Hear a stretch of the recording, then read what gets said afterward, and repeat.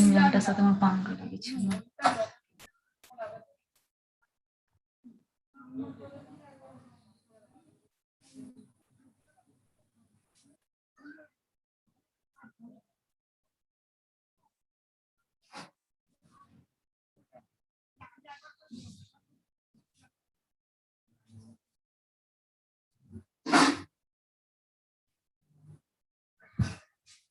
এগারোটা থেকে শুরু হবে একজনের।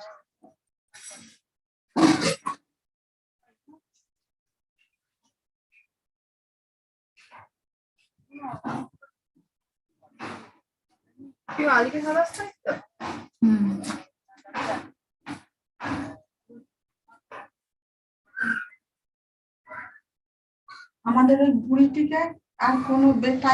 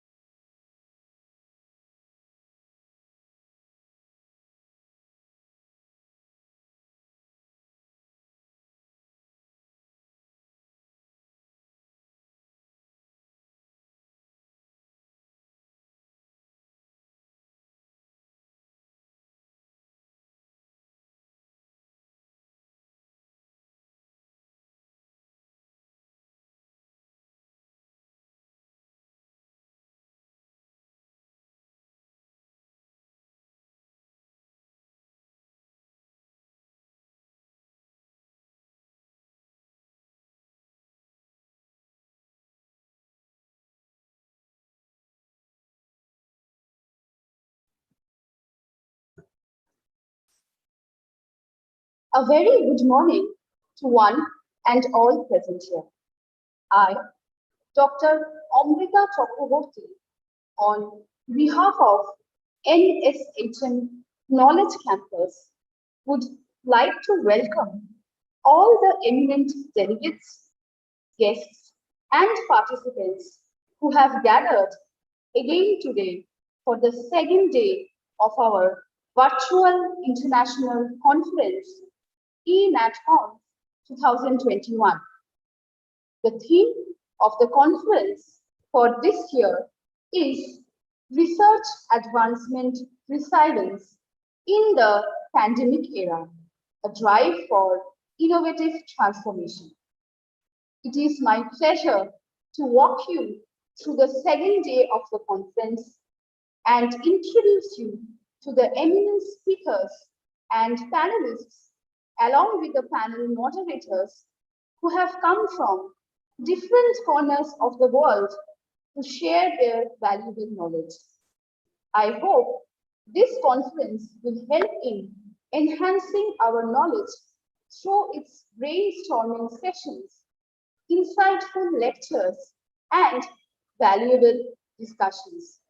I welcome you all to the second day of eNatCon PH 2021. We will begin with the first ceremony of the conference, which is the oral presentation session. Please wait for a short while. We will begin with the session within a span of maximum 5 minutes.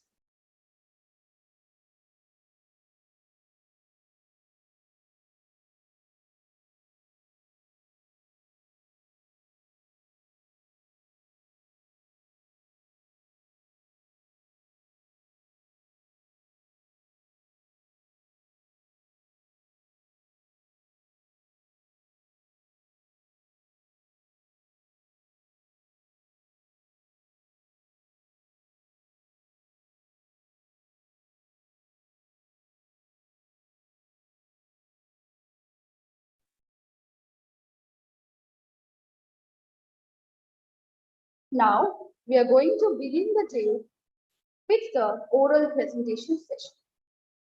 There are 12 participants who will showcase their research work, and this oral presentation session will be evaluated by Dr. Abhijit Majumdar and Dr. Gunosindhu Chakraborty. Welcome, sir. Now, I would like to extend a warm welcome to Dr. Abhijit Majumdar. Sir is currently working as a professor as well as director in the Institute of Pharmacy, Noida Institute of Engineering and Technology, India. Dr. Majumdar has received his doctoral degree from Jadavpur University, India. He has a prolific teaching career spanning over 22 years. Sir has filed 6 patents and has received various RPS and Schroff grants from AICTE, Government of India. Dr. Majumdar has also published more than 350 research as well as review articles in journals of national and international repute. He has also contributed to 10 book chapters and is the author of 3 books of repute. Dr. Majumdar, I would like to welcome you to our conference. And sir, I would like to request you to say a few words before the session begins. Sir, could you please switch on your video? A very good morning to Dr. Amrita Chakraborty for introducing me. In fact, it is a privilege for me to be amongst you today as an evaluator of the oral session. And it is a great initiative by NSHM to conduct this international seminar amidst this corona pandemic. And I expect that the scientific inputs which will be provided by the various research scholars and the presenters today will enrich our pharmacy community. Thank you, madam. Thank you very much. You're most welcome, sir. It's a pleasure to have you among us. Thank you, madam. Thank you. Welcome, sir. Now, I would like to welcome Dr. Gunosindhu Chakraborty, Principal, Tharun Institute of Pharmacy and Research, India. Sir has earned his doctoral degree from Jamia Hamdard University and has published more than 100 articles in reputed journals. Sir has won many awards to his credit in fields of research as well as administration. Welcome, Dr. Chakraborty, to ENAT ConPH 2021. Sir, could you please start your video and share a few words to our audience? Very good morning, madam. Thank you for that lucid introduction. It gives me pleasure to be one of the panelists in your oral presentations, which you are conducting in this pandemic situation. And I hope that the presenters and yourself has done a very great effort in organizing this conference, that is e-conference, where at least we can meet virtually, not even physically, but I hope that this situation comes up and we don't have to face the third wave, so that we can come one-to-one, meet all our colleagues, our seniors, our juniors, which will be fruitful for everybody in this situation. Because being a leading role in pharmacy, I think, ma'am, we play a very good role. And my senior is there, Dr. Abhijit Majumdar, sir. I was working with him and then I have joined here. So a lot of things I have learned from sir also in that aspect. So this is all a combination of mix of everybody. And I also would like to oblige Dr. Aparna Datta madam also for approaching me. And madam just said, sir, you have to come. I don't know, okay, I'll come. Just let me know the dates and whatever it is. So that is also one more bonding we have. So we have 2 bondings. One is professional as well as personal, madam. So with this, I congratulate you, your team, and the principal of the institute, so that we can have a very good session in this case. Thank you so much, ma'am. Thank you so much, sir, for your kind words. It's indeed a pleasure to have all of you in a virtual platform, and I hope we are going to meet very soon. Now, a welcome to all the participants for the oral presentation session. It is a pleasure to have all of you with us today. Please note that each of you will be allowed to present your work for a time span of maximum 15 minutes. And by 15 minutes, I mean it should be cut short within 15 minutes only, because we are running out of time. And this session of presentation will be followed by an interactive question and answer session with the evaluators. Dr. Chakraborty, Dr. Apula Chakraborty, now we will start with the oral presentation session. I would like to call on the first presenter, Mr. Hemant Kumar Chandaru from SRM College of Pharmacy, SRM Institute of Science and Technology, Chennai, India. The topic for his presentation today will be eco-friendly stability indicating assay method development and validation for metoprolol and clinidipine by using 4 different UV spectroscopic methods.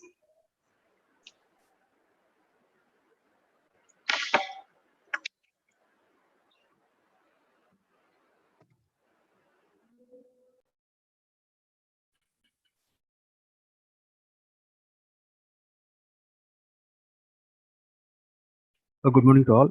Can I share my slide, madam? Yeah, Hemant, please switch on your video and start presenting your presentation. Can I share my slide, madam? Yeah, sure, you can.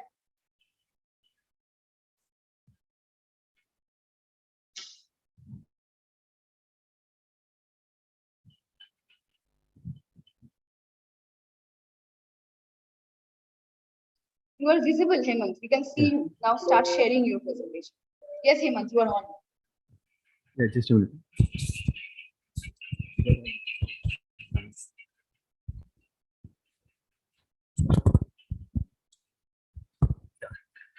Good morning to all the dignitaries who are present here, and a warm welcome to all the people. And this is Hemant Kumar, full-time research scholar in SRM College of Pharmacy, SRM IST, Chennai. And my topic for today's oral presentation was eco-friendly stability indicating assay method development and validation for metoprolol and cilidipine by using 4 different UV spectroscopic methods. And coming to the contents of my work was introduction, literature review, aim and objective, rationale for selection of topics, methodology, results and discussion, as well as references.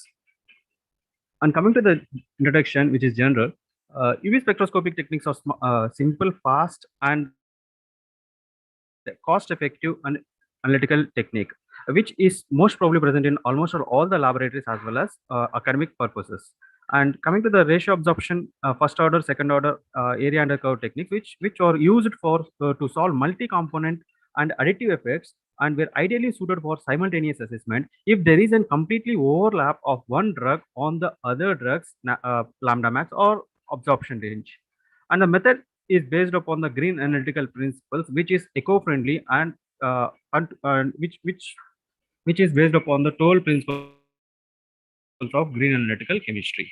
And these procedures uses eco-friendly solvent which are biodegradable, which is an additional advantage of this particular method. And these are all the 2 structures for what we are performing the experiments: metoprolol as well as cilidipine.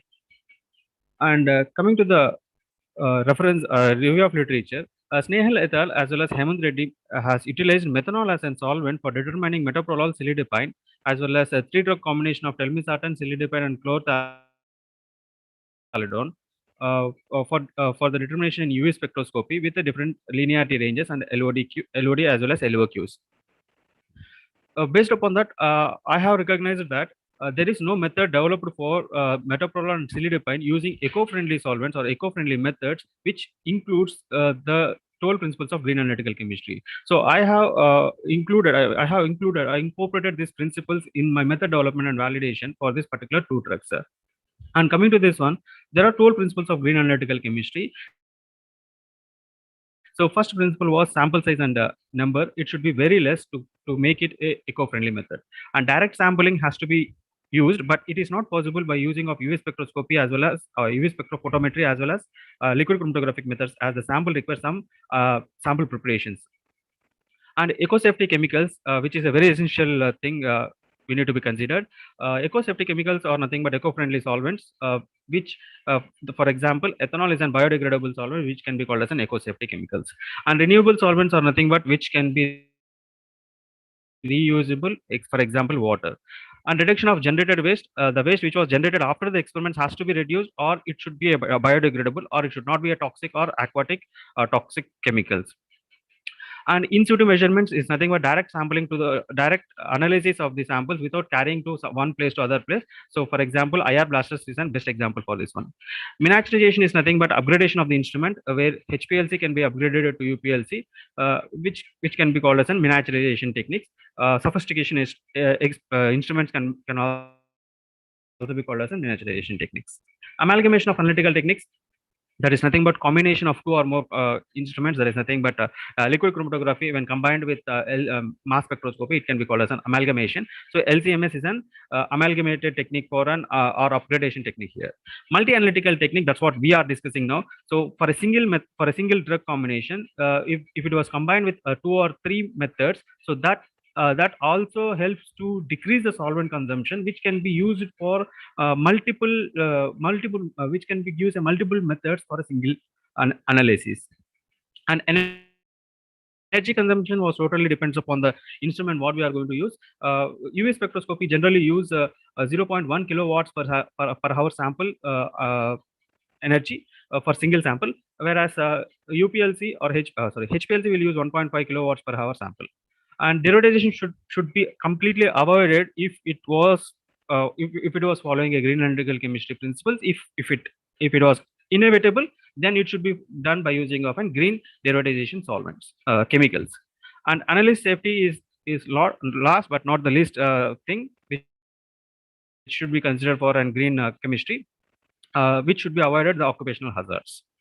So by considering these principles, we have developed a method, and it was validated according to ICH guidelines. And the aim of the present work was to develop a simple, economical, sustainable, eco-friendly method for determining sildenafil and metoprolol in bulk and tablet dosage form using UV spectroscopy. And I have used 3+1, that is nothing but three techniques based upon the derivatization concept, as well as area under curve for this method. And the solvent used for this particular method was propylene carbonate, which is completely biodegradable and completely not having any pictographical representation which represents the toxicity of the chemicals. And the solvent wastage is inevitable step in UV method development. It was nullified by using this method because it has utilized a biodegradable solvent which doesn't causes any toxicity towards this one. And the rationality for selection of this topic was a single drug or a combination of a drug utilizes minimum of for example, if it is a single drug, it requires minimum of 30 ml of a solvent to analyze by using of UV spectroscopy. I'm talking about the serial dilutions. So for example, if you are doing it for 10 times, so that is consuming 300 ml. If you are doing for 100 samples in a day, then it was approximately containing 3000 ml or 3 liters of a solvent.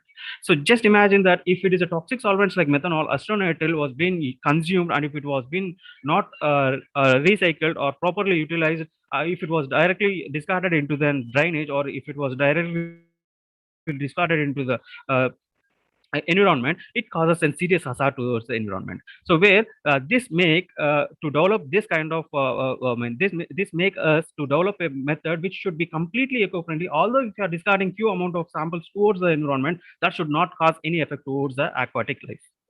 And this is a scan spectrum of metoprolol as well as sildenafil in the UV spectrum within a range of 200 to 450 nanometers. And the use of propylene carbonate as an solvent in UV spectroscopy was proposed by us almost for the first time in the by using of US spectroscopy. Although there is a few drawback, like is a little amount of signal to noise ratio, but it can be nullified when it was compared with the toxicity, where the toxicity of propylene carbonate was completely zero. And coming to the methodology, the standard preparations was done based upon the label claim of the drugs, where 10:50 ratio of silidepine as well as metoprolol, 10 silidepine as well as 50 for metoprolol. And selection of wavelength, it was scanned within the range of 200 to 450 nanometers against propylene carbonate as a blank. And coming to the zero order spectra is what we have seen in the this slide. And this zero order spectra showing that clear indication that the metoprolol has completely overlapped by using of this silidepine, or silidepine was completely overlapped. I mean, there is no scope of determining one drug in the presence of other drug, because two drugs has overlapped within each other. So that raised a concern over the identification, and I have gone for identifying these two drugs by using a first order as well as second order derivative, which decreases the interferences of the other, but it failed as it doesn't shows a zero crossing point, or the absorbance of the drugs where the two drugs shows the same absorbance like what we have seen in the zero order. So that raised a concern, and I have adopted other method called which is a novel as well as advanced methods called absorption ratio method, as well as first in that absorption ratio method I have gone for first order as well as second order to nullify the interpretations of these two drugs and developed a new methods. And area under curve was also adopted for this one to for the zero order spectra, which is a pure drug, which is a pure sample spectra, and I have developed a method for this a method for by using of these four techniques. And these are the spectrums for these four methods, for three especially. Ratio absorption spectra for silidepine, first order ratio absorption spectra for silidepine, second order, as well as first ratio absorption spectra for metoprolol, first order derivative ratio spectra for metoprolol, second order for metoprolol. This is a combination of these two drugs when it was interpreted in the thing where we can determine one drug in the presence of others by using of these three methods, as well as area under curve method will be determined between the area the area it can be covered. The area under curve method is a comparison of the standard and the sample individual drugs, not in the combination. It is difficult to determine the combinations, but it can be determined when when there is an individual drugs which can be analyzed here. And next one was these results and discussions for this developer method, ratio absorption method, as well as first order derivative method, what I have given here. The ratio absorption method was done with a wavelength of 256 and 293 for metoprolol, and for first order derivative method 248 and 284 for silidepine and metoprolol, with a linearity range of 14 to 30 as well as 17.5 to 32.5, which I have minimized it from. And coming to the LOD and LOQ, when compared to the previous method, the LOD and LOQ has been modified and it has been given here. And coming to the absorption area under curve, so the area which was occupied by silidepine was 0.18 and the height was 0.037 for a standard spectrum when it was when it is having a concentration of 20 microliters per hour per ml. And coming to the metoprolol, it showed a height of 1.09 and 17.63 as an area for the metoprolol. And when it was being analyzed by using of marketed formulation, it shows that label claim of 10×50, but the mean deviation between these two was very less, as well as recovery was very good for this one, and the percentage RSD was also within the limits, within 1.5 percentage. And coming to the stability indicating methods, metoprolol showed degradation in acid base as well as peroxide degradation, but it was stable in the photo degradation, whereas silidepine got degraded in acid as well as base, but it was stable in photo degradation as well as peroxide degradation. And whenever a method was being developed, it has to be validated by using of ICH guidelines. And whenever a method was being proposed by using of green analytical principle, it should be validated by using of a proper green analytical tools, assessment tools. So I have utilized 4 green analytical tools, which is called as a NEMI, National Environmental Method Index, GAPI, Green Analytical Procedure Index, Analytical Eco Scale, as well as AGRI, Analytical Green Assessment Tool.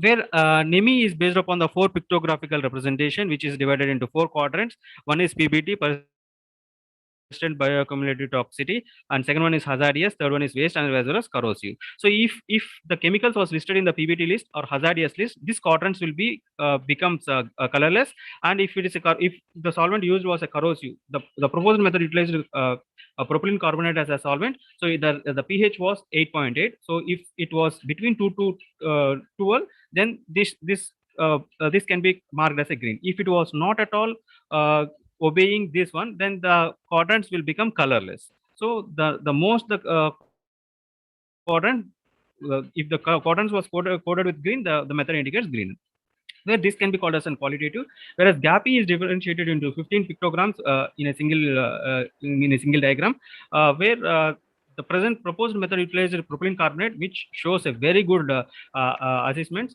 The yellow mark indicates that the method was slightly moderately green in this particular region because we have used the sample preparation. If you are not using the sample preparation, this may also be turned into an yellow color.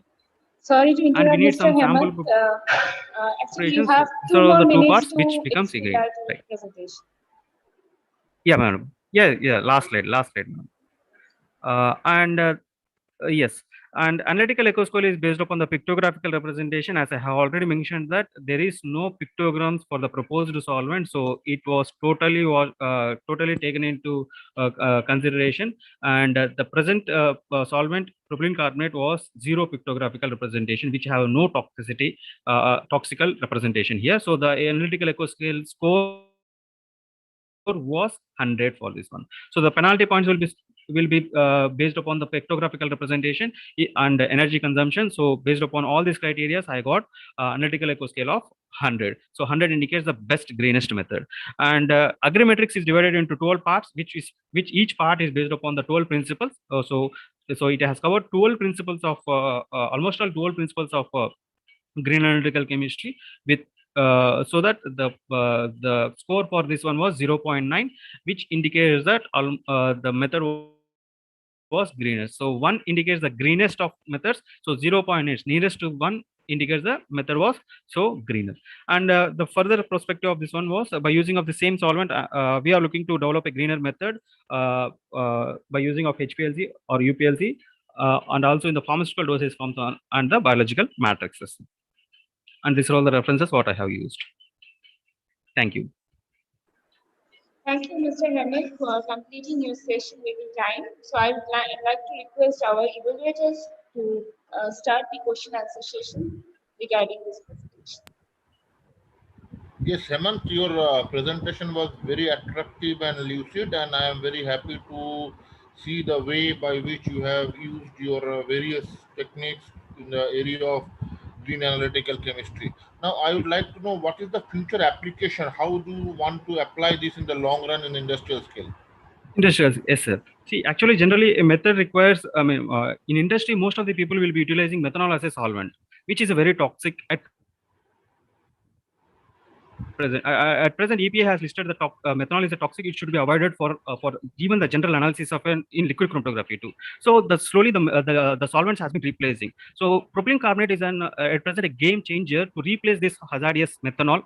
Or ethanol can also be replaced with methanol, but another solvent which is most commonly used was acetonitrile. So to replace this organic solvent, which is acetonitrile, so propylene carbonate is a game changer to replace this one. So at present we have utilized this one for the identification in UV spectroscopy. In the future aspect, we are going to apply this one in the HPLC, UPLC, and all. So that will be giving a that will be replacing the acetonitrile, which is very essential, or which is a very most commonly used solvent in the industries. And as I have already mentioned in my previous slide, that for a single analysis, it was utilizing 3 liters of a solvent. You just imagine the 3 liters of acetonitrile was discarded into the drainage. So how much toxic it was and how much pollutant it was. So this method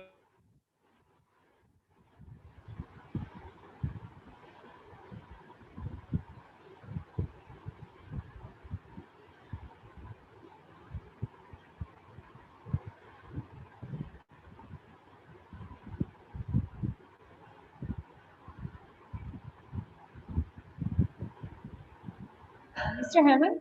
Okay, okay. I think he has been disconnected. Yeah, I think he got disconnected.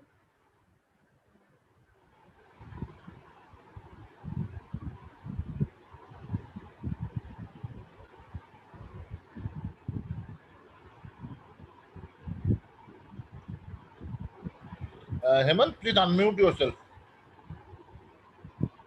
Sorry, whether it is audible, ma'am? No, no, audible. Yeah, you are Yeah. audible. Sorry for your interruption, sir.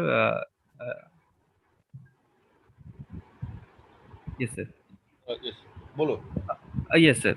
Actually, acetonitrile is a very toxic solvent, which was being most commonly used in the industries, where propylene carbonate is the best alternative for acetonitrile, which can be replaceable in all the chromatographic systems. So, if we are trying to develop by using of propylene carbonate, that will be becoming a game changer in the industries to adapt this solvent rather than using the acetonitrile, which is a hazardous in nature. So already I mentioned in this slide that 3000 ml or 3 liters of a solvent for a single day, that will be leads to so much hazardous or toxicity towards the environment, which can be reduced by the simple methods. Okay, Or this kind of solvents. good, good, good, Hemant. Fine. That's all from me now. Thank you.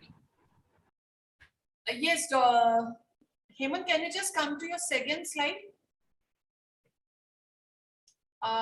Third slide, sorry, the next slide. Now, just hold on. Now, here you're giving about the drug profile. Am I right? Yes, ma'am. Now, in case of the drug profile, you have written chlorothiazidone structure. It's And typographical you are error. showing about clinidipine. Yeah, it is a typographical error, madam. Actually, we are doing in combination with other drugs too. As it is a typographical error. It's a completely chlorothalidone structure. I replaced. I mean, I missed it with cilidipine. I have to replace That it. means you have not gone through before you have present. Is it so?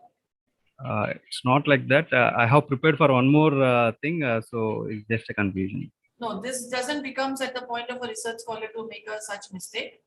Yes. Okay. Now, when you were talking about the literature review of, can you just tell me what is the significance of LOD when you have the two drugs in the combination? Dr. Chakraborty sir, can you please switch on your video so that you are visible to our audience who are watching you in the virtual platform? Yeah, sure, no problem. Thank you, sir. Yeah.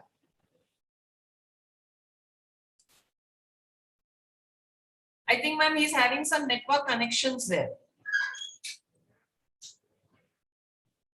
Mr. Hemant, is it audible to you? Mr. Hemant?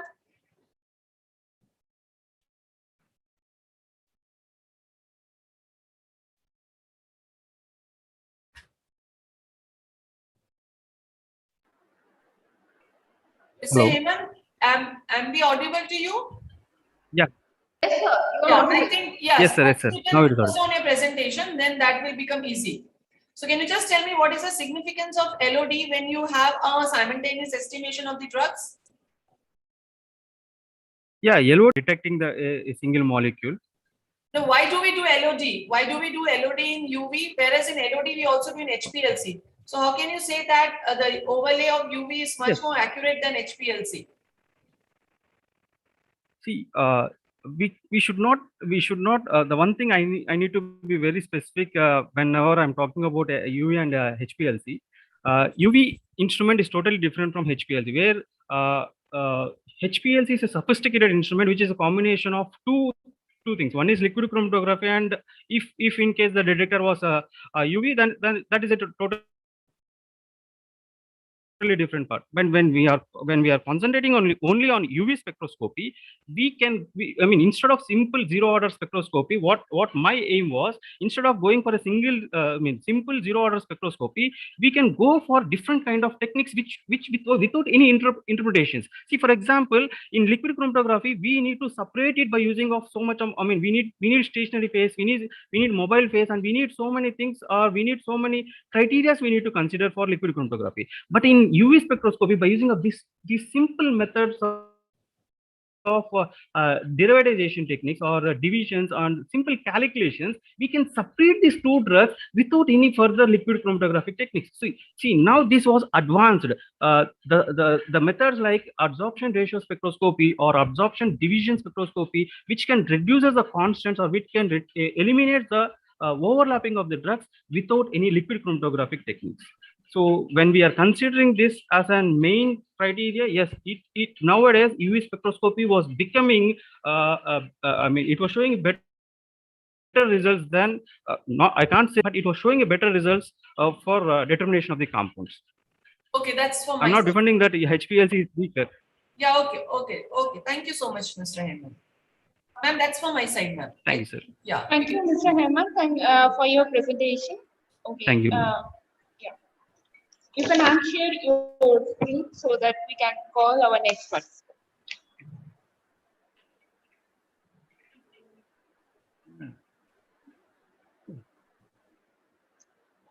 Now, let us move on to our next participant.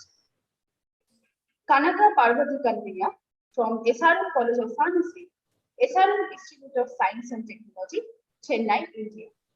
The topic of our presentation today is eco-friendly stability, integrating assay method, development and validation for miconazole and onidazole by using 3 different UV spectroscopic methods.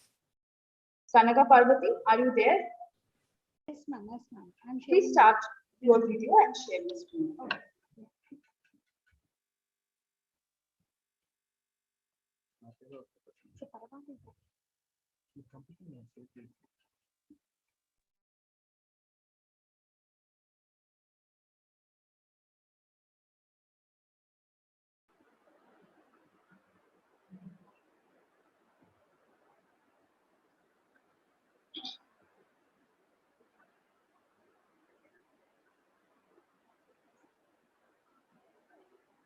Ms. Parvati, please unmute yourself.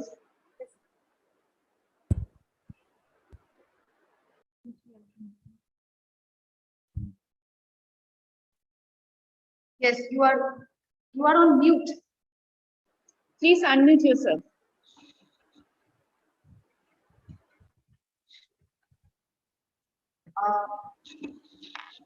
Yeah. You're still mute. Please unmute yourself.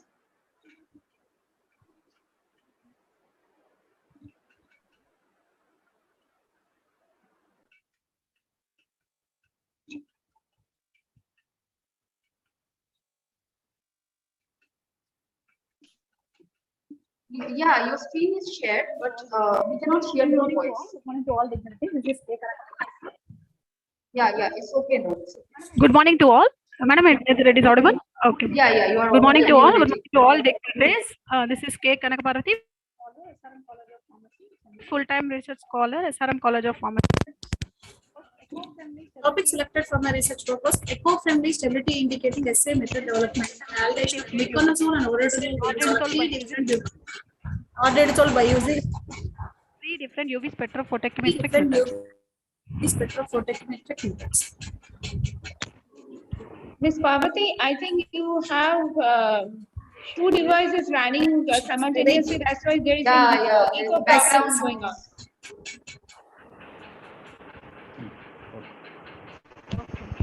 Now, okay.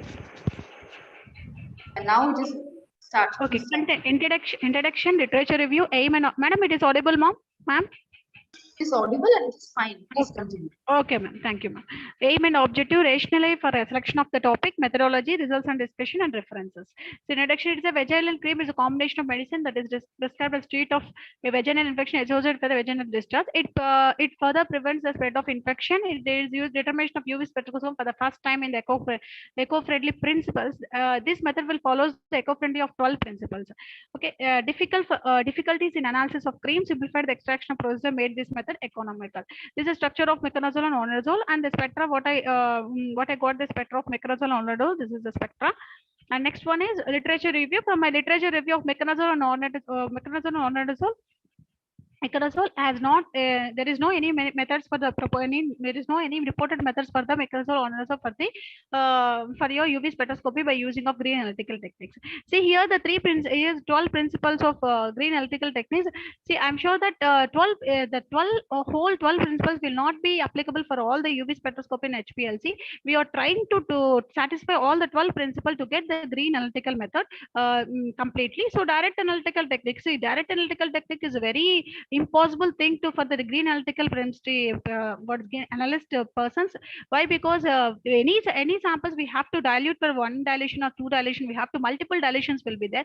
So pure water will have, for example, if you take a pure water, we can inject into the pure water directly, and this is a direct analytical technique for that. So number of minimal of samples is very difficult for the analyst to take that. Which number if you see decreases the numbers, then also will decreases the we can satisfy the green analytical principles.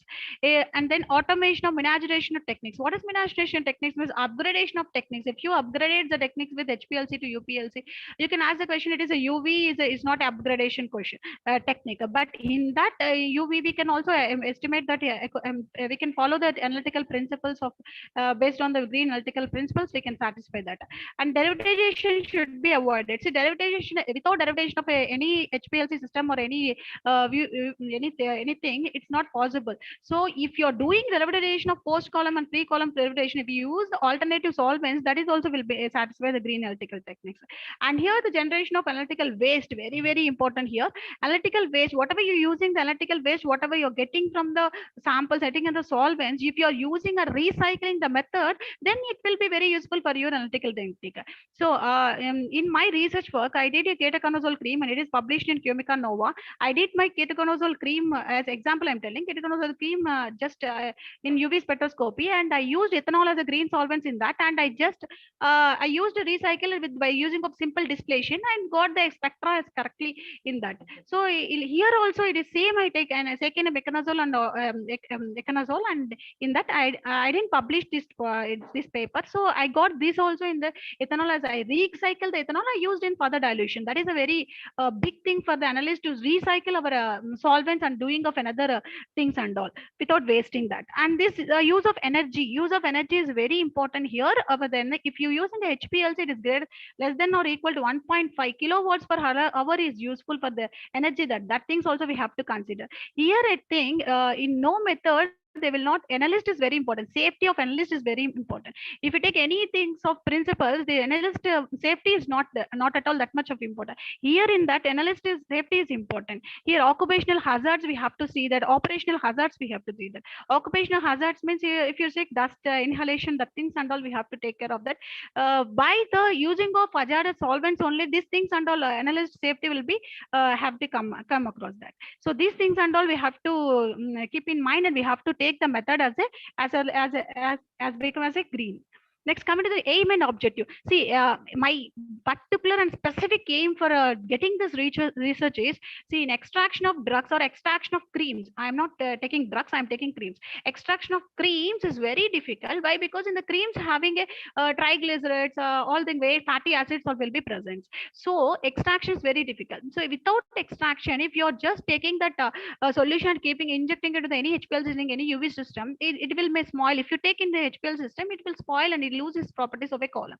So even though the what is it, creams having a even the creams having a strong chromophores, not having it, it's not having a strong, sorry, it's not having a chromophores, it's not having the, it will also, extraction is mandatory. So by my literature review, so according to my literature review, 9 by 10 methods are they are using hazardous solvents to estimate extraction of the creams from the extraction of creams from the development validation. So I took a chance. As an analyst, it's a big challenge for me to develop the creams and ointments extraction by using of green solvents. That is my main aim to develop my research.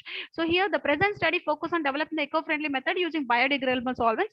The study aimed to develop the eco-friendly, economical, safety and effective extraction analytical method for determining meconazole on adazole, construction in the concentration in bulk and pharmaceutical. Further assessment of development has also performed in green conformation, and creams contain basis of interact with the drugs if it was extracted properly in the extraction hazardous. This method utilizes biodegradable ethanol for extraction. So it is biodegradable ethanol. Ethanol is derived from all the biodegradable sources only. So preparation of dilute. Dilute is prepared by mixing of ethanol is 99.9% of water, ratio 20:80 by volume by volume marked as dilute used for further analysis. Here API, how I extracted the cream from the sample solution. See, accurately I have taken 20 mg of mechanizole or nitazole and next transferred 100 ml of volumetric flask and 50 ml of ethanol was added. So indicated 50 minutes, made up the volume with ethanol and shaken well. The solution was filtered through the Wortmann filter paper of mechanizole in the concentration of equivalent to 10 mg per ml. The three novel method was applied and determined the mechanizole and nitazole. Method 1 is first derivative absorption spectrum. Second method 2 is second derivative. Why I went for first order and second order derivative method? See see here the drug was overlap. If it is overlap, without overlap, we cannot go for the anything. We can go for simultaneous determination. We can easily did the project. So if it is overlap, what is our first next option is first order second order derivative. So first order is enough way to confirm that perfection of your method. I went for second order also. Here the first order derivative, and while we are seeing the first order derivative, while you are implementing the first order derivative for the method, the zero crossing point will be get 0, and then the absorbance will be just we can visible. If you're going for the second order, then we have to go the multiplication process, and we can see the zero crossing point of other drug, and we can see the absorbance, and we can estimate that. And area under curve. See here area under curve for individual drug. When we have to go for area under curve means the peak which is not having a parabolic position, we have to go for the area under curve. By implementing of that the things of the content, we will get the area under curve. This is the first order derivative of mechanizole and first order derivative of ornitazole and area under curve of this. Coming to the first order, second order, these are the results of first order and second order of parameters of creams assay result of 2 grams of formulation. This is R square 0.99. That's as per the ICH guidelines, it satisfied all the criteria of the mechanizole and ornitazole ointments formulations. And next is assessment of sin. See, assessment is very important while you're developing any method. If your method is getting green or not, we should assess that. Without assessment, there is nothing in that. So, this is an NME method. This is the National Environmental Method Index. See, you can ask the question how you are selecting the solvents, green solvents, whether it is the green solvents is under any guidelines. So, is guidelines are there. I did my literature review in the Microchemical Elsewhere journal. I didn't attach that Elsewhere journal. That they accepted my journal also. So National Environmental Method Index method is a NEMI. We can call it a shortcut as NEMI. So NEMI as a graphical representation is the oldest method. This is the oldest method. It's a method operable data members. They invented this. They developed this PBT. What is this? PBT is persistent bioaccumulative toxic, hazardous, waste, and corrosive. This PBT will be this completely based on TRI list. TRI list means toxic release inventory list. In this TRI list, the green solvents, whether the green solvents or not, we can analyze the green solvent. We can take the we can omit the hazardous solvents, and we can take the green solvents. According to the EPA list, Environmental Protection Act, also the Environmental Protection Act, hazardous waste will be there. How much hazardous waste we have to take?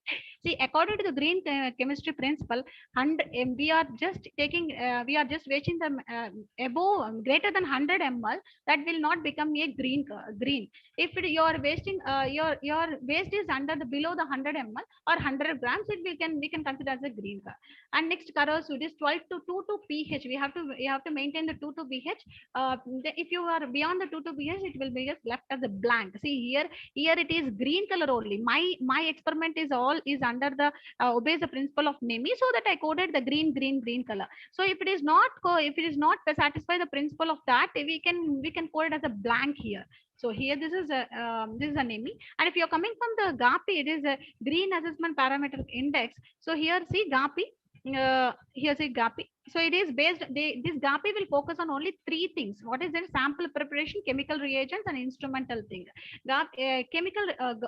Sample preparation, that is inline, online, or outline. See, inline is nothing but it's a sample which are directly injected to the in the instrument. Is the inline. Offline means without about 24. If it is beyond the about 24 hours, the sample dilutions you are taking, that is having a red color danger. We can code red color also. If it is not green, if we are not using under the principle of the green analytical principles, we can code as a green red color also. It is a moderate. That's why I just kept in the what is it, the yellow color.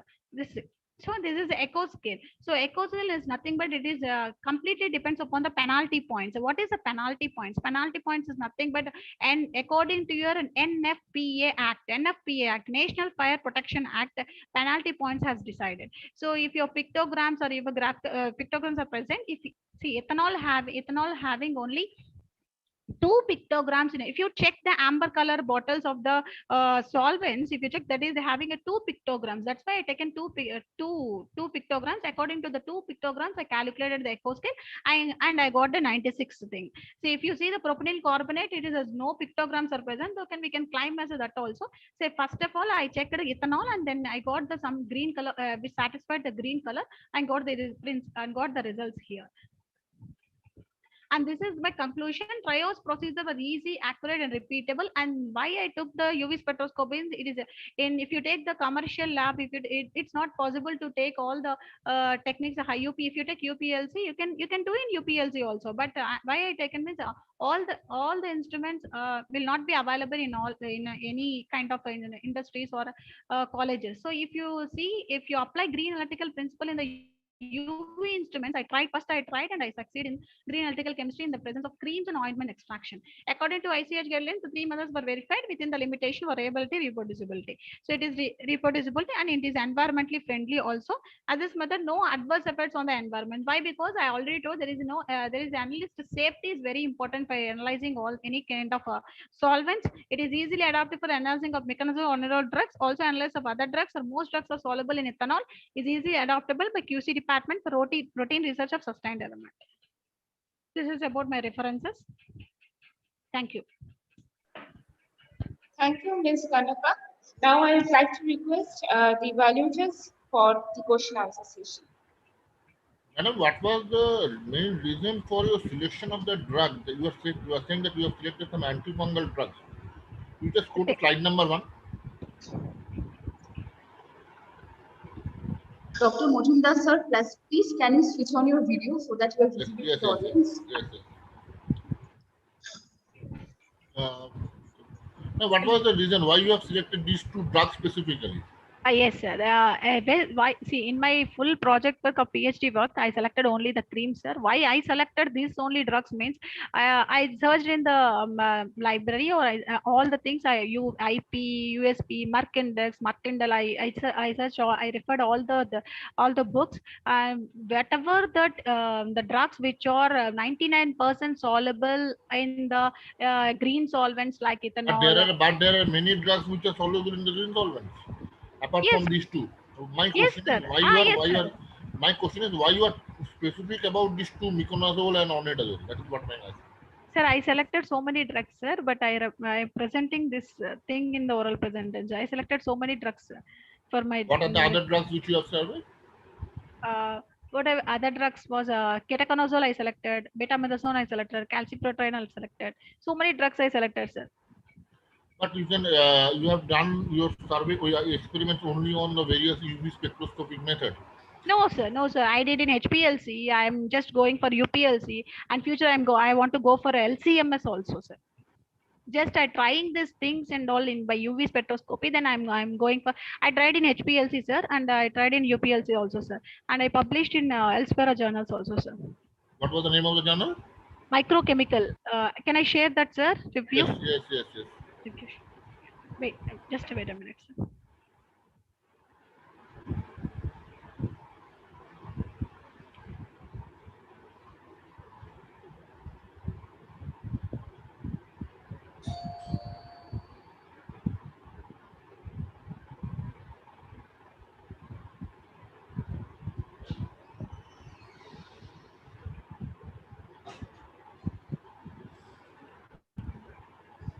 So this is my literature review.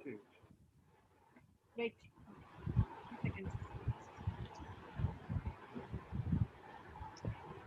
So this is my literature review. Whatever I reviewed all the green chemistry principles. This is my name, sir. First author is mine only, Kanaka Parvati Kannaya. Microchemical Journal. Okay, fine. And one more research I will show you web of science, sir.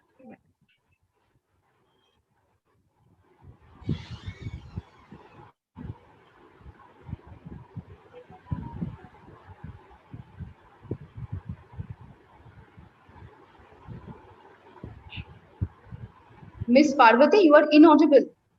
Yes, sir. Ma'am, I'm searching. Yeah. Now I can Yes, hear you. yes.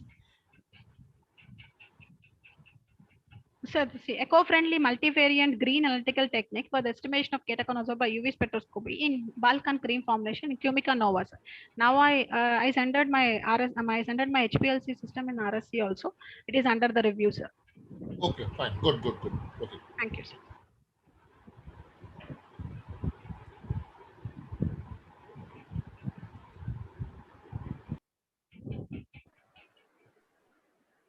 Yes, Ms. Parvati, can you just please tell me, like in one of your presentations, you were telling that the drugs are in a API form you have taken and one is a cream. Now from a cream, how can you go for a getting back of the solvent? As you're saying that it's an eco-friendly and you can recycle the solvent. Yes, ma'am. So when a cream is dissolved in the solvent, how can you get back the solvent in its native form? So by using of I did the simple distillation only, ma'am. I didn't take any solid phase extraction and nothing I did, ma'am. If you see or any other solvents, it's not come under the simple distillation. By simple distillation only, I taken it's regained the solvents. I checked it in the spectra. It got a clear spectra, ma'am. No, that is different thing. That is checking the spectra is totally different, madam. But now, so cream is generally either it will be a base. You'll have an oily base or a watery base. Now, so antifungal drugs are already in the oily base. Now, when an oil is mixed with an ethanol, can they be separable, madam? Yes, ma'am. It is separated by using of sonication, madam. By sonication of 15 minutes, it gets sonicated. It floats on upper surface of the solution, madam. I sonicated, then I filtered, then So then, what will be the drug decomposition then? Suppose if it is at the top, then what is the drug decomposition, madam? There is no ethanol not having any decomposition, madam. When you I'm not talking about drug. I'm talking about drug, not solvent. Drug. Ma'am, by simple distillation, there is no decomposition for the drug and the ethanol, madam. If you are putting the drug and the solvents by using of simple distillation, there is no having a decomposition in that around. How it is possible? How it is possible, madam? It is you have taken a marketed formulation. The marketed formulation was treated with the solvent, right? Madam, if you're keeping a low temperature, it is possible, madam. It's possible. So how do you maintain low temperature in the laboratory? I didn't understand, ma'am. What? How do you maintain the low temperature in the laboratory? You have taken a marketed preparation. You have taken a preparation from a market. That is a cream preparation which you have taken. Did you make the cream? Ma'am, I didn't make the cream. Okay. Only you have taken from the market, right? Yes, ma'am. Yeah. Now, once you take it from the market, now you are dissolving the whole cream with the help of ethanol by the method of sonication. Yes. Now, after sonication, what happens? The substance comes to the top or at the bottom, let us say. Yes. In your case, if it is coming to the top, then what is the drug degradation? Madam, it's diluent water. Parvati, Miss Parvati, you can see Dr. Chakraborty's video, right? Huh? Can you see Dr. Chakraborty on screen? No, I'm not sure. I'm not seeing, ma'am. It's not showing that. Okay, fine. So that is my question, because generally these azoles, right, they are not so soluble when they are mixed in a base. It takes very high time to get its sonification, to get the azoles. Okay. And whereas you are taking miconazole and ordinazole, they are all established drugs. Yes. And they have their own UV method. So by the approach of only taking ethanol, as you said that ethanol is a harmful substance in your solvent, and you have taken methanol is a harmful substance, sir. So ethanol is not harmful? It's not harmful. As per my TRI list, sir, I did a review in the microchemical. Now, sir, I just studied all the literature reviews and all. As per the TRI list and EPA list, ethanol is not a harmful solvent, sir. As per by 2021, they upgraded also EPA list and Environmental Protection Act and National Fire Protection Act and the Toxic Release Inventory Act. These are the three acts. Ethanol is not a hazardous solvent, sir. If you see the act very clearly, there is a percentage which is written, madam. If you go beyond this percentage, it is harmful to the nature. And if you come below this, it is clearly mentioned in the act. Please see the act once more. You will find out what is the concentration in that. Sir, I used only 20% of ethanol only, na, sir. 20% of 100% of ethanol? 20 ml of ethanol dissolved in 100 ml of water, sir. No, 20% of 100% of ethanol. I'm talking about 100%. Okay. From 100% you have taken 20%, or from 99.9 you have taken 20%. So from further dilution, I took 20% of ethanol, sir. Okay, that's all from my side. Thank you, Ms. Kanaka, for your presentation. Thank you, ma'am. Yes. Now I would like to request Ms. Rodruju Anusha to give her presentation. Ms. Anusha is from SRM College of Pharmacy. Good morning, SRM ma'am. Institute of Science and Technology, Chennai, India, and she is going to present on optimization and evaluation of fast dissolving oral films of nisoldipine using design of experiment. Ms. Anusha, over to you. Please open Yes, your ma'am. video and share your screen for the presentation.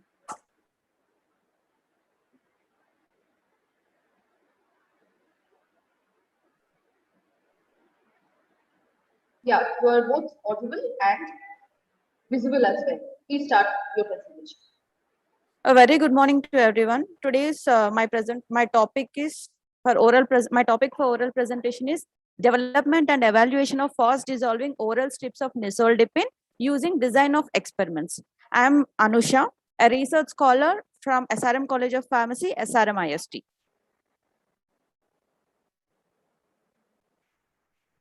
Okay. Yes. Angina pectoris, sorry. Angina pectoris is caused by reduced blood flow to heart. It is one of the symptoms of coronary artery disease. Nisoldipine is a class 2 drug, which is a calcium channel blocker, is a drug of choice for the treatment of angina in the form of oral strips by releasing drug immediately. Fast dissolving strips are very thin oral strips which follows the dosage form, typically hydrated by saliva and release the medication within a few seconds when placed on the tongue or oral cavity. The commonly used ingredients in the formulation of fast dissolving oral strips are an API, active pharmaceutical ingredient, a film forming polymer, a plasticizer, saliva stimulating agents, sweetening agents, flavoring agents, and coloring agents. The advantages of fast dissolving oral strips are improved oral absorption, faster onset of action, no risk of choking, ease of administration for geriatric patients, dysphagia, ease of administration for geriatric, dysphagia, mentally disabled and uncooperative patients. They provide good mouth feel and stability is enhanced. There are some of the disadvantages with the fast dissolving oral strips. These strips into these strips only small dose can be administered and dose uniformity problem. Drugs which are unstable in the buccal pH and irritate the mucous membranes cannot be administered, and they require special and unique packaging. Some of the applications are topical applications, gastro-retention dispensing system, diagnostic device, and vaccine. There is here I'm providing some comparison between the oral dispersible strips and oral disintegration tablets. Here for oral dispersible strips, they have large surface area, gives greater resolution. Oral disintegrating strips are flexible and durable. Only low dose can be incorporated in the formulation. Thickness is between 50 to 500 μm, and patient compliance is more. So when we consider overall, the oral dispersible strips are more compatible when compared to the oral disintegration tablets. The aim of my work is The aim and purpose of this study is to develop and characterize the fast dissolving oral strips of nisoldipine. The main objectives are to formulate a range of fast dissolving strips with different composition of film forming polymers, plasticizers, and super disintegrants to identify the optimized formulation having expected drug release and strip characteristics. Literature review. I have done an extensive literature review for my research work. These are the films which were already developed, and this is the literature work. The films are prepared in Puttaswamy Nirmala, and one of the author, which the work is published in International Journal of Pharmaceutical Sciences and Drug Research in 2020. The films are prepared by solvent casting method, which are in this. She concluded the films said the optimized formulation was F9, which shows the better tensile strength, maximum drug content, and better elongation. And these are the different literature search.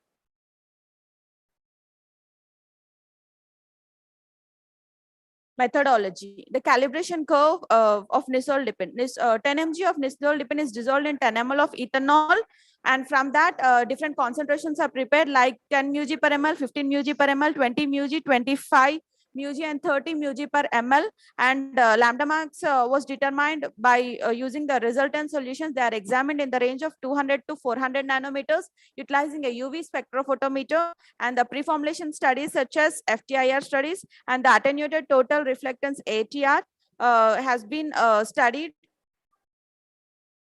And after that, the fast dissolving strips are prepared by using this method, in which the drug is dissolved in the ethanol. Drug nisoldipine is dissolved in ethanol, and water soluble ingredients are mixed up with the water to form a viscous solution, and both the solutions are combined together and mixed well by a magnetic stirrer at 800 rpm for 1 hour. The resulting solution is sonicated to remove the entrapped air. The resulting solution was then cast on a fabricated glass mold lubricated with glycerin, dried in hot air at 40 to 60 degrees centigrade for 4 to 5 hours. And after that, the films are cut to produce square-shaped strips, and then they are stored in double-wrapped aluminum foils. Optimization. Later, the strips are optimized, and the optimization is done using fractional factorial arrangement by applying the design of experiment software and HPMC cross caramellos and propylene glycol were picked as the independent variables, and disintegration time, drug resolution, and folding endurance were picked as the responsive variables, and the obtained strips are evaluated for different evaluation parameters like weight uniformity, thickness, surface pH, moisture uptake, percentage swelling, tensile strength, folding endurance, in vitro disintegration time, in vitro dissolution or release study, percentage drug content. And this is the a spectrum of nisoldipine at pH 6.8. These are the standard observance values which we have observed in the laboratory. This is the FTIR spectra for nisoldipine, for HPMC and cross caramellos. These are the different effect of independent variables on disintegration time, the effect of independent variables on percentage drug dissolution, and the effect of independent variables on folding endurance were observed.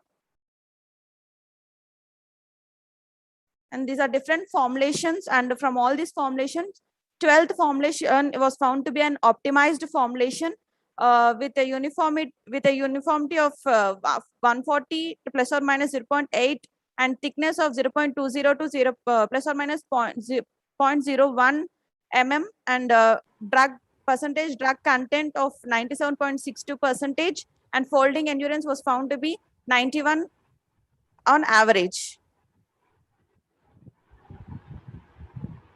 Here from all the formulations, here also the 12th formulation N12 NF12, that means 12th formulation was found to be optimized. Madam, please go to the previous slide. Yes, sir. Previous to this one. Madam, the 12th formulation is not visible here. Yes, sir. The next one.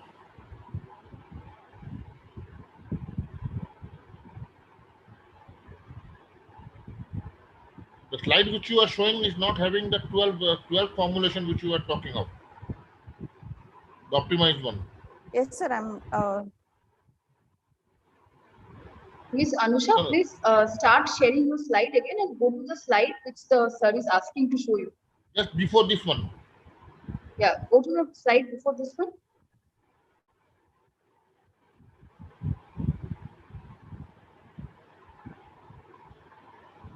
Just go to the previous slide.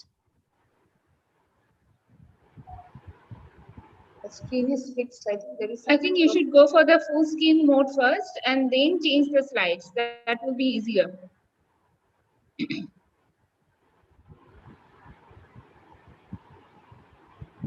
I think there is a network issue. Her video has paused.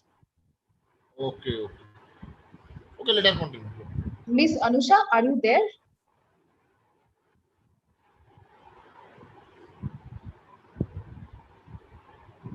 Miss Anusha, can you hear us? I think, madam, she has been disconnected. Yeah, sir. Can you please wait for a while so that she No can problem, no rejoin problem, again? no problem. Okay, let's just pause for 15 minutes so that she can join back again once the network gets connected.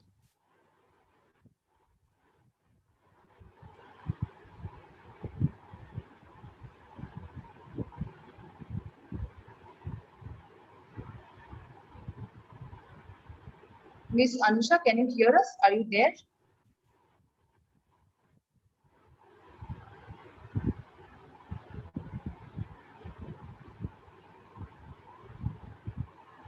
Okay, let us wait for another few seconds or a couple of seconds so that she can join back. I would ask Dr. Majumdar and Dr. Chakraborty, please wait for a while. Okay, okay, no. Yes, thank you, sir.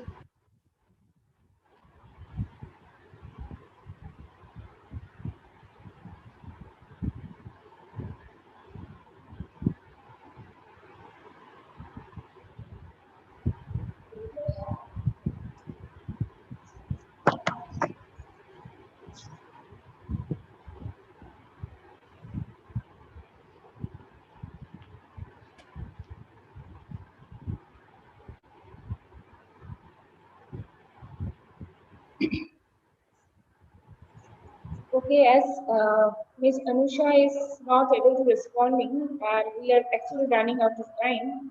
So I would like to request Ms. Monanga Chidalapatti to start her presentation. And we can continue Ms. Anusha's presentation later on.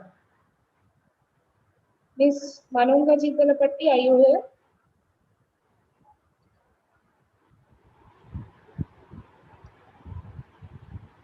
Manonga Chidalapatti.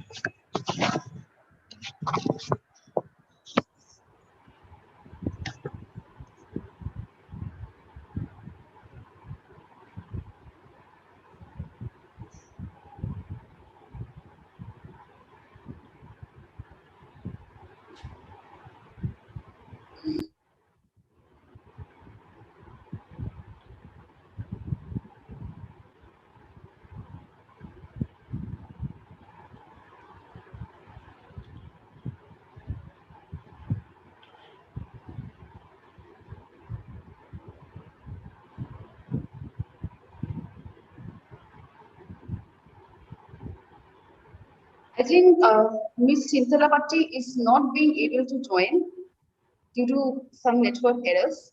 So we will just wait for a few while for her to join back and also Ms. Anusha to join back. If they are not being able to join, then we will proceed for the next session. Dr. Majumdar and Dr. Chakraborty, I am extremely sorry for the inconvenience that has been caused. I think there is a... Madam, can we start with the presenter who are already joined? Sir, actually, we have a session of plenary lecture starting from 12:15. So, can we please join back again for the next presentation session, which is scheduled at 3:30 p.m.? Will that be a problem, sir? Sir, madam, थोड़ा सा पहले हो जाता तो better होता. It would have been better for us. मतलब, actually, I will have to leave for Calcutta today. Yeah, you have already told me that. Sir, I will definitely try to arrange it earlier before 3:30. But Okay. as of now, sir, we have a panel discussion session, as you can see Acha, in acha, the acha, acha. schedule. I'm sorry, sir, for the inconvenience Madam, caused. one thing, Yes, sure, sir. are there any presenter who will present? They're already in this our team now. Yeah, they are present here, but we cannot let them to start the session because it will take almost 15 to 20 minutes, and the next plenary lecture session is from 12:20 only, sir. So Okay, time okay. is a constraint. Acha, acha. I hope you can understand this. ठीक ठीक ठीक ठीक no problem. Thank you so much, sir. So we are closing the oral presentation session first half of the day, as Ms. Anusha was unable to complete her presentation. If she can join back on the second session, which will start from 3:30, we will surely welcome her. And Ms. Chintala Bhatti also, as she is not present now, I think there is a major network issue. So if she joins back again at 3:30 p.m., we will surely let both of them in. Now I would like to thank everyone, including Dr. Chakraborty and Dr. Mujumdar, as well as the participants, to be a part of the oral presentation session. Now, we will be having a plenary lecture session starting sharp from 12:20, and we have another oral presentation session, which will be starting at around 3:30 p.m. And as per the request of Dr. Mujumdar, we will try to expedite the time from our end as early as possible. The winners of the entire oral presentation session, which has been evaluated so efficiently by Dr. Chakraborty and Dr. Mujumdar, will be announced during the valedictory session, which will be hosted at the end of the plenary lecture and panel discussion session, probably at around 5 to 6 p.m. Thank you everyone for joining in. Please be patient and wait for a while we start with our next plenary lecture session. Thank you. And now, the next plenary lecture session will be anchored by Dr. Moina Abnam. Thank you and have a good day. Thank you, ma'am. Thank you. Thank you. You're most welcome, sir. So you'll be joining at 3:30 from the same link, madam? Yes, sir, you can join from the same link. Sure. Okay. Okay. Thank you so much. Thank you. Thank you so much. Thank you, Mujumdar, sir.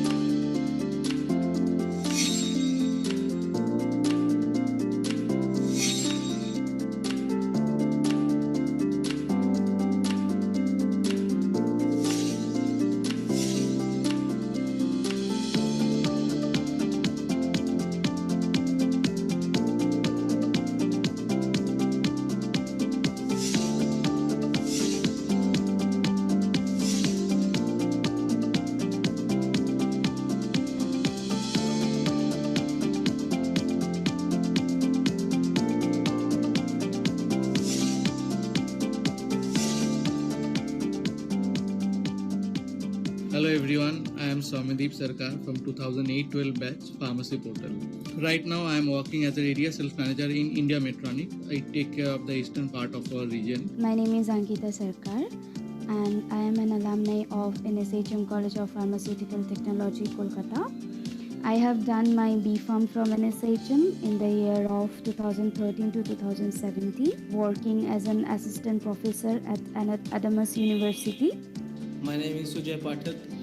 I have done my B.Pharm and M.Pharm both from NSHM. I am really blessed that I am an NSHMite. So right now I am working for Cognizant Technology Solutions as a drug safety analyst. I am Momita Haldar. I completed B.Pharm from NSHM Knowledge Campus, Kolkata in 2016. After completing B.Pharm, I joined Naipar Mohali to pursue MS Pharm in medicinal chemistry. Now I am enrolled at IIT Ropar at Department of Chemistry to pursue PhD.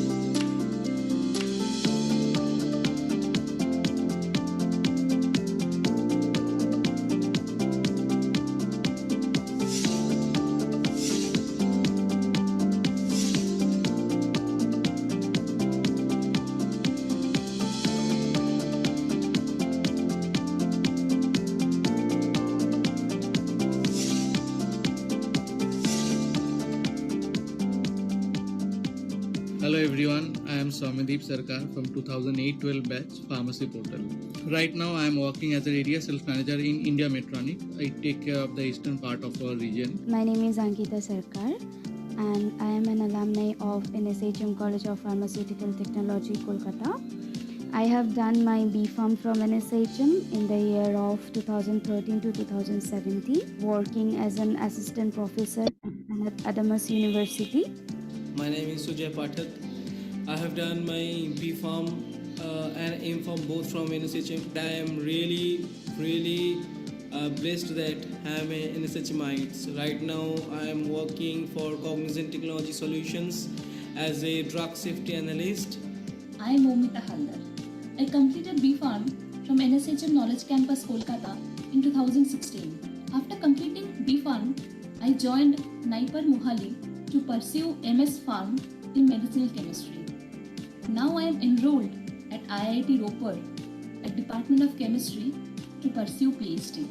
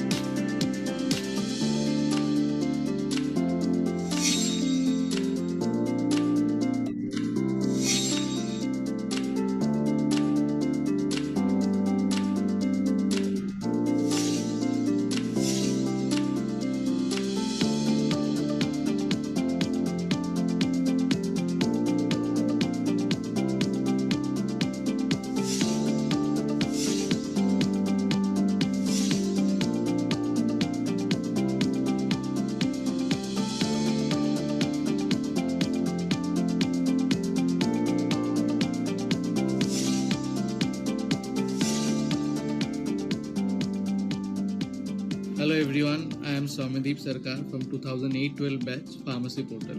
Right now I am working as a area sales manager in India Metronic. I take care of the eastern part of our region. My name is Ankita Sarkar and I am an alumni of NSHM College of Pharmaceutical Technology, Kolkata. I have done my B.Pharm from NSHM in the year of 2013 to 2017, working as an assistant professor at Adamas University. My name is Sujay Pathak. I have done my B.Pharm and M.Pharm both from NSHM. I am really blessed that I am a NSHMite. Right now I am working for Cognizant Technology Solutions as a drug safety analyst. I am Momita Haldar. I completed B.Pharm from NSHM Knowledge Campus, Kolkata in 2016. After completing B.Pharm, I joined Naipar Mohali to pursue MS Pharm in medicinal chemistry. Now I am enrolled at IIT Ropar at Department of Chemistry to pursue PhD.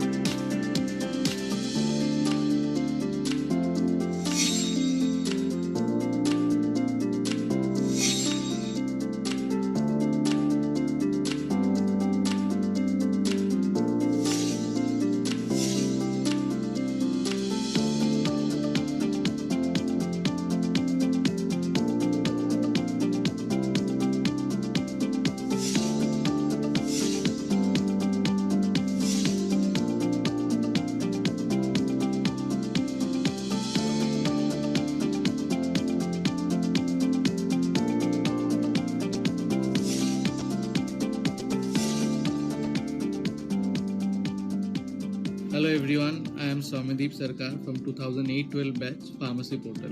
Right now I am working as a area sales manager in India Metronic. I take care of the eastern part of our region. My name is Ankita Sarkar and I am an alumni of NSHM College of Pharmaceutical Technology, Kolkata. I have done my B.Pharm from NSHM in the year of 2013 to 2017, working as an assistant professor at Adamas University. My name is Sujay Pathak.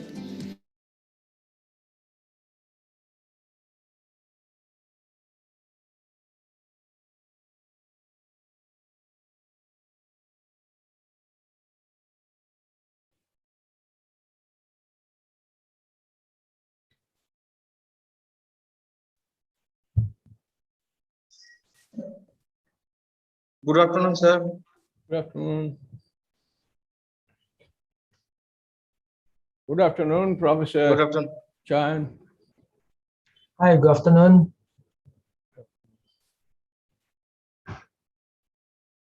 So I can start. This is a memorable occasion for me as I'm anchoring a session chaired by my respected teacher, Professor Vishwajit Mukherjee, and the speaker for the session is Professor Eric Chan, who is my PhD supervisor. On this memorable occasion, I would like to take the privilege to welcome Professor Eric Chan. He is currently working as a professor in the Department of Pharmacy, National University of Singapore. His session will be chaired by Professor Vishwajit Mukherjee, professor and former head, Department of Pharmaceutical Technology, Jadavpur University, India. Professor Mukherjee is a recipient of the prestigious DAT Fellowship, and he has also worked as a guest scientist at German Cancer Research Center, Heidelberg, Germany. He has been a part of the School of Pharmacy, University of London as an ex-visiting fellow. He has been an Indo-Hungarian exchange fellow at National Research Institute for Radiobiology and Radiohygiene, Budapest, Hungary. He is the coordinator for Center for Advanced Research in Pharmaceutical Sciences. Now I would like to request Professor Bishwajit Mukherjee to kindly introduce Professor Eric Chan and start the session. Thank you, sir. Over to you, sir. Thank you, Dr. Moin Akmal, for exaggerated introduction of mine.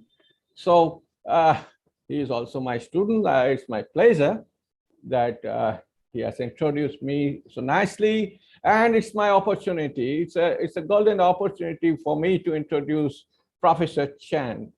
Professor Eric Chun Young Chan is a pharmaceutical scientist in the Department of Pharmacy, National University of Singapore. He's there since 2006 onwards. His research interests particularly on metabolism-driven system biology modeling of diseases, pharmacology, toxicology, mammalian host bacteria relationships. So he's working a lot on, particularly on the modeling area also, biological modeling area also, which is very, very important as we understand. Xenobiotic-driven reactive metabolite research with specific focus on interaction with biological proteins and physiological based pharmacokinetic and pharmacodynamics modeling of pharmacology and toxicology. Very interesting area. Professor Chan is currently chair of Department Graduate Committee, a member of the Novel Food Safety Expert Working Group, and also an affiliated member of the National University Cancer Institute, Singapore. He is, of course, associated with several journals and in the editorial advisory board. He served as editorial advisory board members of Biochemical Pharmacology, LCB, a very renowned journal, as you understand, Drug Metabolism and Disposition, of course, Journal of Chromatography B, and also Asian Journal of Scholarship of Teaching and Learning. So quite interesting area he is serving. He is a Grand Review Board member of the Health and Medical Research Fund in Hong Kong. He is a registered pharmacist in the Singapore Pharmacy Council, Ministry of Health, and Professor Chan was awarded the Dean's Chair Professorship in the Faculty of Science 2015 to 2018. He was 6 times a recipient of the Faculty of Science Teaching Excellence Award, and also 4 times the National University of Singapore Annual Teaching Excellence Award. He also received the Faculty of Science Young Scientist Award 2010, Outstanding Scientist Award, and many more. Professor Chan was chair of the Department of Safety Committee, Assistant Dean, Undergraduate Program, Vice Dean, Undergraduate Study and Student Life, member of the Faculty Position and Tenure Committee. He also served previously as the editorial board member of other different journals, very reputed journals like Journal of Proteome Research and Rapid Communication in Mass Spectroscopy, council member of the International Society for Study of Xenobiotic, and many more. So what I understand, it's my pleasure and I feel honored to introduce such a man today.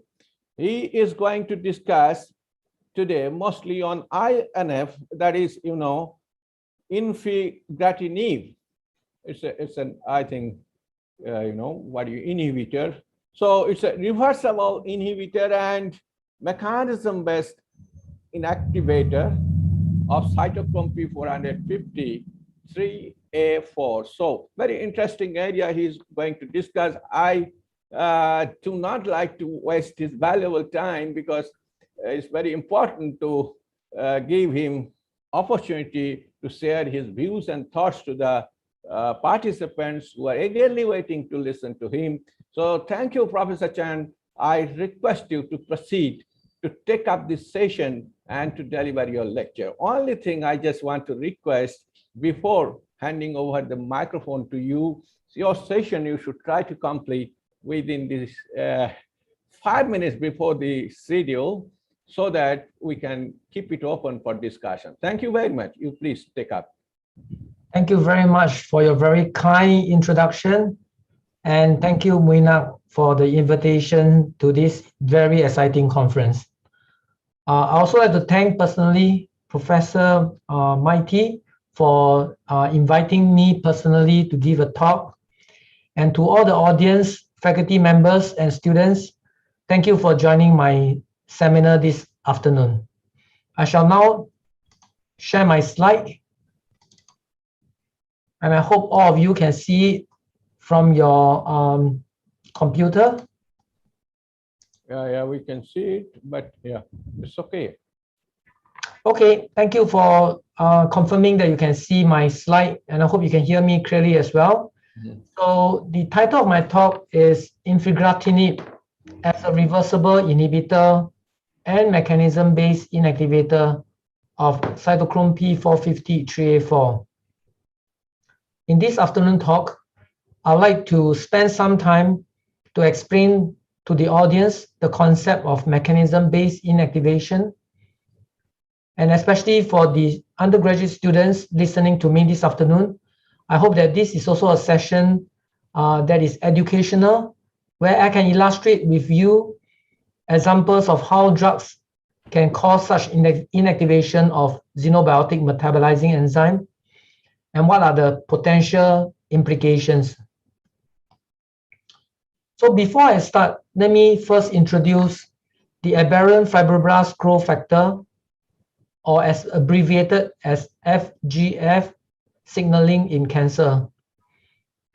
FGFR is a family of 4 receptor tyrosine kinases, and they are key oncogenic driver, which are implicated in cellular proliferation, angiogenesis, migration of cancer cells, etc. FGFR1 and 4 have been found aberrantly upregulated in many tumors. And pharmaceutical companies are now researching upon the ablation of FGFR signaling as a way to treat cancer.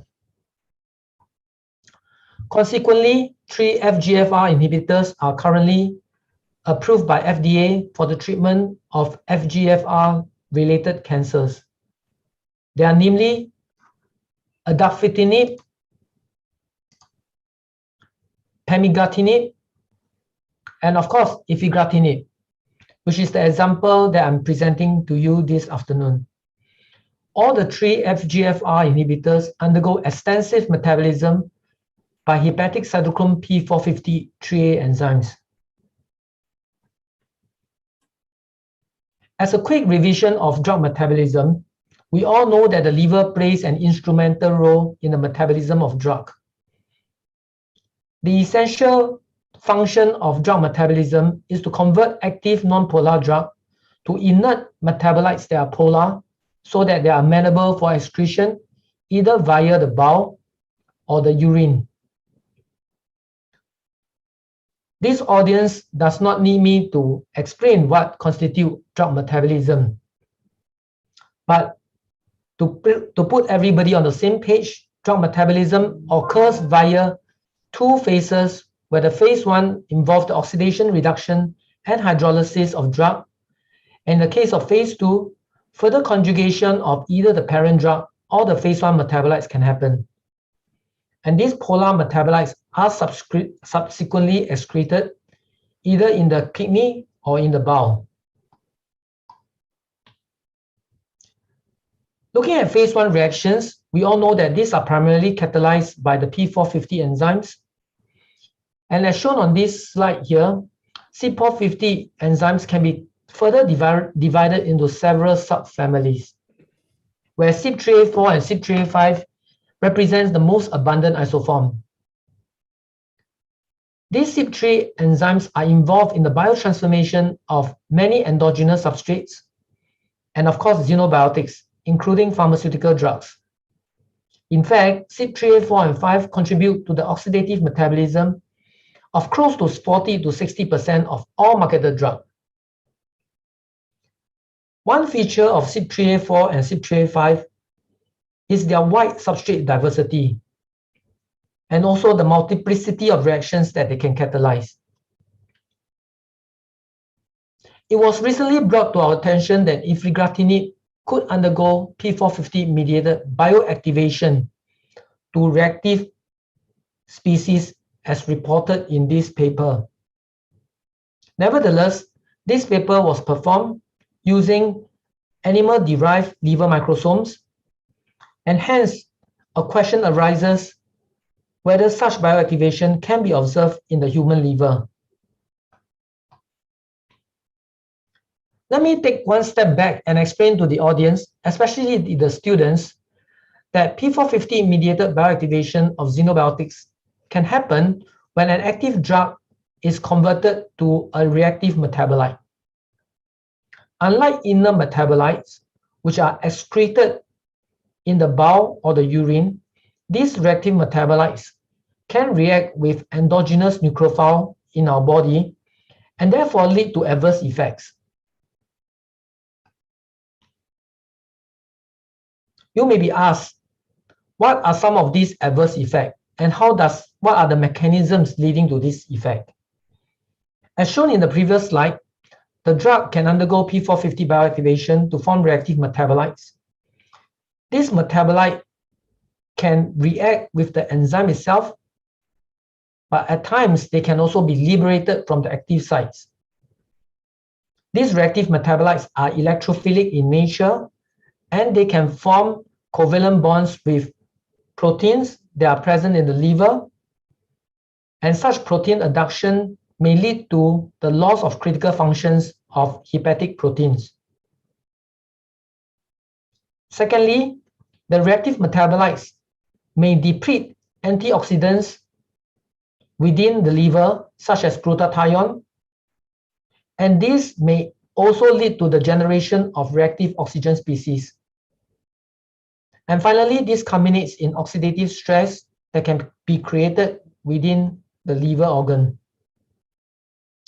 In addition, reactive metabolites may react with protein to form new conjugated protein, which can subsequently be digested by proteases to release heptane that can go on to be presented by MHC molecule and recognized by T cell, thus evoking immunogenic reactions. Whether is it a loss of function, oxidative stress, or immune-mediated reactions, all these mechanisms can lead to idiosyncratic hepatotoxicity. Hence, the bioactivation of a drug to reactive metabolites has been implicated in many examples of drug-induced liver injury. In addition to causing this adverse effect in the liver, the reactive metabolite sometimes may not be liberated. However, they may be sequestered by the enzyme itself. Similarly, the reactive metabolites, which is electrophilic in nature, can react with nucleophile within the active site of the P450 enzymes. And this mechanism-based inactivation of the enzyme is clinically important because the inactivation of enzyme results in a permanent loss of the enzymatic activity. Any new enzymatic activities will depend on the synthesis of new P450 enzymes in the liver. Consequently, mechanism-based inactivation of P450 enzyme can lead to clinically significant drug-drug interactions, which can in turn lead to toxicity observed in liver or other organs. Taken together, this slide summarizes the deleterious effects of P450 bioactivation. Let me also revise what are some of the modes of P450 inhibition. An inhibitor can inhibit the P450 enzyme via either the reversible or the irreversible mechanisms. In the case of reversible mechanisms, the inhibitor binds to the active site via hydrophobic interactions where the binding is non-covalent in nature. Depending on the site of binding and depending on whether the inhibitor is binding to the active site, allosteric site, or the drug substrate complex, one can subsequently determine the mode of inhibition to be competitive, uncompetitive, non-competitive, and mixed mode. One feature of reversible inhibition is that when the substrate concentration increases or when the inhibitor concentration level is decreased, the enzymatic activity of the P450 is regained. Conversely, in the case of irreversible inactivation of the enzyme, it may normally involve a covalent bond that is being formed between the inhibitor and the enzyme. And one example is the mechanism-based inactivation of P450. This mode of inactivation is also sometimes termed as suicide inhibition. Why? Because the drug substrate is converted to an electrophilic metabolite, which subsequently kills the enzyme that metabolizes it in the first place.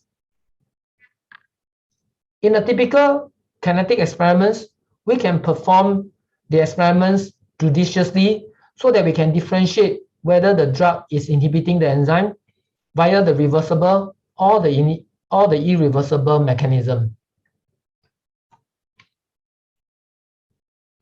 In this lecture, I would like to take a deeper dive into what constitutes the mechanism-based inactivation of P450. As mentioned before, the active drug is bioactivated to form the reactive electrophilic metabolite. Instead of being liberated from the enzyme, it is sequestered by the enzyme covalently, thus leading to the MBI of P450. Here, covalent modification of P450 enzyme occurs, and consequently, this covalent modification results in an irreversible loss of activity. Enzymatic activities is only restored upon new synthesis of enzyme, and hence this mode of inactivation is often potent, and consequently, the pharmacokinetic drug-drug interactions implications resulting from MBI tends to be more profound than with a direct reversible inhibitor. The cartoon on the right here shows that for an enzyme, we do have a catalytic sites, and in these sites, we can have the binding of the cofactor, coenzyme. We also have the holoenzyme, which represent the protein scaffold of the enzyme, and this is where we call it the apoenzyme or the apoprotein. The graph on top shows you a typical kinetic study that is performed to understand whether a drug results in mechanism-based inactivation of enzyme. And I promise you that subsequently, I'll spend some time to explain to you how should we interpret such a graph. So what are the features of a mechanism-based inactivator? When a drug is being bioactivated to form a reactive metabolite and causing the MBI of P450, it is expected to conform to some of these criterion. Although I must add that not all these criteria needs to be fulfilled to confirm that the inactivation is complying with the MBI. Nevertheless, let me walk you through some of these features. First of all, the inactivation should exhibit time dependency. What do I mean? because time is needed for the enzyme to metabolize the drug into the reactive metabolite.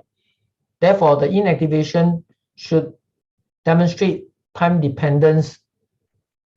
Secondly, the inactivation should show saturable kinetics, because when all the enzymatic sites are inactivated, no further increase in the concentration of the drug should increase the saturable inactivations further.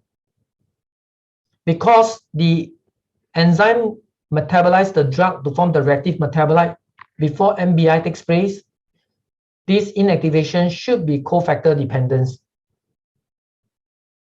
If there's sufficient substrates that are present near or within the active site, this presence of substrate can protect the enzymes from being inactivated by blocking out the inactivator drug.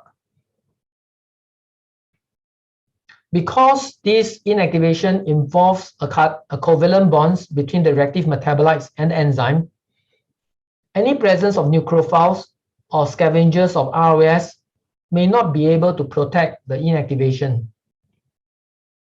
One should also demonstrate that the inactivation is irreversible, meaning that the enzymatic activities cannot be recovered by dialyzing the enzyme and causing the inhibitor to be removed from the enzymatic site. And typically, the stoichiometry between inactivator and an enzyme follows a 1:1 binding stoichiometry. In terms of MBI of P450, there are further mechanisms that need to be interrogated. For instance, the electrophilic metabolites can form a covalent bond with the apoprotein of the P450 enzyme. In some cases, the reactive metabolites may form a coordinate bond with the heme ion, and this is what we call the metabolite intermediate complex formation, or MIC formation. This is termed as pseudo-irreversible because in the lab, when we are performing in vitro experiments, this coordinate bond can be disrupted. However, in the real in vivo situation, this coordinate bond is strong enough to permanently inactivate the enzyme. Another type of mechanism-based inactivation involves the electrophilic metabolite destroying the heme group. And consequently, by removing the heme group from the P450 enzyme, the enzyme is inactivated permanently. Our group has previously illuminated the MBI of P450 by several therapeutic drugs, such as lapatinib, benzbromaron, adafitinib, and dronanderon. Why do we talk about infigratinib in this particular lecture? The theme of this lecture is resilience during COVID-19.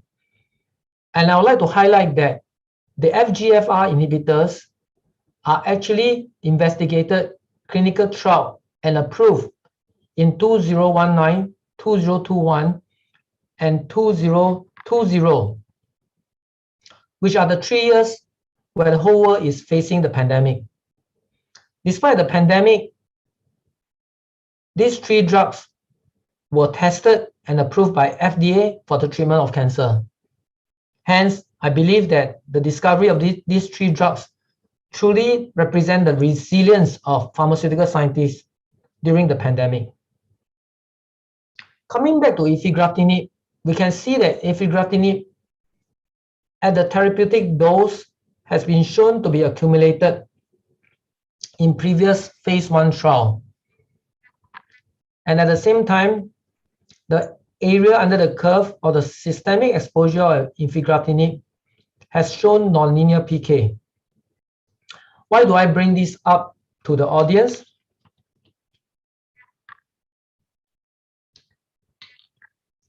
I bring this up because the accumulation of a drug during dosing underpins what we call auto-inhibition of its own metabolism. In other words, Since infigratinib is metabolized by CYP3A4, and since it demonstrates accumulation and nonlinear PK, there's a possibility that infigratinib might be an inhibitor of CYP3A4, which is an enzyme that metabolizes itself. So we hypothesize that infigratinib undergoes P450 mediated bioactivation to reactive intermediate that inactivates CYP3A in vivo, and in doing so translate to non-linearities in its pharmacokinetic. These are the preliminary evidence of time-dependent inhibition of CYP3A4 by infigratinib.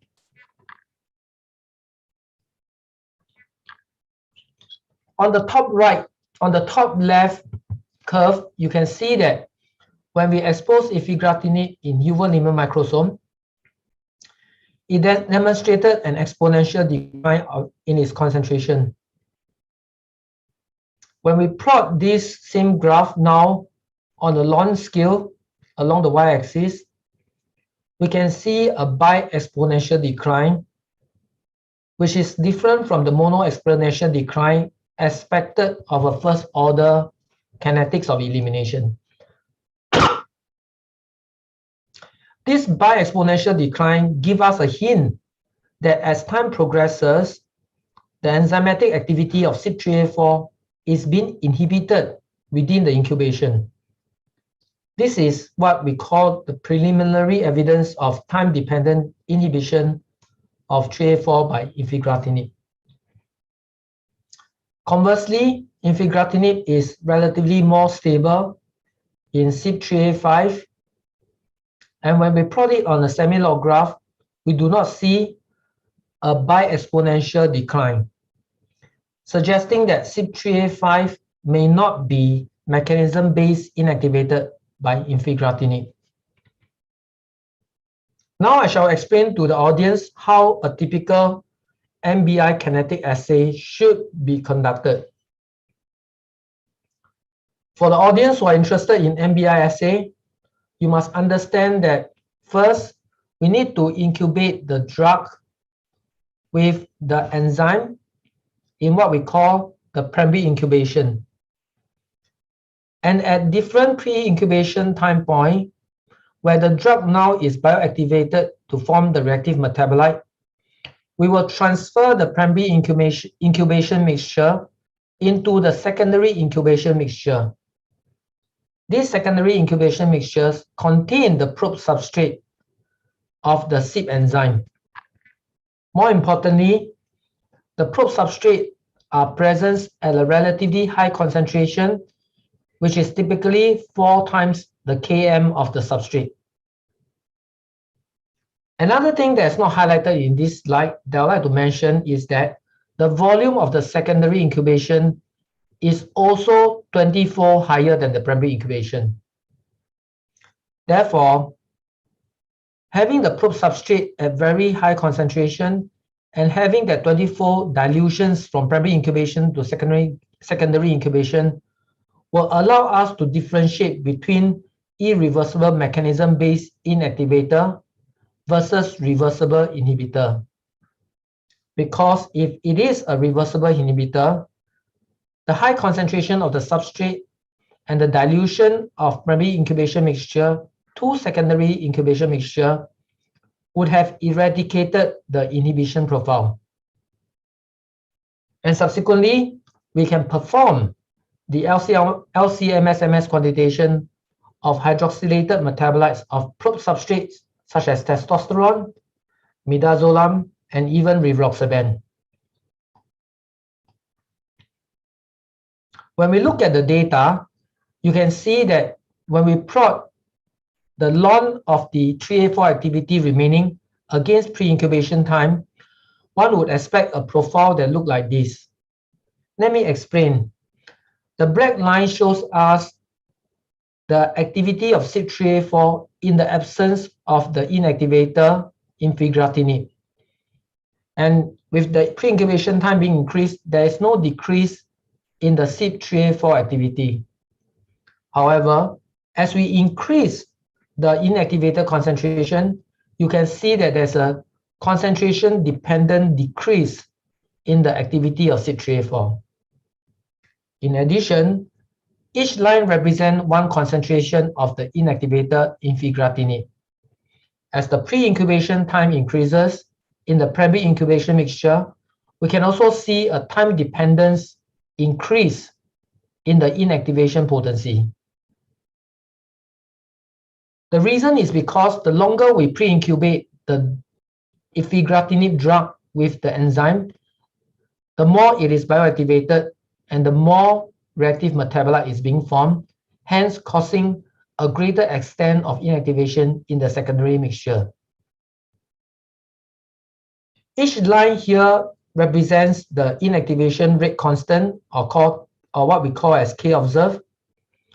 When we calculate the gradient, and now when we plot the gradient against the concentration of the inactivator, we are able to get what we call the Kitts-Wilson plot, where the maximum inactivation rate constant is termed as K inact, and the concentration of the inactivator, in this case infigratinib, that result in 50% inactivation is termed as the Ki. When we take a ratio of Ki, K inact over Ki, we are able to calculate and estimate the potency of the inactivation. As shown in our actual data, infigratinib demonstrates mechanism-based inactivation of 3A4 when testosterone, midazolam, and rivaroxaban were used as the probe substrate. Conversely, when the same experiments was performed in 3A5, we can see that there is no mechanism-based inactivation being observed for all the three probe substrates. In summary, infigratinib inactivated CYP3A4, but not CYP3A5 in a time and concentration dependent manner. When we look at the kinetics of inactivation of CYP3A4 by infigratinib, again consistent with our theory, it exhibited saturable kinetics. And at the same time, we also found that the inactivation is highly efficient by performing what we call the partition ratio experiment. Nevertheless, looking at the K inact over Ki, one can then determine the potency of inactivation of CYP3A4 when testosterone, midazolam, and rivaroxaban are being used as the probe substrate. We can see that infigratinib elicited the most potent inactivation when rivaroxaban was utilized as a probe substrate, which is 1.9 and 1.74 higher than the FDA recommended probe substrate, testosterone and midazolam. And I want to highlight this point to the audience. Should you be interested to perform a drug-drug interaction studies between infigratinib and rivaroxaban, it becomes important for us to use rivaroxaban as a probe substrate.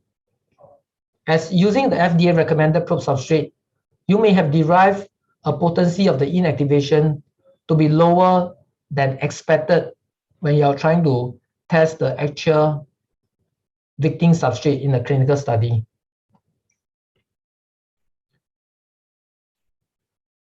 Earlier, I mentioned that the bioactivation of a drug to form the reactive metabolites require the enzyme to be active. And therefore, this inactivation should only happen in the presence of cofactor. As seen in this diagram here, in the presence of NADPH, which is the cofactor for P450 enzyme, we can see the concentration and time-dependent inactivation of 3A4. However, in the absence of cofactor, this inactivation is being eradicated. Similarly, the same observation is observed in the case where midazolam was used as the probe substrate. Taken together, we confirm that the inactivation of CYP3A4 by infigratinib only occurred in a catalytically competent system in the presence of the cofactor. At the same time, we also try to test the next criterion of MBI by incubating the mixture with a high concentration of the alternative substrate of CYP3A4, in this case testosterone. At high concentration of 100 and 200 micromolar, we can observe that the inactivation is being attenuated, therefore confirming that the inactivation can be rescued by an alternate substrate. In addition, when we use ketoconazole, which is a competitive inhibitor of 3A4, we can see that this inhibitor can also rescue the drug from the inactivation by efigratinib. And last but not least, we demonstrated that glutathione, which is a nucleophile, and catalase, which is a scavenger of ROS, failed to rescue the inactivation. Taken together, our results demonstrate that the substrate protection implied that the inactivation of CYP3A4 by the reactive intermediate of efigratinib occurred within the active site. In summary, we have demonstrated that efigratinib is an archetypal MBI of 3A4, fulfilling all these criteria that we have shown here. I must clarify that the 1:1 binding stoichiometry is an assumption rather than an experimental evidence that we have generated. So what is the exact mode of inactivation? The inactivation of CYP3A4 was not mediated by the formation of pseudo-irreversible metabolite intermediate complex. If you recall earlier, I mentioned to you that one type of inactivation can occur whereby the electrophilic metabolites form a coordinate bond with the heme ion. And if that is the case, we can actually rescue the activity of the enzyme by dialysing the protein with a buffer. But on the other hand, our data shows that there's a lack of substantial enzymatic activity recovery post-dialysis. And this demonstrates that the covalent adduction or covalent bond formation is likely the mechanism explaining the inactivation of CYP3A4 by the reactive metabolite of efigratinib. At the same time, if a coordinate bond is formed between the heme ion and the electrophilic metabolite, one would expect to see a Saurer peak close to 448 to 455 nanometer. Using a positive control, we are able to establish that, but in the case of efigratinib, again, we do not see the Saurer peak, therefore hinting that the inactivation of CYP3A4 occurred through irreversible covalent adduction. To show that whether the reactive metabolite forms a covalent bond with the apoprotein or the heme ion, reduced CO difference spectroscopy was performed. And we demonstrate that there's a preservation of the reduced carbon monoxide binding spectrum in CYP3A4. And this suggests that the predominant mechanism of inactivation by efigratinib may be due to covalent adduction of the CYP3A4 apoprotein. However, all these are indirect evidences. Hence, we need to prove the actual covalent bond formed between the reactive metabolites of efigratinib and a nucleophile. So in a summary, we have shown that efigratinib inactivates CYP3A4 through the irreversible covalent adduction to the apoprotein. So what is the structural identity of the reactive intermediate involved in the MBI of 3A4? We perform the classical precursor ion scan at mass to charge 272 and neutral loss scan at 129 to scout for the adduct that has been formed between glutathione GSH and the efigratinib-derived reactive metabolite. Interestingly, we found a reactive metabolite conjugated to GSH at a consistent retention time between both precursor ion scan and the neutral law scan, therefore demonstrating that indeed a reactive metabolite is formed from ifigratinib that covalently binds to the thiol group of glutathione.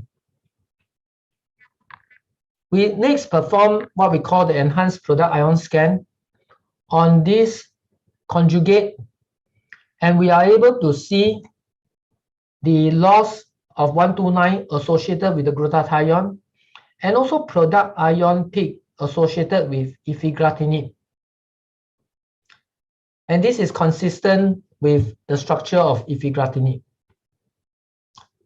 Subsequently, we use high-resolution QTOF MS to analyze the enhanced product ion scan of all the product ion and parent ion of the conjugate formed between the reactive metabolites of ifigratinib and glutathione. And we confirm the structure to be one where the thiol group is joined to the core structure of ifigratinib as shown here. We propose two mechanisms where pathway 1 involves the formation of a p-benzoquinone diimine intermediate from ifigratinib, therefore resulting in a reactive site on the benzene ring where GSH can attack using its electron. We also propose a potential epoxide intermediate formed from ifigratinib, and both culminates to form the same ifigratinib-derived GSH adduct that has been detected in our experiment. Between the two pathways, we are more inclined to believe that the more chemically plausible pathway is the pathway 1 of forming the p-benzoquinone diimine intermediate. Having established the reactive metabolite structure, we ask ourselves what is the molecular basis underscoring the isoform-specific inactivation of CYP3A4 by ifigratinib. In other words, why the reactive metabolites causes mechanism-based inactivation of CYP3A4 but not CYP3A5. Let's take a step back to look at the active site architecture difference between 3A4 and 3A5.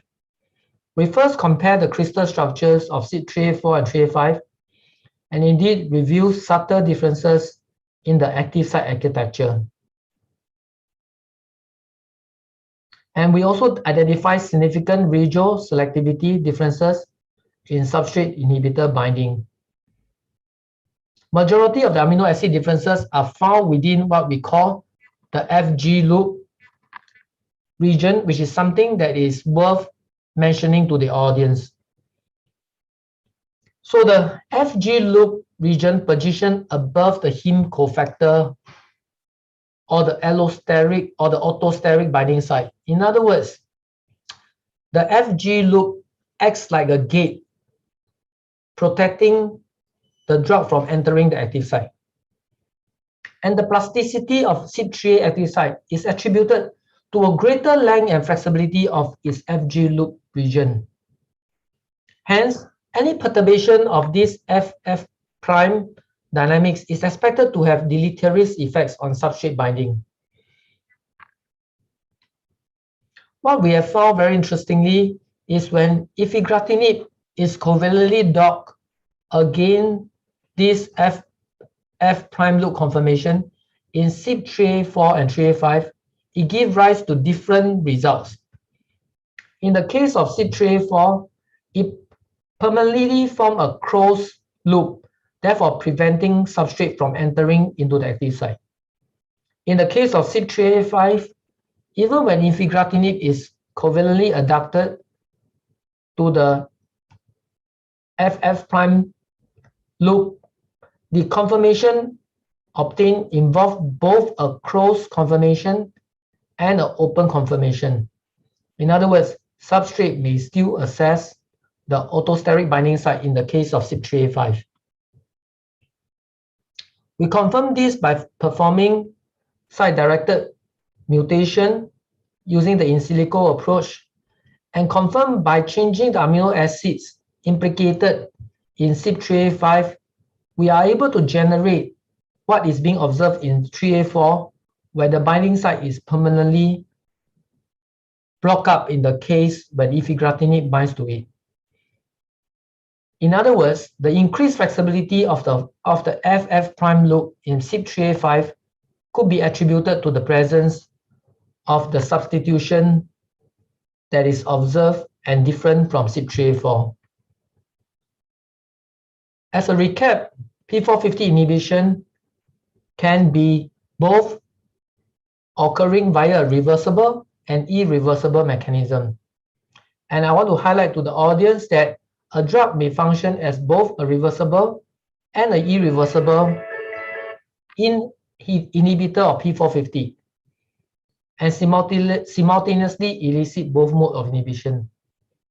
In the case of infigratinib, we further confirm that it is also a potent non-competitive reversible inhibitor of 3A4 using the 3-probe substrate testosterone, midazolam, and rivaroxaban. This work has now been published by the Drug Metabolism and Disposition Journal. And I'm happy to share that my PhD student, Mr. Lloyd Tang, has been selected as the DMD highlighted trainee author for the September 2021 issue. With that, I've come to the end of my presentation, and I'm happy to take questions from the audience. Thank you very much for your attention. Thank you, Professor Chan, for your nice, lucid presentation, which involves lots of knowledge related to this biotransformation of drugs, more particularly with the cytochrome varieties, and also the what could be the reflection of this reaction that even degrade the enzymes irreversibly. So lots of challenges are there physiologically in case of this drug metabolism. You highlighted many of them, and I think quite a few questions are there in the chat box. If you just like to answer, you can consult the chat box, you can get the questions, and I shall be obliged if you would like to highlight your answers. You can Thank you very much. I'm now looking at some of the questions in the chat box. I'll take a question maybe from Miss Apala. She's asking, what are the consequences of CYP450 inhibition? Can it be predicted in the case of a drug? So there are several consequences of P450 inhibition. The first is related to the pharmacokinetics of the drug itself. So for instance, in the case of infigratinib, it is actually a substrate of CYP3A4. But now we have also demonstrated that infigratinib is also a potent reversible inhibitor and a mechanism-based inactivator of 3A4. Therefore, the first consequence of this CYP450 inhibition is what we term as auto-inhibition or auto-inactivation. In other words, if you look at the pharmacokinetics of infigratinib, one would expect that the PK of the drug after multiple dosing cannot be predicted based on its single dose PK data.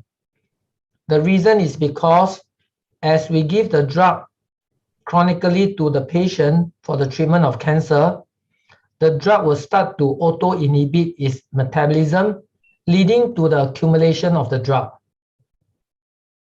And depending on the situation, this may also lead to what we term as non-linear pharmacokinetics, where now the dose of the drug cannot be correlated with its systemic exposure and pharmacological effect. So this is the first direct consequence that one has to keep in mind. The second consequence pertains to clinically important drug-drug interaction. This is a situation when a drug like infigratinib is being given with another drug. The audience may be interested in why we are looking at rivaroxaban. Rivaroxaban is a factor 10A inhibitor and now is being increasingly investigated for the treatment of cancer-associated thromboembolism, or in short, CAVTE.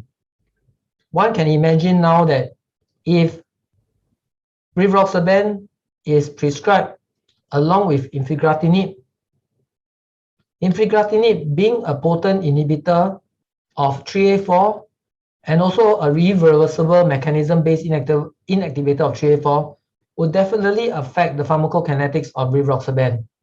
Why? Because rivaroxaban is also a substrate of 3A4.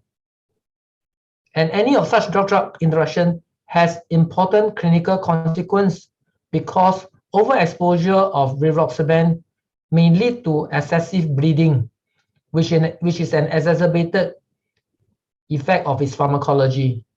Hence, the second consequence is clinical drug-drug interaction. There are many other consequences which I've mentioned in the slide where MBI can lead to covalent adduction of the enzyme, leading to even drug-induced immune-mediated toxicity. So these are some of the consequences, and I hope Ms. Apala understand my answer. Next, I have Dr. Apana, who asks, is there any in silico approach to predict the formation of reactive metabolite from drugs based on their structure? By now, there are already many known pharmacophore that has been established with a propensity to form reactive metabolite. And I believe that this knowledge, when put together, along with the computational knowledge in bioinformatics, will create opportunity for in silico prediction for the formation of reactive metabolites. I'll be very surprised that this area has not been explored, but I have personally not performed such experiments because I'm more of an experimental scientist than a bioinformatics scientist. But Dr. Apana asked a very good questions, and if you are working in this area, I will encourage you to attempt to develop an in silico approach to predict the formation of reactive metabolites. I think Dr. Muinat Ma also have a question.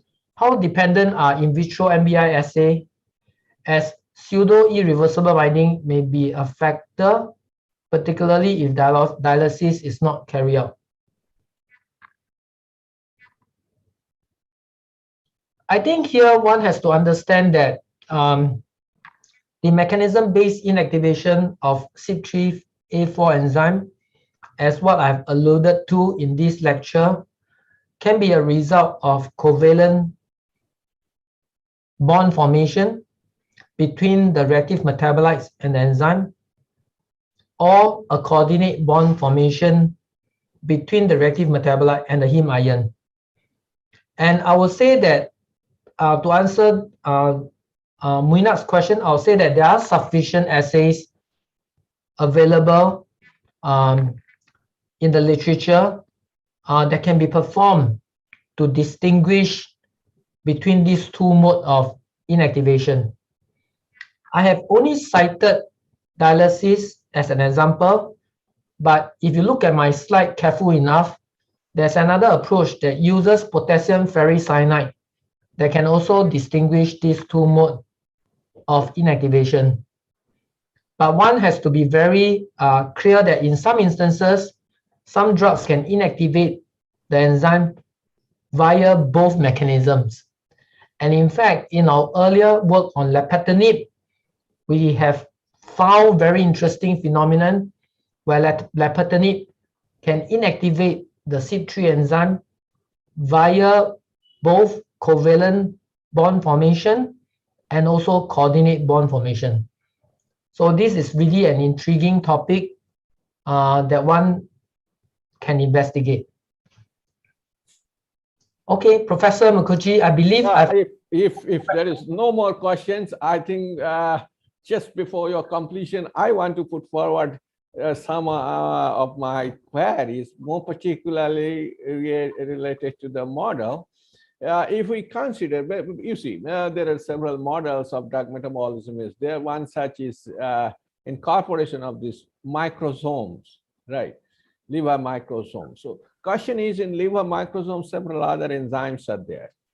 It is not that only cytochrome is there. Although we use inhibitor of particular enzyme and sometimes we check its activities, but is it, it may be, I'm not very sure, it may be that certain other enzyme can influence the system, like as in that case, cofactor, you have shown that cofactor is actually modulating, otherwise this enzyme is actually enhancing the degradation, and when you are using cofactor, it is actually working in the opposite directions. So basically, is it not important, or is it not essential to go for certain other models also of drug metabolism to substantiate any particular idea more conformly? So what is your view about that? My view is you're right. There are different in vitro model, the simplest of which will be recombinant P450 enzyme. And the next higher level will be liver microsomes. And we can go even higher to the S9 fractions and even the hepatocytes. Even now we talk about the liver organoid models, where it even involve the macrophages and the other cells within the hepatocyte, etc. So as we increase the complexity of the model, of course, we render the model more physiologically relevant. However, if I were to answer your question, I'll say that each model has its value in answering different research questions. It is really the onus of the experimental scientists to choose the right model to answer the right questions. So for instance, before one start to work on any enzymes to see if they are implicated in mechanism-based inactivation, I think it's important to first understand the pharmacokinetics of the victim drug and the pharmacokinetics of the perpetrator drugs as detailed as possible. Even asking questions like what is the fraction metabolized by one seed versus another seed? What is the contribution of phase 2 metabolizing enzyme, etc. So I hope that my sharing of my thoughts is helpful for the audience. Yeah, it's good. Because several, higher models are nowadays, even the humanized animals are there. Transgenic animals, particularly, you can block these particular enzymes. So it's, you see, several models are there. Of course, it is very important to, whatever model we choose, we should get some correct output. And in that way, you have done a very, very good work and very good presentation. I'm really happy to see your presentation. And I believe all the people who are there, they have definitely been enlightened with your lecture. So I convey my sincere gratitude and thanks on my behalf to you. And now I want to hand over the microphone to Dr. Moinagmal.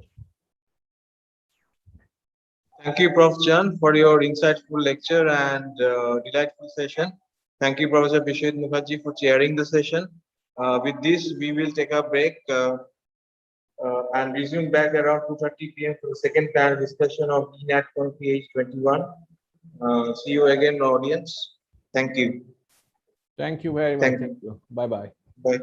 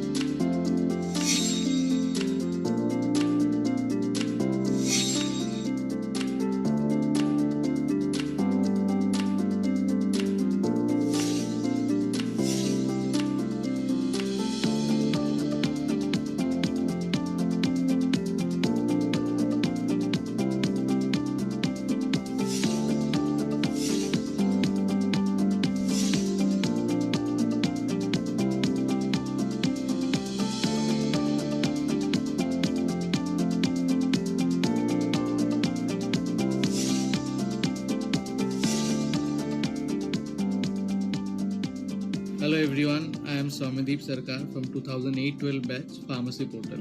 Right now I am working as a area sales manager in India Medtronic. I take care of the eastern part of our region. My name is Ankita Sarkar and I am an alumni of NSHM College of Pharmaceutical Technology, Kolkata. I have done my B.Pharm from NSHM in the year of 2013 to 2017, working as an assistant professor at Adamas University. My name is Sujay Pathak. I have done my B.Pharm and M.Pharm both from NSHM. I am really blessed that I am a NSHMite. Right now I am working for Cognizant Technology Solutions as a drug safety analyst. I am Momita Haldar. I completed B.Pharm from NSHM Knowledge Campus, Kolkata in 2016. After completing B.Pharm, I joined Naipar Mohali to pursue MS Pharm in medicinal chemistry. Now I am enrolled at IIT Ropar at Department of Chemistry to pursue PhD.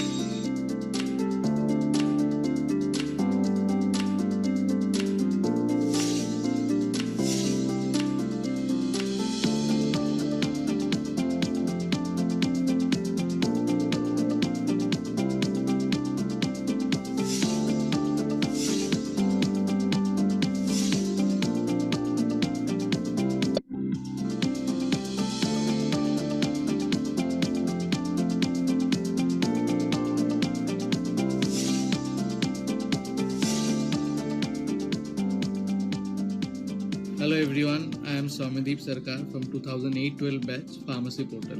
Right now I am working as a area sales manager in India Medtronic. I take care of the eastern part of our region. My name is Ankita Sarkar and I am an alumni of NSHM College of Pharmaceutical Technology, Kolkata.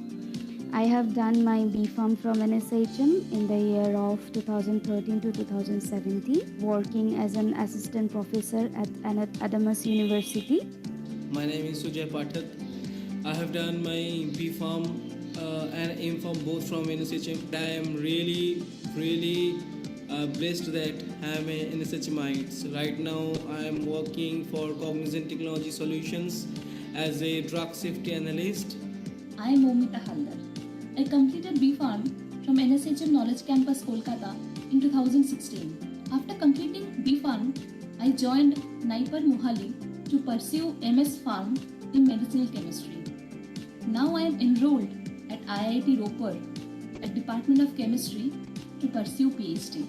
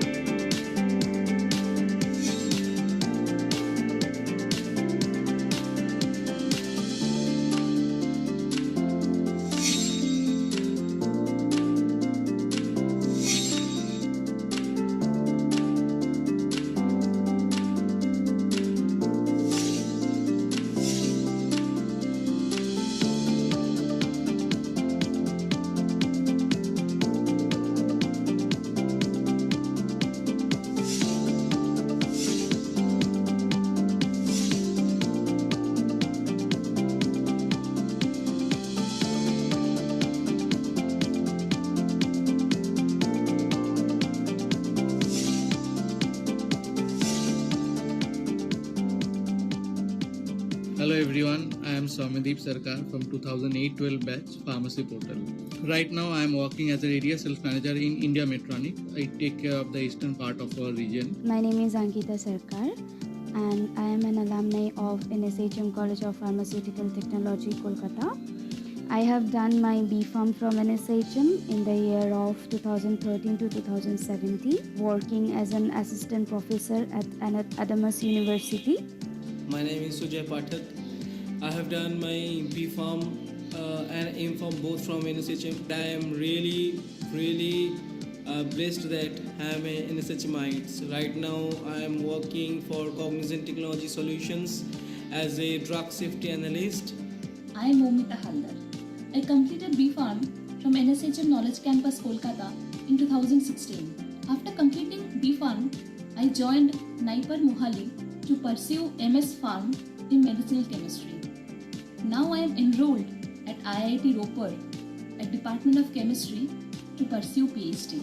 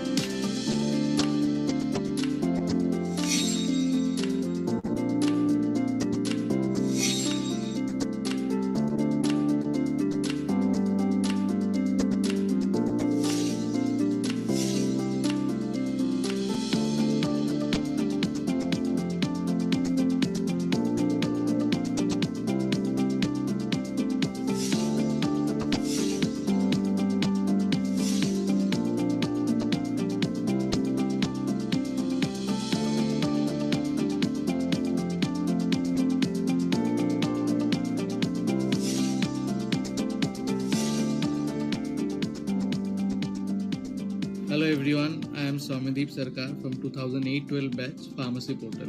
Right now I am working as an area sales manager in India Metronic. I take care of the eastern part of our region. My name is Ankita Sarkar and I am an alumni of NSHM College of Pharmaceutical Technology, Kolkata. I have done my B.Pharm from NSHM in the year of 2013 to 2017, working as an assistant professor at Adamas University. My name is Sujay Pathak. I have done my B.Pharm and M.Pharm both from NSHM. I am really blessed that I am a NSHMite. Right now I am working for Cognizant Technology Solutions as a drug safety analyst. I am Momita Haldar. I completed B.Pharm from NSHM Knowledge Campus, Kolkata in 2016. After completing B.Pharm, I joined Naipar Mohali to pursue MS Pharm in medicinal chemistry. Now I am enrolled at IIT Ropar at Department of Chemistry to pursue PhD.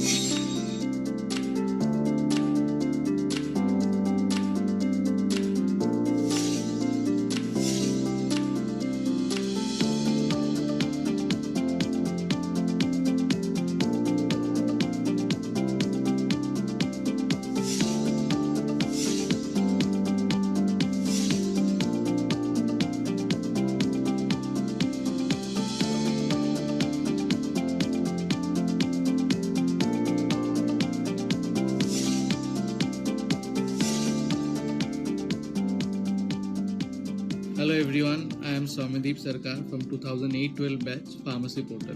Right now I am working as an area sales manager in India Metronic. I take care of the eastern part of our region. My name is Ankita Sarkar and I am an alumni of NSHM College of Pharmaceutical Technology, Kolkata. I have done my B.Pharm from NSHM in the year of 2013 to 2017, working as an assistant professor at Adamas University. My name is Sujay Pathak. I have done my B.Pharm and M.Pharm both from NSHM. I am really blessed that I am a NSHMite. Right now I am working for Cognizant Technology Solutions as a drug safety analyst. I am Momita Haldar. I completed B.Pharm from NSHM Knowledge Campus, Kolkata in 2016. After completing B.Pharm, I joined Naipar Mohali to pursue MS Pharm in medicinal chemistry. Now I am enrolled at IIT Ropar at Department of Chemistry to pursue PhD.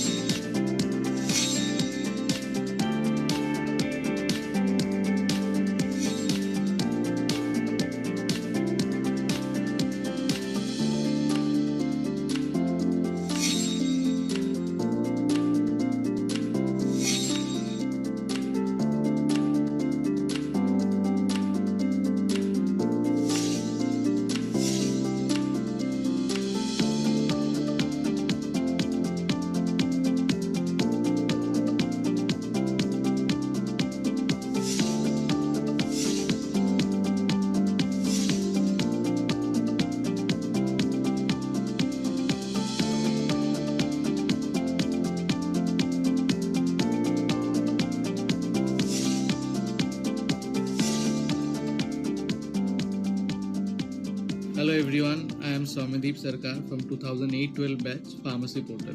Right now I am working as an area sales manager in India Metronic. I take care of the eastern part of our region. My name is Ankita Sarkar and I am an alumni of NSHM College of Pharmaceutical Technology, Kolkata.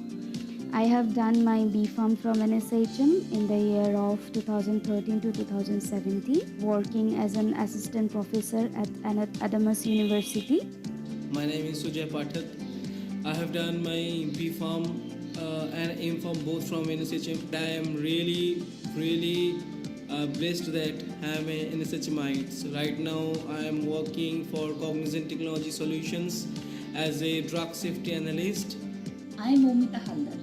I completed B.Pharm from NSHM Knowledge Campus, Kolkata in 2016. After completing B.Pharm, I joined Naipar Mohali to pursue MS Pharm in medicinal chemistry. Now I am enrolled at IIT Ropar at Department of Chemistry to pursue PhD.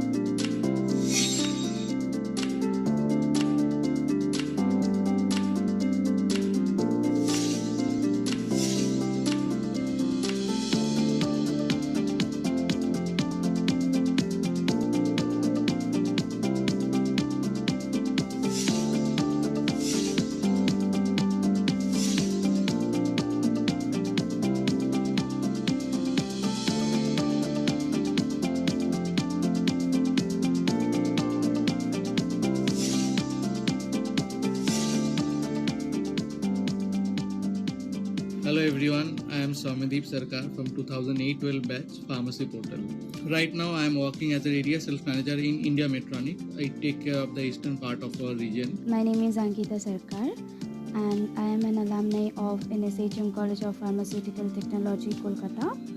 I have done my B.Pharm from NSHM in the year of 2013 to 2017, working as an assistant professor at Adamas University. My name is Sujay Pathak. I have done my B.Pharm and M.Pharm both from NSHM. I am really blessed that I am a NSHMite. Right now I am working for Cognizant Technology Solutions as a drug safety analyst. I am Momita Haldar.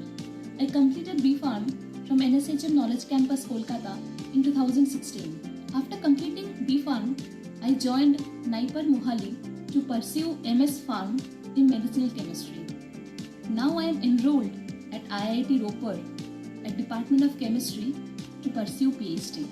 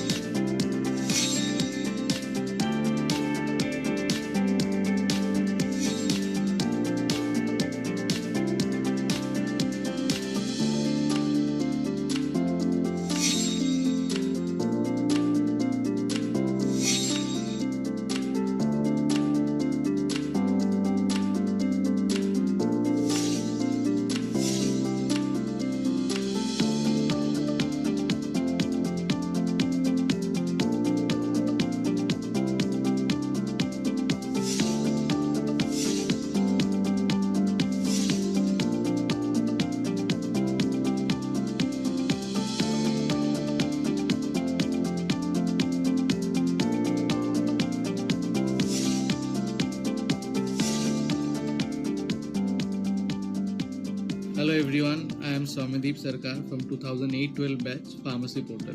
Right now I am working as an area sales manager in India Metronic. I take care of the eastern part of our region. My name is Ankita Sarkar and I am an alumni of NSHM College of Pharmaceutical Technology, Kolkata. I have done my B.Pharm from NSHM in the year of 2013 to 2017, working as an assistant professor at Adamas University. My name is Sujay Pathak. I have done my B.Pharm and M.Pharm both from NSHM. I am really blessed that I am a NSHMite. Right now I am working for Cognizant Technology Solutions as a drug safety analyst. I am Momita Haldar. I completed B.Pharm from NSHM Knowledge Campus, Kolkata in 2016. After completing B.Pharm, I joined Naipar Mohali to pursue MS Pharm in medicinal chemistry. Now I am enrolled at IIT Ropar at Department of Chemistry to pursue PhD.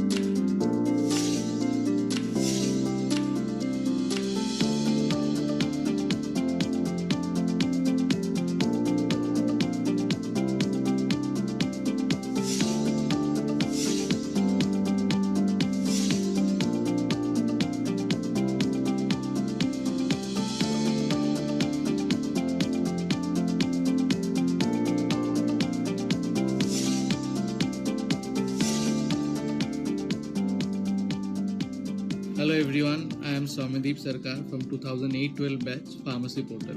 Right now I am working as an area sales manager in India Metronic. I take care of the eastern part of our region. My name is Ankita Sarkar and I am an alumni of NSHM College of Pharmaceutical Technology, Kolkata. I have done my B.Pharm from NSHM in the year of 2013 to 2017, working as an assistant professor at Adamas University. My name is Sujay Pathak. I have done my B.Pharm and M.Pharm both from NSHM. I am really blessed that I am a NSHMite. Right now I am working for Cognizant Technology Solutions as a drug safety analyst. I am Momita Haldar.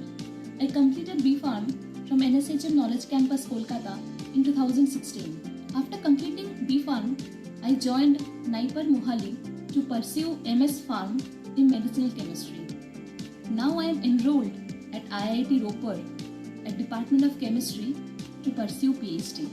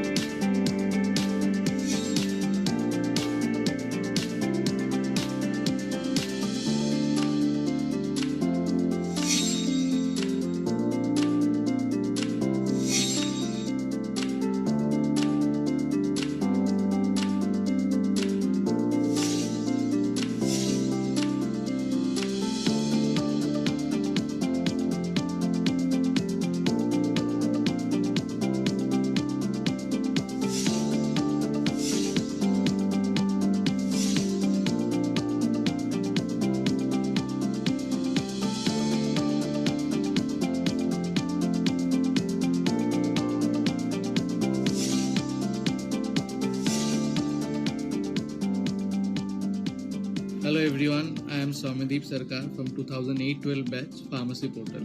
Right now I am working as an area sales manager in India Metronic. I take care of the eastern part of our region. My name is Ankita Sarkar and I am an alumni of NSHM College of Pharmaceutical Technology, Kolkata.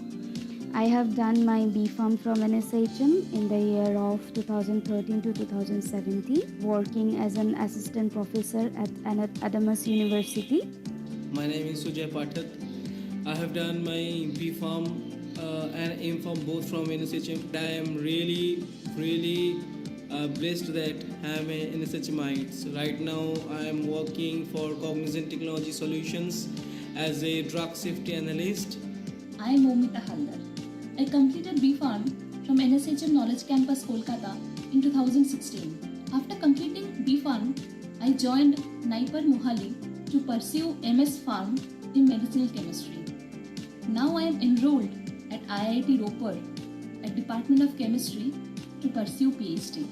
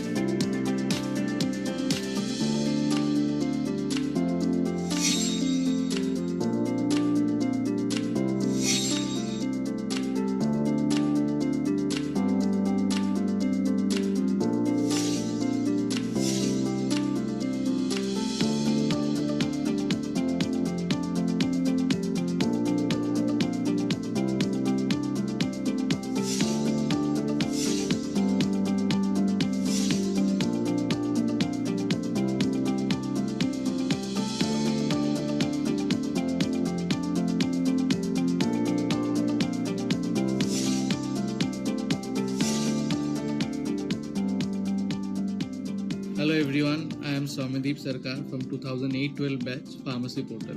Right now I am working as an area sales manager in India Metronic. I take care of the eastern part of our region. My name is Ankita Sarkar and I am an alumni of NSHM College of Pharmaceutical Technology, Kolkata. I have done my B.Pharm from NSHM in the year of 2013 to 2017, working as an assistant professor at Adamas University. My name is Sujay Pathak. I have done my B.Pharm and M.Pharm both from NSHM. I am really blessed that I am a NSHMite. Right now I am working for Cognizant Technology Solutions as a drug safety analyst. I am Momita Haldar. I completed B.Pharm from NSHM Knowledge Campus, Kolkata in 2016. After completing B.Pharm, I joined Naipar Mohali to pursue MS Pharm in medicinal chemistry. Now I am enrolled at IIT Ropar at Department of Chemistry to pursue PhD.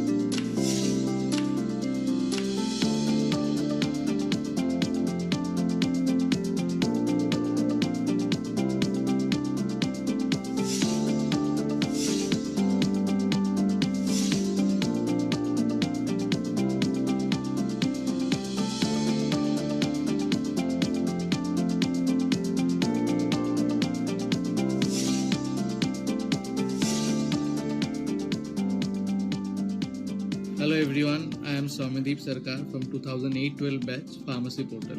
Right now I am working as an area sales manager in India Metronic. I take care of the eastern part of our region. My name is Ankita Sarkar and I am an alumni of NSHM College of Pharmaceutical Technology, Kolkata.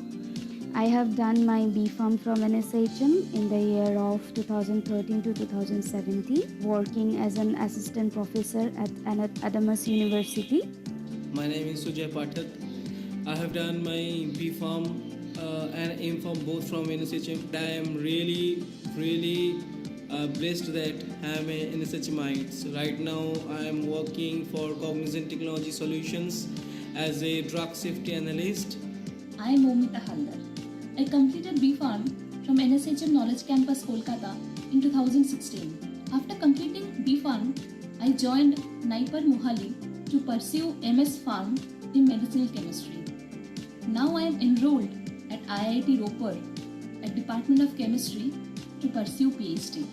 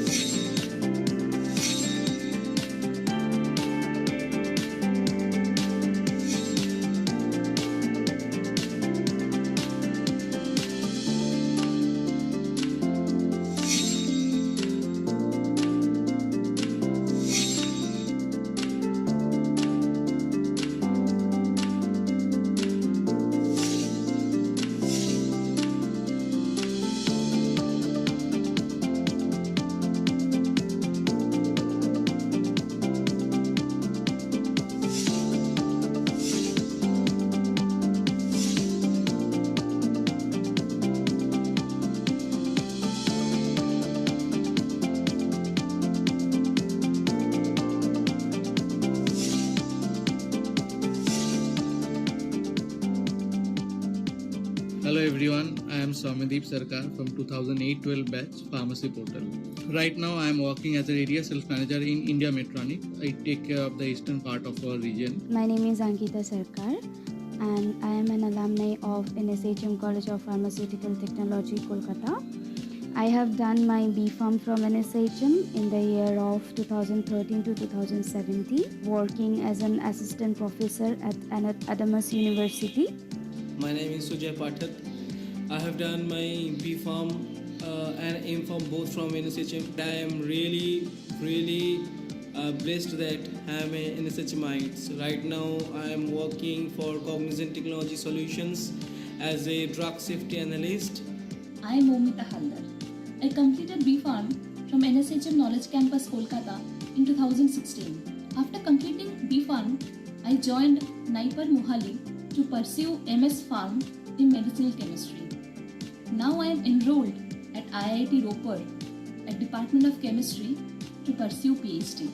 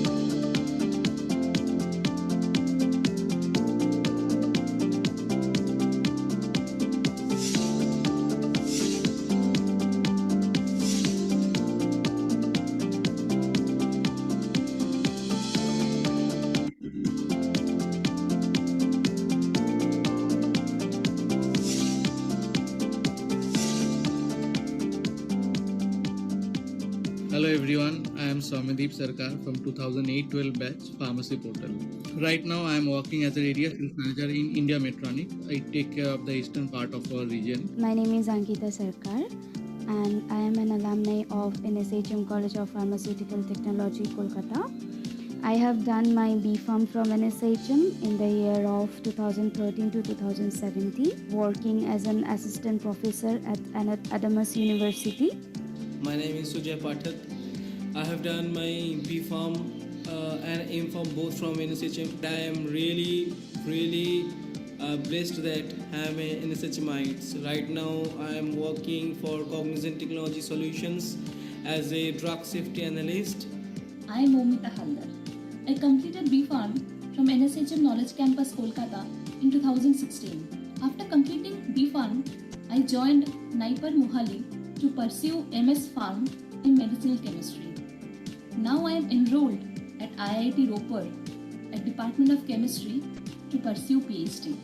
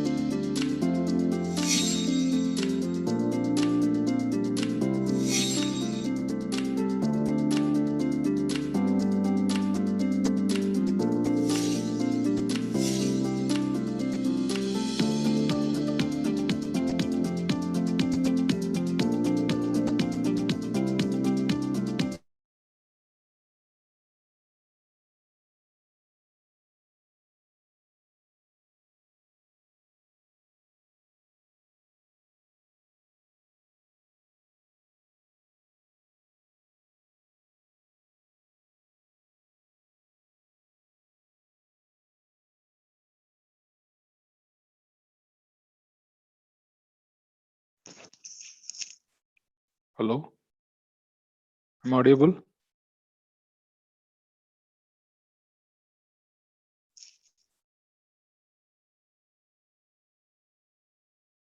Hello, test. It's audible.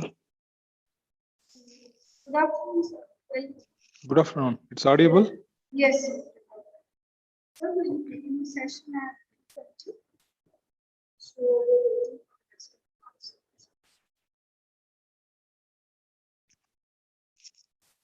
Your voice is getting echo. Hello? Hello?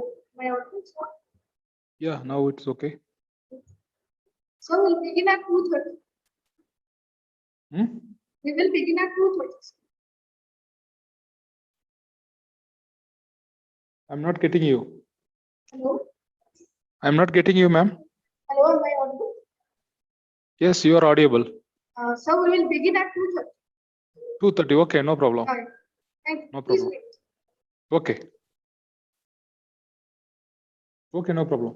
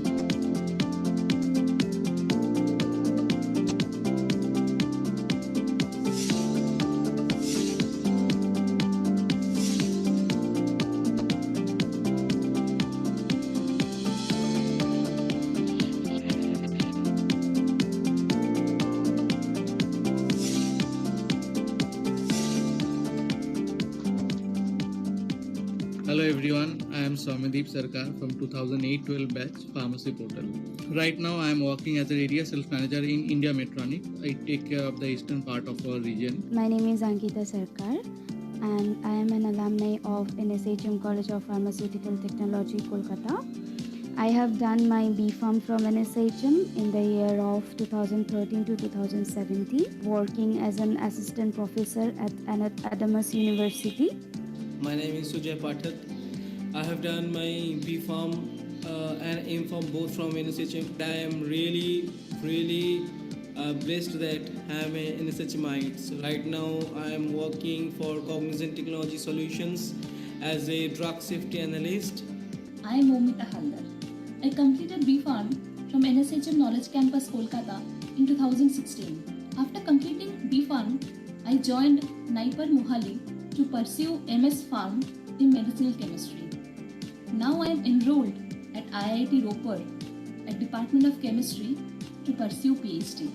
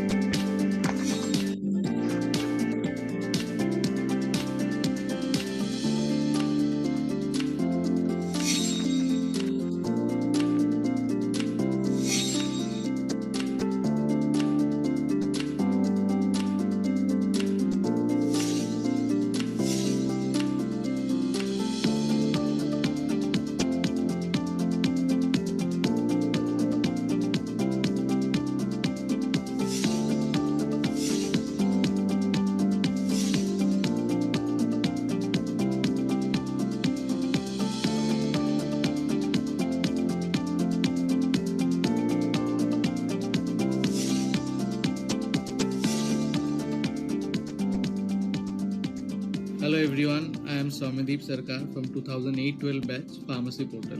Right now I am working as an area sales manager in India Metronic. I take care of the eastern part of our region. My name is Ankita Sarkar and I am an alumni of NSHM College of Pharmaceutical Technology, Kolkata. I have done my B.Pharm from NSHM in the year of 2013 to 2017, working as an assistant professor at Adamas University.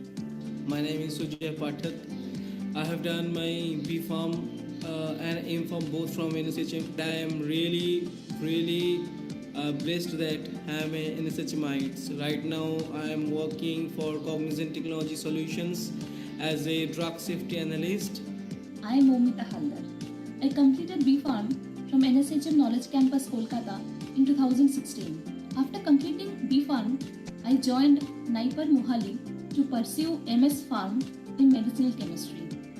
Now I am enrolled at IIT Ropar at Department of Chemistry to pursue PhD.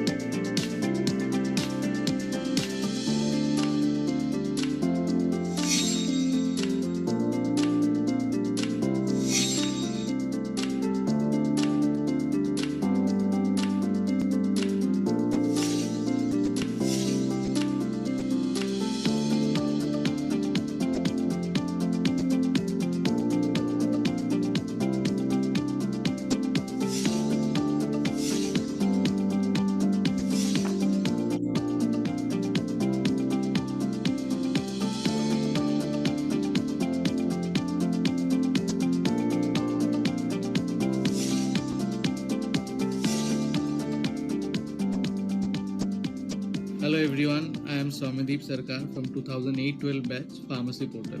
Right now I am working as an area sales manager in India Metronic. I take care of the eastern part of our region. My name is Ankita Sarkar and I am an alumni of NSHM College of Pharmaceutical Technology, Kolkata.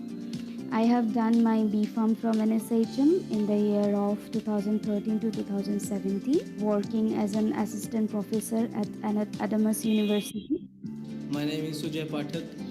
I have done my B.Pharm and M.Pharm both from NSHM. I am really blessed that I am a NSHMite. Right now I am working for Cognizant Technology Solutions as a drug safety analyst.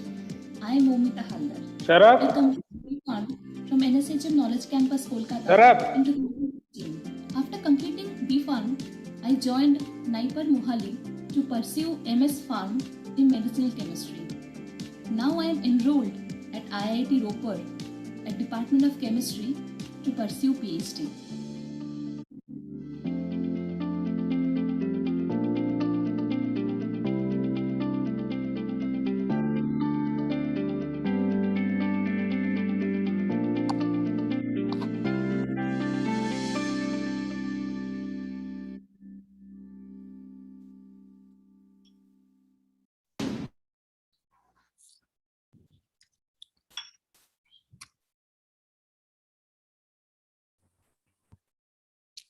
Hi, good afternoon, everyone.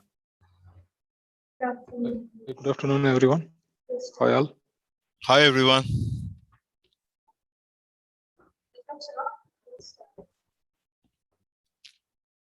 Welcome back, everyone, to the spirit of the show must go on. I, Anita, welcome you to the first panel discussion of the day. The topic of today's discussion is role of artificial intelligence in contact tracing. Our panelists for today are Dr. Arjit Basu, Senior Scientist at Takeda, all the way from Boston.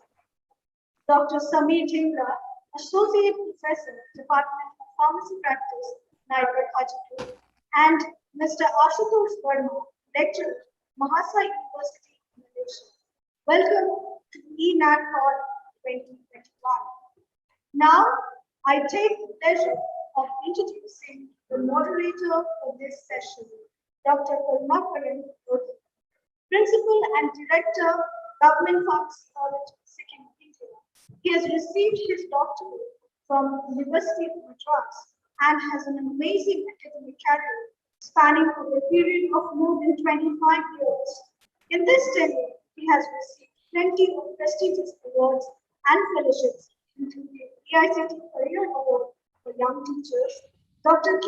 Protokol has also been a principal investigator for various research projects and has published numerous research articles in journals of repute and authored various book chapters as well. Now, I would like to request Dr. Protokol to take over the session. Thank you. Okay, thank you. And I welcome Dr. Basu and Dr. Sameer Dingera and Dr. Atush Kumar Verma from Malaysia. Thank you all. And and I will thank NSHM Campus, Knowledge Campus for giving me this opportunity as a moderator for this topic, a role of artificial intelligence in contract tracing in COVID pandemic. And now I will introduce Dr. Basu. Dr. Basu, he completed his B.Pharm from BHU. The new name is IIT Varanasi, and PhD from Birla Institute of Technology, India. And then he worked in Hebrew University, Israel, as a research scientist. Then also he was to work as a postdoctoral associate in Manchester Institute of Technology, Cambridge, USA. Then presently he is working as a senior scientist in Takeda Pharmaceutical Drugs and Safety Research. And his main topic is machine learning and molecular stimulations in the drug discovery. And welcome you, Dr. Basu. And the next panelist, Dr. Sameer Dingera, Associate Professor from Department of Pharmacy Practice, Naipur, Ghazipur. And Dr. Sameer Dingera completed his career in, he completed his PhD from Jamshedpur University in Science and Technology, Hisar, India. Then he was experienced in various institutes in India as well as West Indies. And he is backed of 31 publications and 12 awards and three patent filed. And I welcome Dr. Sameer Dingera. And the next one, Dr. Atush Kumar Verma, lecturer, Faculty of Pharmacy, Mahasa University, Malaysia. And he is experienced in antimicrobial mapping studies of Malaysia and the Kingdom of Saudi Arabia. And he presently working as a lecturer in Faculty of Pharmacy, Mahasa University.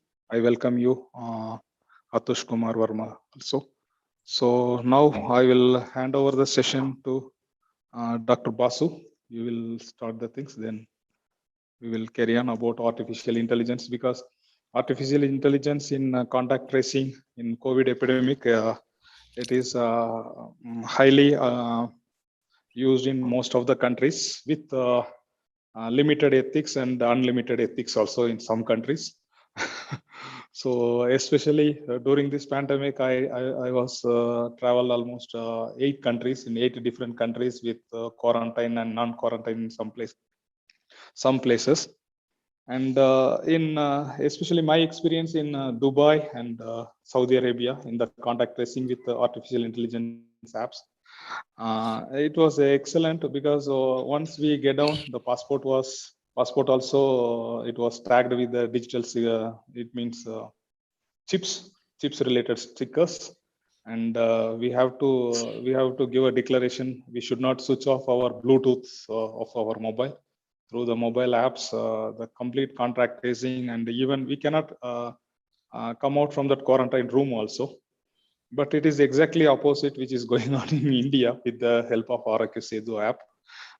Maybe that is one of the reason because my experience in GCC during this pandemic, everything is made simple and it's through app, and no crowd and no contamination is occurs. Because whenever I will get the timing, that time only I have to go for COVID testing and all the things, because they immediately they use the technology in a hi-fi manner and they implement the things. But at the same time, I face a lot of issues when I reach India with Aarogya Setu app in Indira Gandhi International Airport, because exactly the day of March 20th, I was in the airport, which is lockdown was announced. And the one day, then again, I reached my hometown, and I got what are the struggles, and how people are reacting on each other's in the COVID pandemic. By using the technology, how it was totally managed in other Western countries and other areas. So now I will hand over the session to Dr. Basu. You can start the panel discussion now. Thank you, Dr. Basu. Well, thank you so much, Mr. Karunakaran, Dr. Karunakaran. So yeah, in the US, I think the contact tracing and things like that is not that much existent, and I have not had the personal experience because I haven't traveled so much in the recent past. However, I know about Japan because I work for a Japanese company, and like it's not a Japanese company, but it originated from Japan. So we have quite a big site in Japan, and they're also the same thing, that you cannot actually switch off your GPS, or you have to turn on your location all the time, and you have to also like as you said, you cannot go out of the quarantine room, which becomes really difficult for some people. I don't know about the situation that is happening in India. In the US, you have to provide an RT-PCR negative and many things. However, if I'm from India, I'm traveling to US now, it is extremely difficult. You have to stay quarantined in some other country, and then you can enter with an RT-PCR negative. So it has become an entirely extremely difficult thing to travel for an Indian to in the US. We can always go out, but it's a no travel time for us for many months now. So yeah, so that is the thing. First of all, I'll start this maybe this extremely buzzing and extremely interesting time of artificial intelligence. And what is the better time than like this pandemic? If artificial intelligence or machine learning does not help us in the pandemic, so possibly it will not help us ever. So no, this is possibly one of the most important time for artificial intelligence and machine learning, according to me. Yes, go ahead, please. You're audible. Yeah, okay. So please, some of you put the mute of your mic, other participants, please. So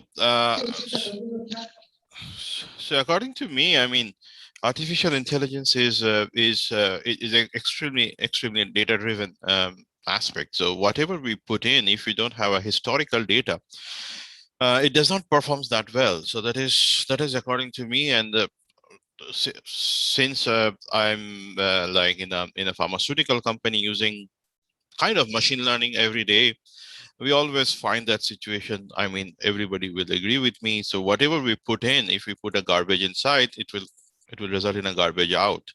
So the algorithm itself depends on the data that we put in.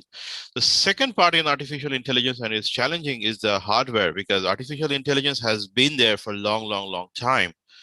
It has gone this it has gained this this kind of momentum in the recent past because of the discovery of graphics processing unit. The GPUs, they make this calculations faster and possible with billions of data set.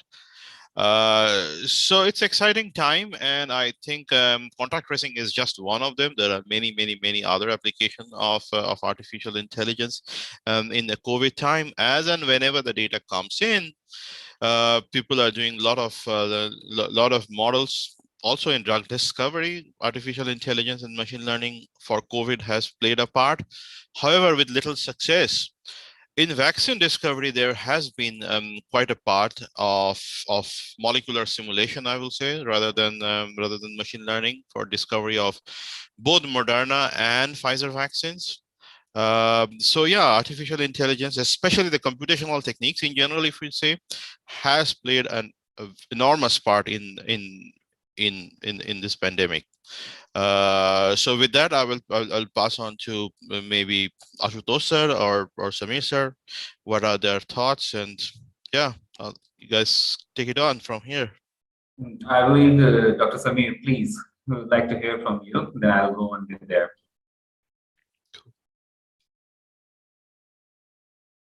Probably you need to unmute, sir. Yeah, can you hear me now? Yes, okay, sir.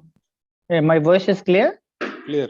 Please go ahead. Yeah, good afternoon to all of you. In fact, this is a particular topic, when I heard for the first time, okay, to speak on this particular topic, the role of artificial intelligence in contact tracing.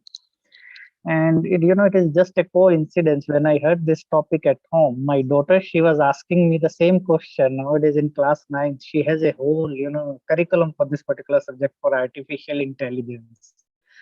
So it is just, when I was explaining her and I received a call, okay, Dr. Samir, would you like to speak on this topic, role of artificial intelligence in contact tracing?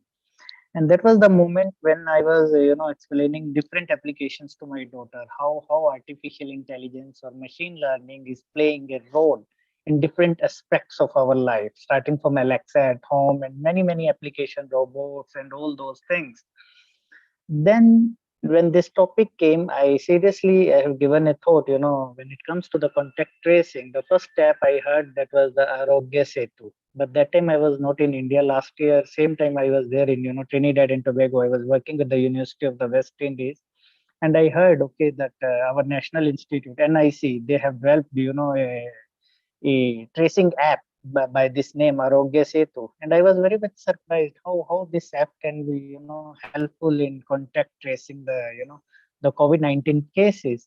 And I tried to install that app in Trinidad, in Port of Spain, but eventually it did not work there because my IP address and all those things. For that time I was in a foreign country. But by the end of 2020, during Christmas time, when I came to India, first thing when I landed at Indira Gandhi International Airport, the first thing I did, I installed this Arogya Setu app in my mobile, and immediately it collected some information from me, and that is how I installed that app, and I try to understand different functions, how it is helping out in contact tracing. And let me tell you, when we heard this term, this contact tracing, basically, again, it is a part of technology only, where you're, going through a systematic process, which is going to help you, to avert basically the spread of viral disease. That is how it is happening in COVID-19 cases. And this particular app, it might be help tracing. It can be helpful in reducing the risk when that is associated with the spread of the infection. That is the one component that is coming through this particular, I can say app or this particular technology, I will say, when it comes to the contact tracing. And this contact tracing, this particular app, no doubt it is using the artificial intelligence more. And if we try to understand this function, this particular thing, contact tracing is not a new term.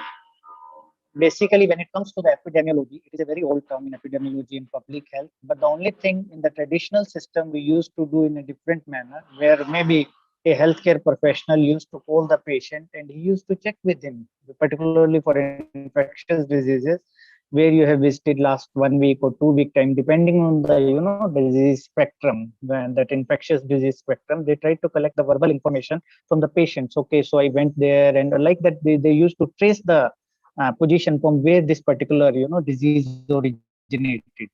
But that was a traditional method. But definitely with the change of time, with the change of science, even everything have got so much specialized, particularly within this digital era, when in the now the the machine learning itself, it has become a huge thing, and artificial intelligence had come into the picture by 2018 was the time period when the Indian universities and even across the globe, many universities, they have incorporated their syllabus or curriculum in artificial intelligence. But one thing always surprised me. I think this COVID-19 virus, probably it was waiting for the artificial intelligence curriculum to be incorporated by the universities. And by 2020, there was the first knockout for this pandemic, that was the COVID-19. And how intelligently the human beings, they have utilized this artificial intelligence for the contact tracing. Immediately, many countries, apart from India, they have built many industries. They came out with their app that is helpful in assisting the we guys or the governments or the policy makers or the healthcare communities, basically the professionals, for to trace the people who have got infected, and on the basis of that, these apps are giving advice to the patient who should go for quarantine or who should go for isolation, who are the possible people around you who might have a COVID-19 infection.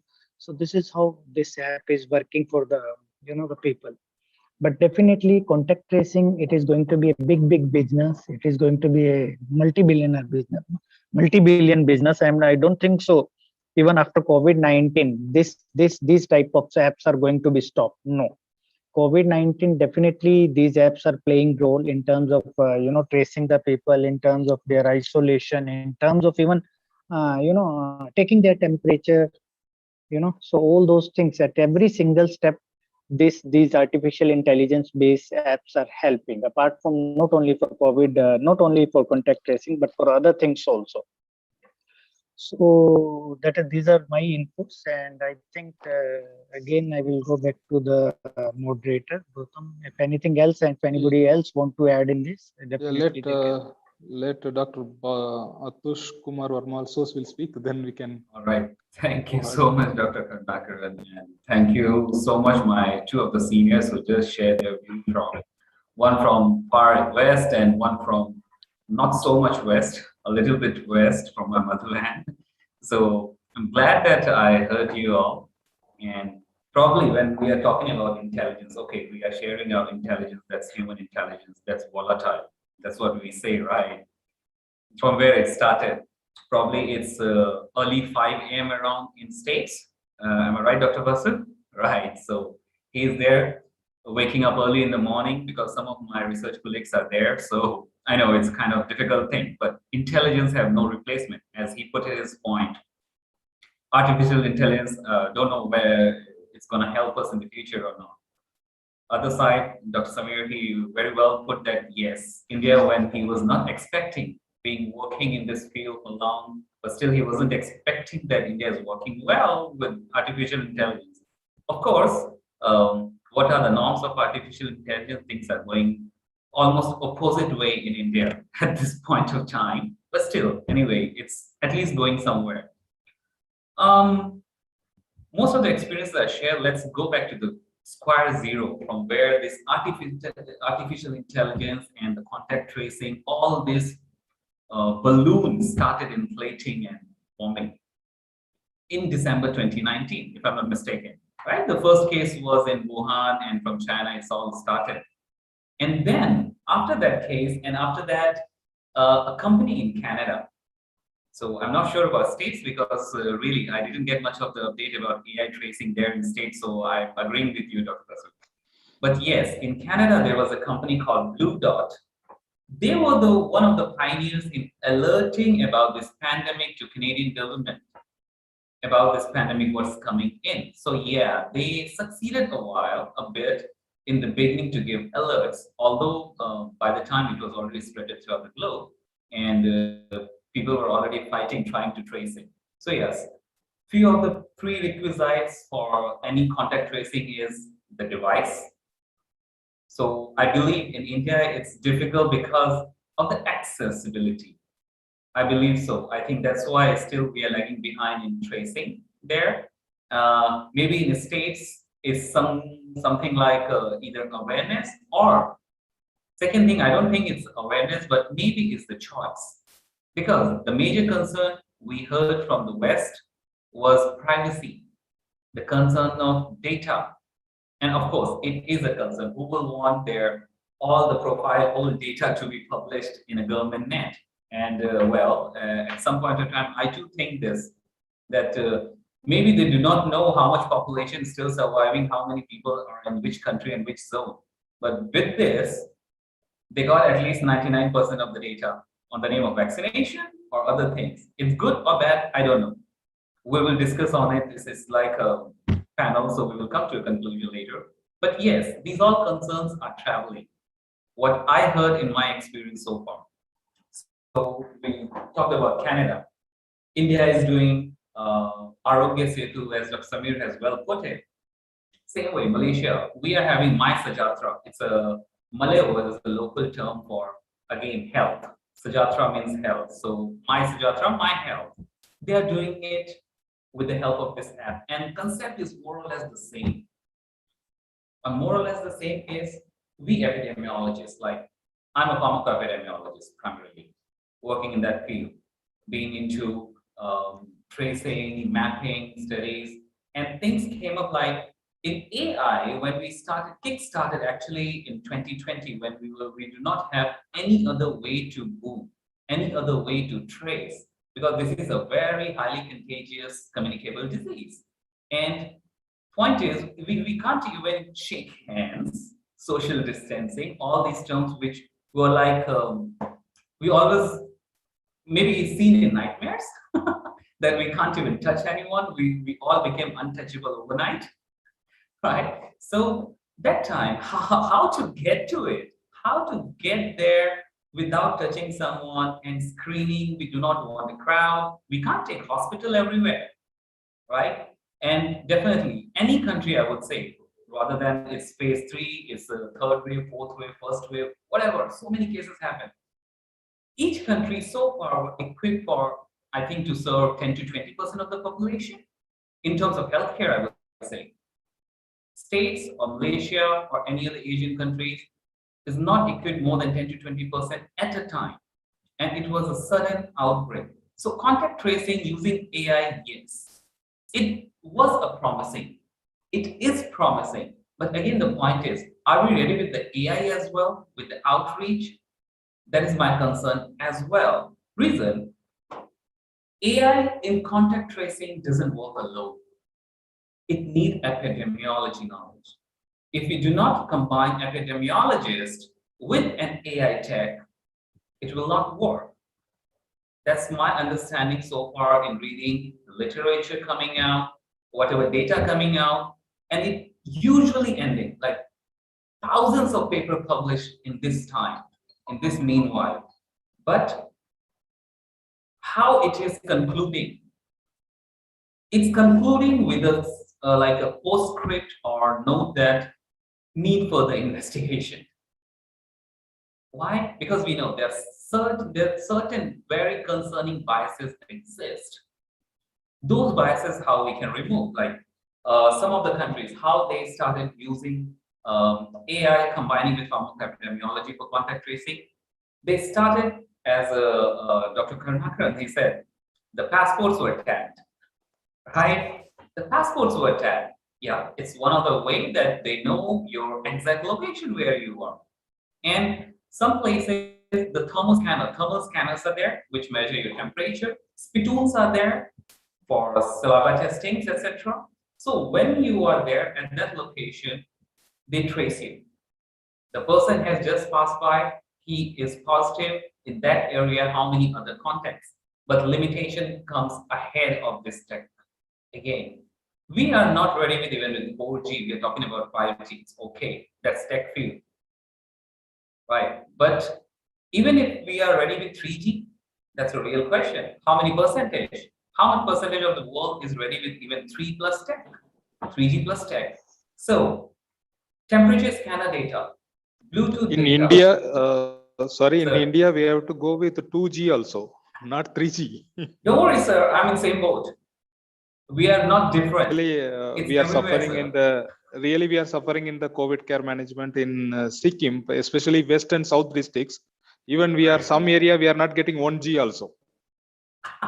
So all of the 1G sudden, doesn't exist yeah, anymore. all of the sudden, other districts are less. Now the remote districts which is close to China, we got maximum number of cases.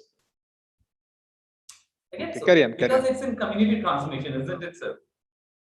Social distancing, well, what I've observed so far, maybe our later speakers can put something. When it is in community transmission stage, I have seen that even a person, a family who is locked down in house for 1 month may turn out positive the 31st day or the 1st of next month. They didn't go out, they didn't spoke to anyone, they didn't speak to anyone, I'm sorry, right? Nobody came to their house, no guest, no anything. But still we found that they came up positive. Some isolated islands, how it's reaching there. So same way, sir. Nobody is coming from China to Indian territory. That's pretty sure. Indian government is making No, sure. it is how really cases coming? surprising. It is Yeah, really surprising exactly. in Sikkim. The west Sikkim is it was not easily reachable by people also. Only that's very what, sir. limited population, and nowadays we are finding maximum number of infection in that particular zone. That's what I'm pointing out, sir. Actually, this is a new scenario for we public health and epidemiologists too. If they ask us like, how can you postulate something? Can you say something? We say, see, I think that's what really meant by community transmission, community spread, where we do not have any control. And well, so far we don't even know whether it's airborne or not. On speculations going on, whether some papers conclude no, it's not airborne. Some conclude yes, it is airborne, or even it's in the water table. Who knows? So sometimes traces are found, sometimes traces are not found. A few months ago, when I think not months ago, in the early few months, there were even some papers and WhatsApp messages were being forwarded, although I don't believe in WhatsApp messages, but I tried to trace out on the research world. There were messages going on like how long the virus survives on different surfaces on your phone, wood, paper, clothes, like that. Don't know. I didn't find proper evidence if some pharmacologist really did some research on that to find out whether it's surviving or not. How they, let's say they were saying 4 hours they survive. Did they try some contact, whether after inoculation or after getting exposure, someone getting the disease or not? We do not have that data. So I believe this is the community transmission stage when a pandemic really works like a pandemic. We really do not know how it's spreading. So yes, what we can do is precautions. When we are talking about AI and combining with epidemiology, every day what we are learning, we need to be very proactive to upload that data in the system so that the AI system can learn by itself. Machine learning, as Dr. Basu has very well said, yes, machine learning. Lots of coders are there who are working on it, using SAS, Python, lots of tools to generate complicated codes so that we can learn more. A machine can learn more because definitely it can work more than faster than us. Like US, I think they were using spots, the robodogs, right? So different AI tools countries have tried. For hair, yes, in Asian country, if we leave that SEA like Japan and other those very well developed countries in terms of tech, I'm including Singapore here. It's very difficult to get along with Bluetooth all the time switch on, GPS all the time switch on.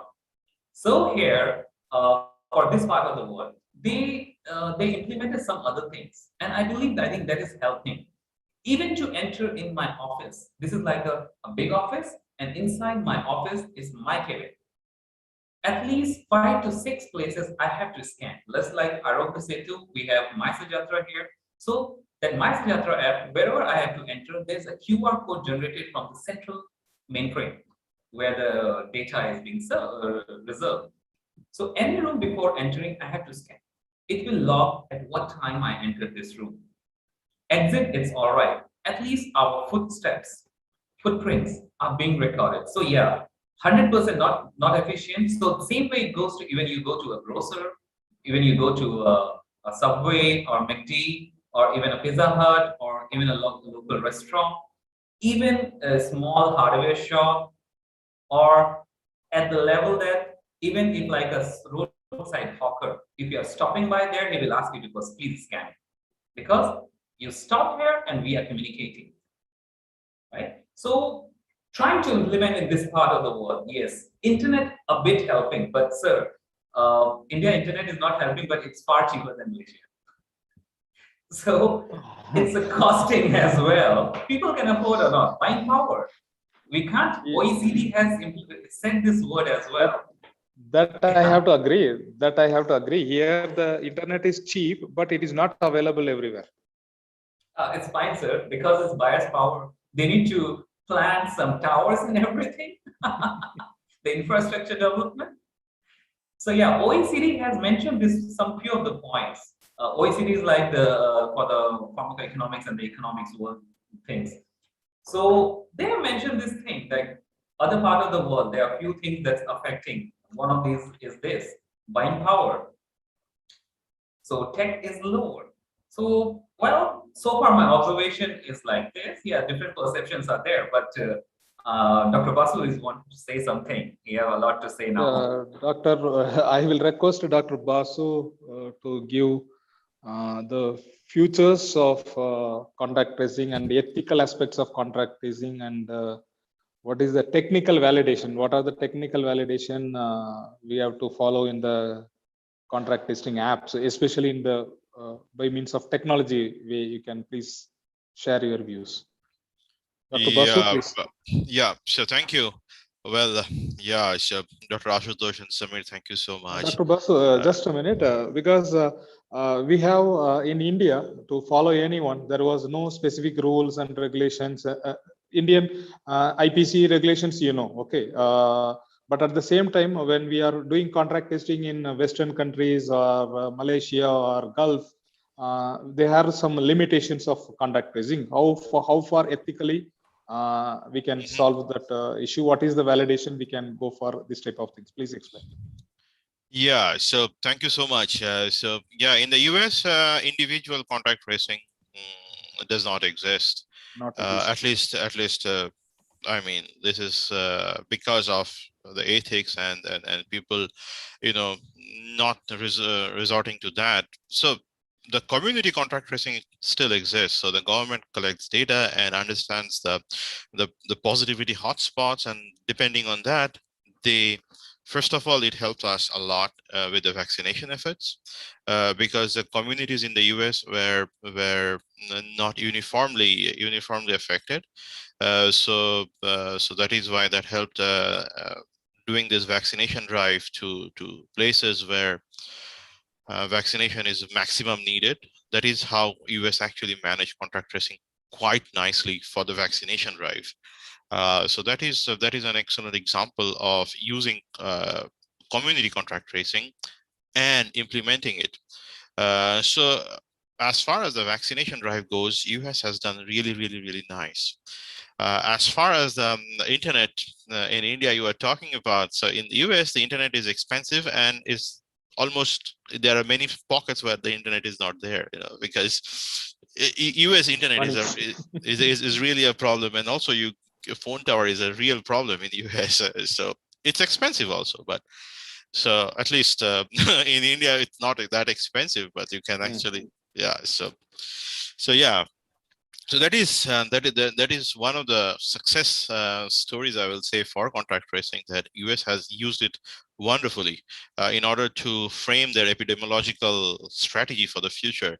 And in the US, they gave extreme incentives for vaccination. Depend on all the data depends on the artificial intelligence. So they will target those people who are hesitant in vaccination. They will target them and saying, you got a $40 Uber credit. So you take a taxi, go to the vaccination center, get yourself vaccinated, you get a $40 free ride of Uber. Some places they have used this kind of thing to a $1 million lottery.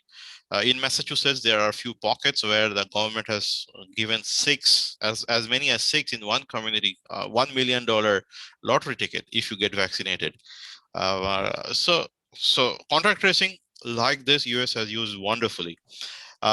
In the US, because it is having unlimited money and resources, they can use the hardware limitation that the other countries may face.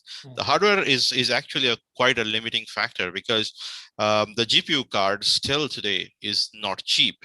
So even if the coding is there, even if the CPU architecture is there, still the GPU card is not cheap.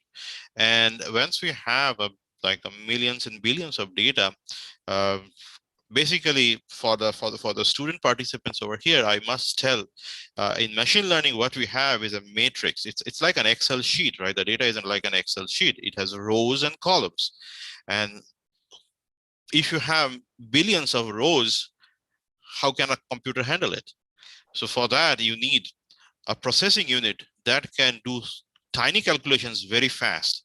And that is where the GPU cards comes in. So we think graphics processing unit as a video game thing, but it actually helps a lot. It is the only thing that can help in doing a proper, timely machine learning algorithm. And so that GPU card is actually quite expensive, even to rent it on Amazon Web Services. So that is a limiting factor in many places. So that is the hardware limitation still exists, even if you have every other thing. As Dr. Ashutosh said, in 2018, India have started. I have attended a course at MIT in 2016 or 2017. The course was sponsored by Google, IBM, and all other and AWS and all other machine learning companies. It actually started around 2016 or something, or 2015 or something in the US. And there has been a lot of companies since then in Cambridge based on artificial intelligence and machine learning. And in COVID time, they increased a lot. I mean, there are exponential increase of companies that are coming up with AI-based solutions. One of the startup that one of my friend is working on is actually building mathematical models so that testing is, many countries are limited with testing, number of testing. So they can actually target the communities where the testing needs to be done more than the other communities. And they came up with a mathematical model. So these are the things that, this is one of the example. Another example I have seen very recently that is happening in Broad Institute, especially for students. If you go to the, if we can extrapolate the future a lot, like science fiction. So what they are trying to do is they are trying to use machine learning to come up with what is the next mutation that is coming in COVID. So, for example, we have this wild variant, then we have the Delta variant, and the Lambda variant. Eventually, we are going to run out of all the Greek letters, all the Greek alphabets, and we're going to have some other kind of variant. As long as the world is not vaccinated, it's going to come back. It's going to come back and like with more virulent, with more infective strains. So that is likely to happen. What Broad Institute is trying to do is, why can't we predict the mutation, what the virus is going to do next? What is the more likely mutation that can actually benefit the virus? You know, it's not like the virus always mutates, but what is the mutation that benefits the virus? For example, the Delta variant, if we see closely, it's a mutation of a leucine with glutamic acid, with an aspartic acid. And so what it does is it makes more interaction with the ACE2 receptor. It's that simple. So the virus comes up. There are many possible mutations that the virus can come up with, but what is going to affect the society? So that is another kind of a science fiction, I would say, projection by this by Broad Institute, that they are actually using quite a bit of machine learning for that. So these are the few things that I know in the US scenario. And yeah, with that, I have seen a question. If I can take that question, maybe. Yeah. So I will start with this. What are the limitations? Yeah. For artificial intelligence. There is a question. Yes. So I will. Yeah, there are many limitations. So I will start with the first limitation. It shares every kind of limitation that AI-based algorithm has. So the first limitation is, how is the data? Garbage in, garbage out. So we say GIGO in this is a lingo in the tech world. It's called GIGO. So garbage in, garbage out. So if the data is quality, then the output is quality. However, in COVID situation, the data is actually in plenty, and when it is in plenty, I'm not saying 100% of the data is not garbage, but yeah, there is like good chunk of data that is good. Yeah, so, that I have to. I want to interact here. What are the data we are getting during this pandemic? Na? Almost in Indian scenario is almost 80%. My feeling is 80% is generated data. Oh, it was generated data. Because because I am in the healthcare management also, part of other assignments also. When we go for health data analysis, and 90% are created data also we are finding. And even the courts, the Supreme Court and High Courts, they are mentioning last week also, don't come with bunch of papers, come with the reality. So the garbage in is how much trustable, what is the validation is there, no guarantee at all. Because what here in India, like a country, what is the problem is healthcare management is authorities are one side, they are handling the things. Then another side is disaster management, people are handling the things. So both the data are not at all matching. So for like a country like US, Malaysia, Singapore, and other countries, we have exact number of pictures. So here the data, even our raw data is population data itself having a lot of validation issues. So that's why the data come with the COVID, which is having a lot of impact in the system.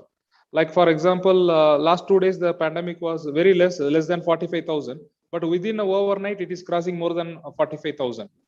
So 45,000 means then how many again contact tracing we have to go within one single state, because other states are having less than 20. For example, Sikkim is concerned. Last 10 days, the number of positive people are less than 6 or 7. And all of the sudden, one day it become 230. And how this thing happen all of the sudden, and how many contact tracing we have to follow, this is the major issue in India. For this, how technically we can get a more validated way, that maybe you can share some of your ideas or views. The world is still learning how to deal with such a huge population in India. When there was a second wave surge, basically contact tracing or every kind of tracing, every kind of computer thing actually broken.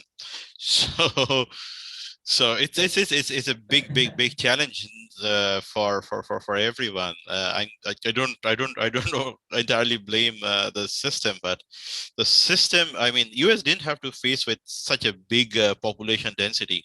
I mean, if in US, Arizona, if say for example Arizona, in places in Arizona, if you don't fill your gas tank full, you will not get a second gas station. Such kind of sparsely populated states, if there is such a huge transmission, how can what you told it is 100% similar in Saudi Arabia also. If you are traveling in one city to another city, we can't fill in between. It is deserts only. So again, both the places the population is less, so they are doing best.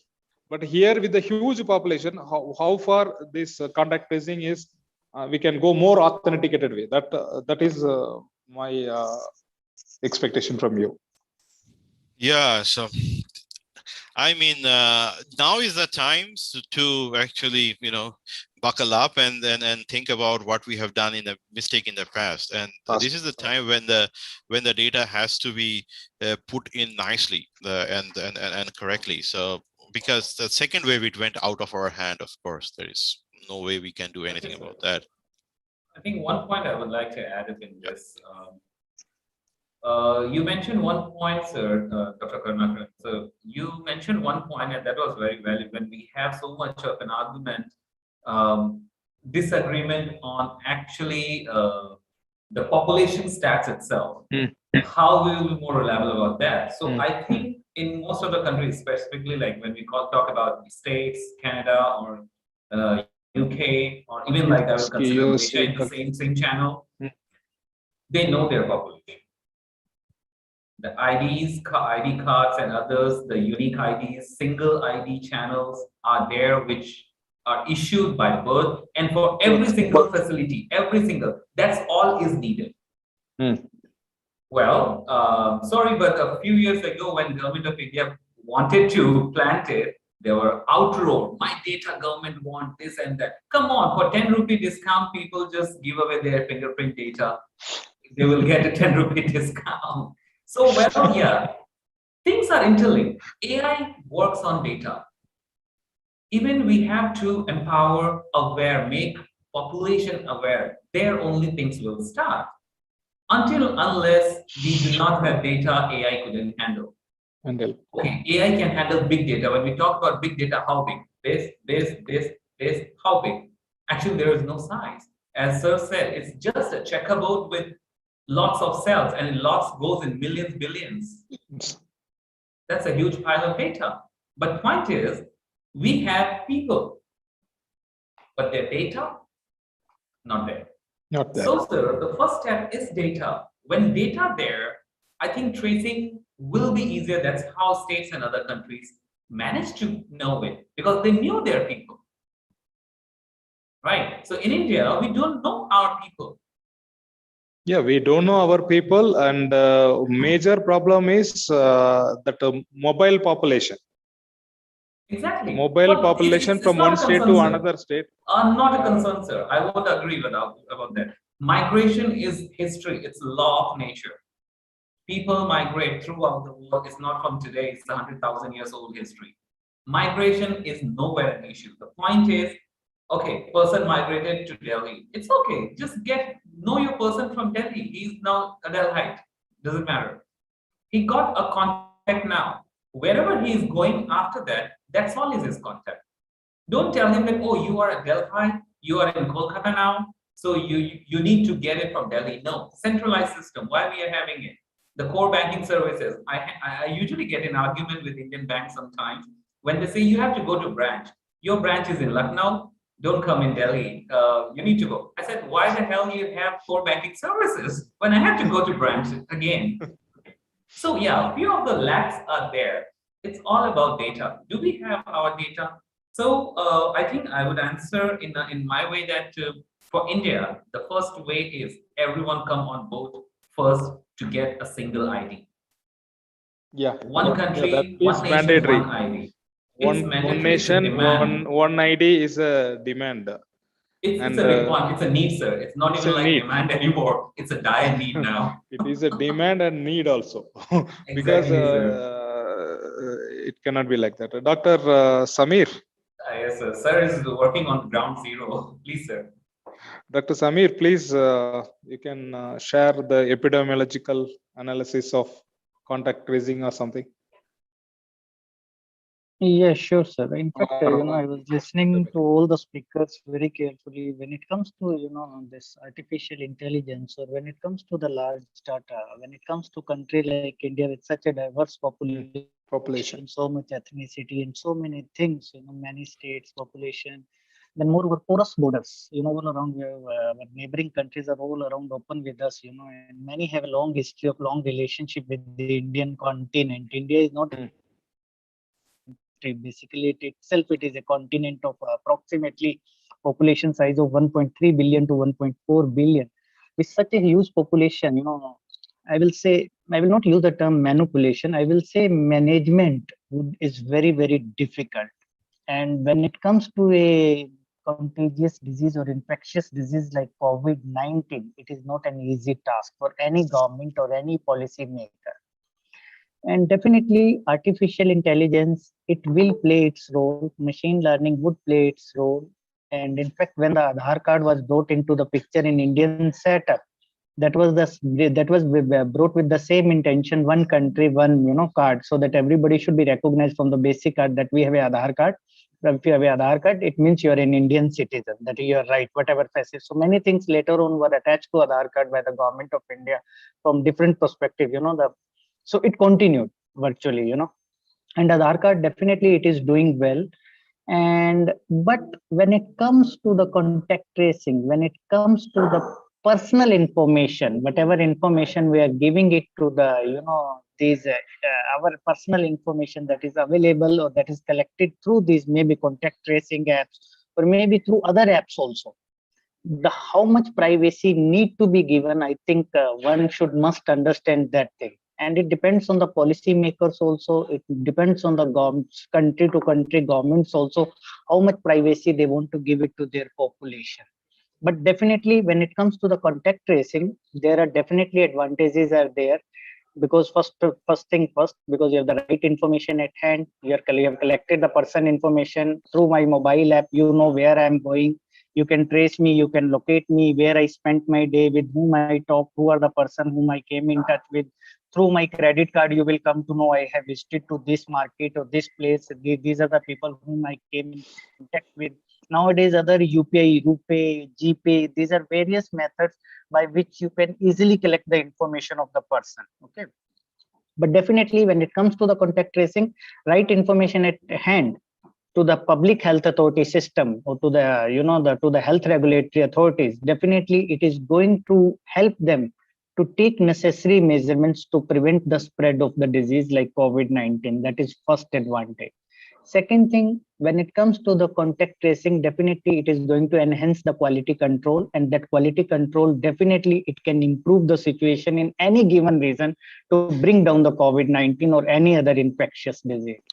Then third advantage, maybe, when it comes to the access to authoritative information. For example, if it is a bi-directional, if you have taken my information through contact tracing app or through any app, even this contact tracing apps, once they have taken my app, if you are a regulatory health authority, you collected my information. Now you can pass on me plenty information. Oh, sir, you are the person who went to this particular area in the prone area where the COVID-19 cases were high. These are the necessary precautions, or these are the things which you need to look into. And if in case, if I really got the COVID-19 infection, definitely my disease management, contactless disease management, you can do it virtually itself. You will isolate me at home by mobile app, you will be passing on me information. Okay, sir, if you have a fever, take paracetamol tablet 650 milligram. And if you face also, do this. This is how people manage during second wave. Almost 2 weeks, people were isolated at home with without, there was contactless relations, communication was going on. And these type of apps were definitely helpful. Even I could see the one app was there that was giving free of cost service. By sitting at home, you can take your respiratory rate, pulse rate, blood pressure, temperature, all those parameters were available. Just to install the mobile app from Google Play, you can those things. The next advantage may be the implementation control, how you can prevent the spread of that info, the misinformation.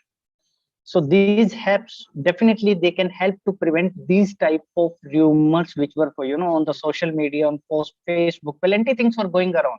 People were eating chawanprash, people were eating every single thing to protect themselves from the COVID-19 without knowing that it is going to induce the good effect or bad effect. CHF. So those things were definitely Chronic kidney failure is possible at the end of the day. sir, heavy metals and those things were definitely, sir. So people are not aware. That is the, these apps, definitely they can play educative role.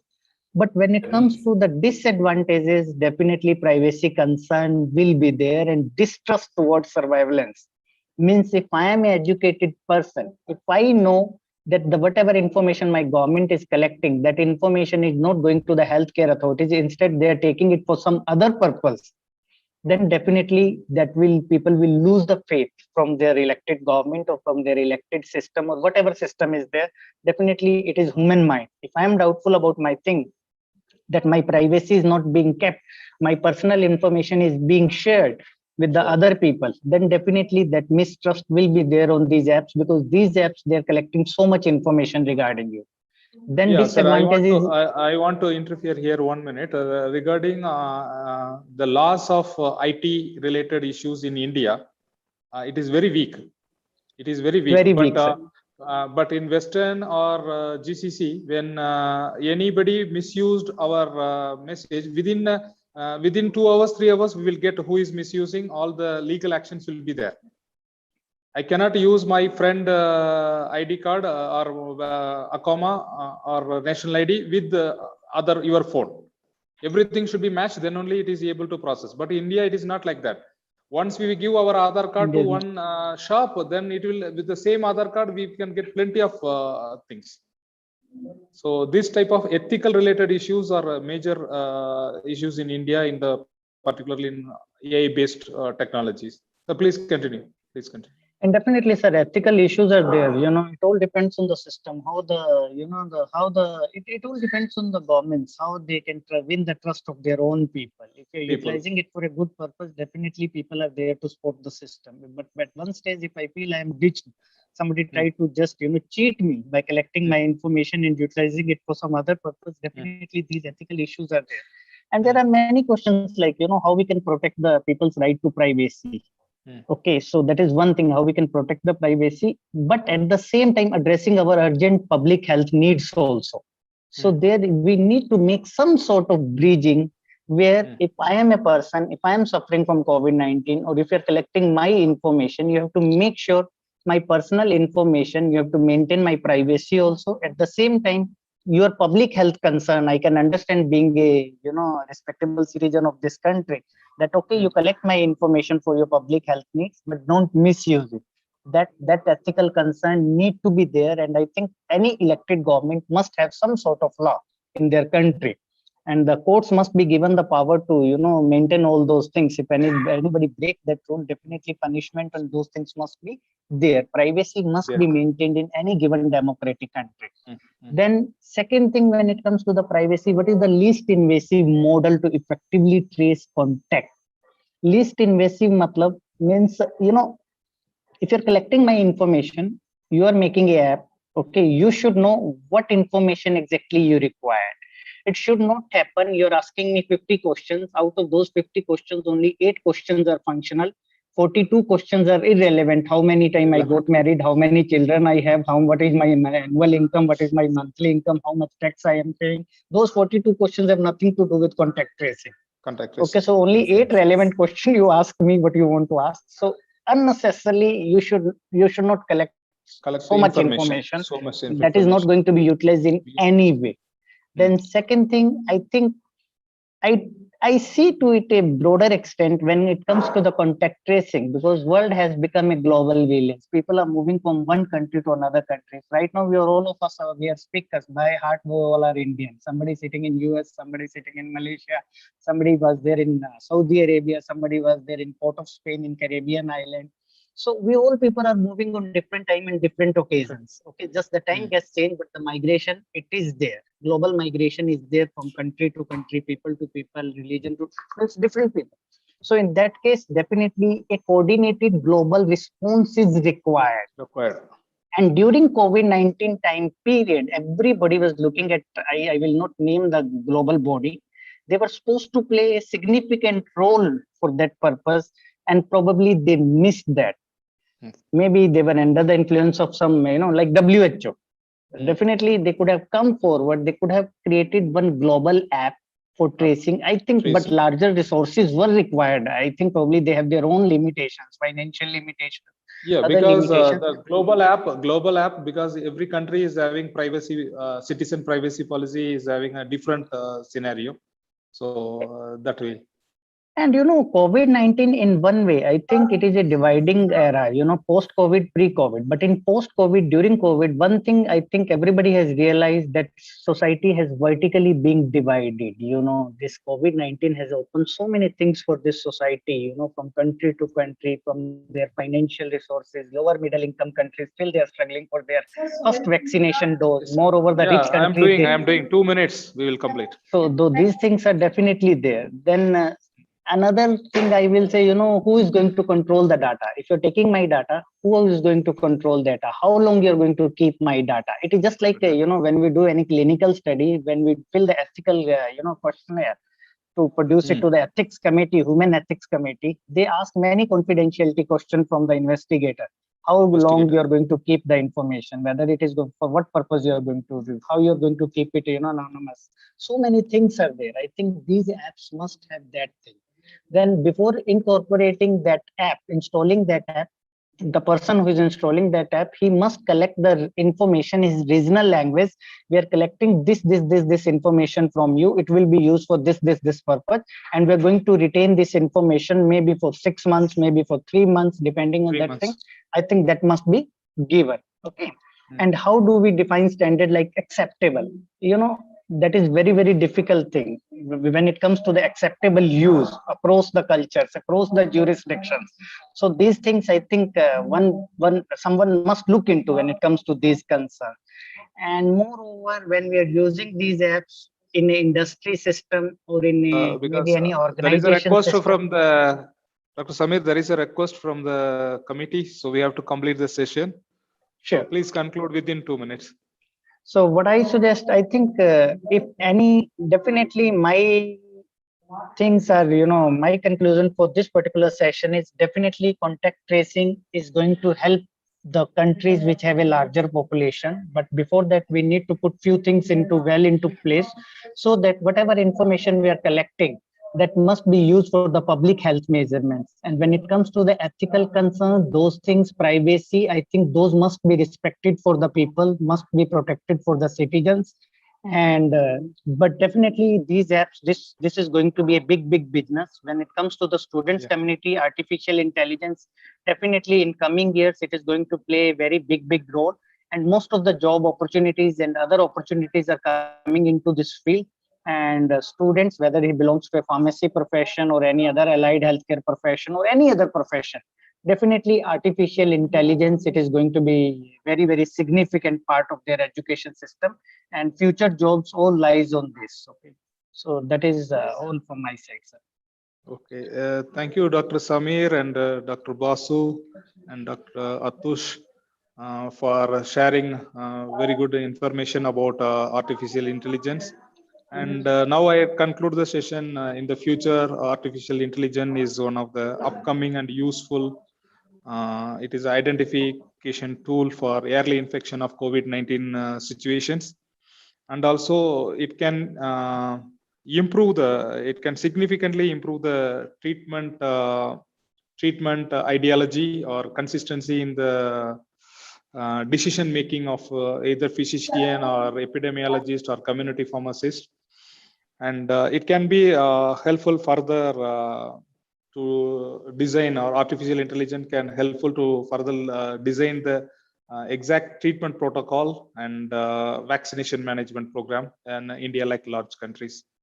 And once again, I thank you, Dr. Basu, Dr. Samir, and Dr. Atush, and the director of NHSM to give me the opportunity as a moderator for this session.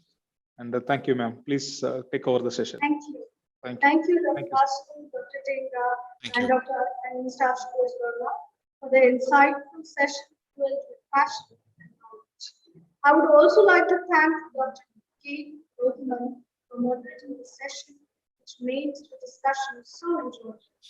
Let's move on to the very exciting oral presentation session with Dr. Amrita Chakraborty and Dr. Prof.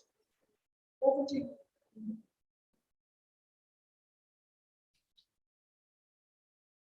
Thank you. Thank you. Thank you. Thank you, Dr. Atosh, and thank you, Dr. Basu. Yeah, Dr. thank you. Samir, please keep Thank you, touch with sir. us. Thank you. Yeah, So we can leave now, sir.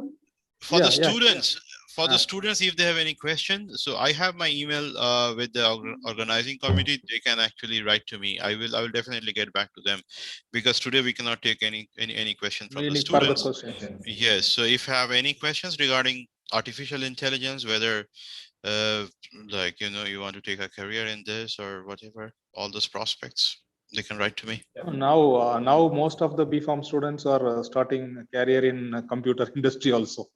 Yeah, Especially they should. artificial intelligence and data mining. Because Yeah, they should actually.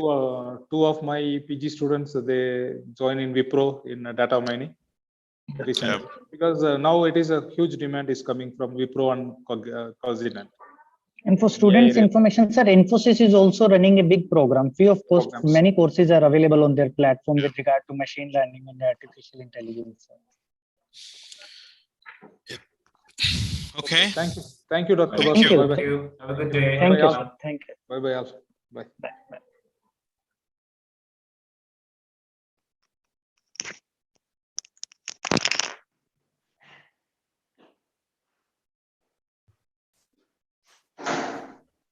Thank you. Thank you everyone for presenting such an insightful panel discussion session. It was indeed a pleasure to watch all of you.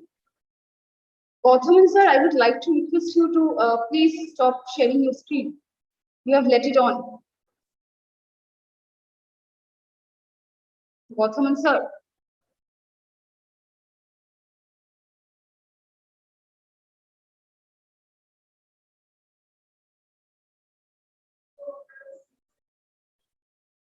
Okay. Let us start again with the oral discussion session. We will proceed for the oral presentation session, second half of the day. And like before, it will be again evaluated by Dr. Abhijit Mojumdar and Dr. Gunoshindu Chakraborty. Please note that each of you will be allowed to present your work for a time span of 15 minutes, which will be followed by an interactive question and answer session with the evaluators. Gautam sir, I would please like to request to stop sharing your screen because the oral presentation session will begin.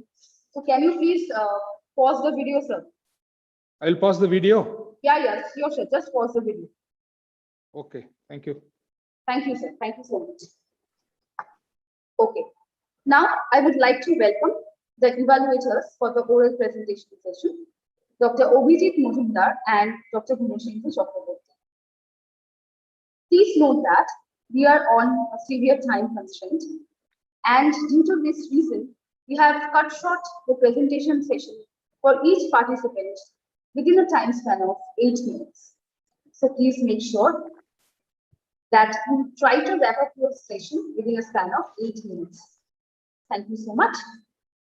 Gunoshindu sir, are you there?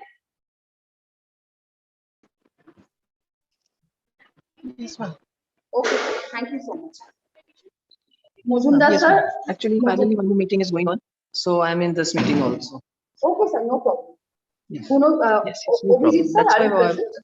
yeah, I have. That's why I've decided joined through the mobile device, not from the desktop, ma'am. Okay, sir, no issues. It's fine. Okay. Yes. Abhijit sir, are you there? Yes. Okay, sir, thank you so much. So let's now start with the oral presentation session. Now I would like to call Piyu Jana, belonging to Department of Pharmaceutical Technology, University of North Bengal, Darjeeling, India. Her topic for the oral presentation session is telemedicine leads a supporting and free clinical role in pandemic. Piyu, over to you. Please switch on your video and start sharing your presentation. Ma'am, can you please tell us about the time span of our presentation? Try to wrap it up within 8 minutes. Okay, ma'am. Thank you. Right.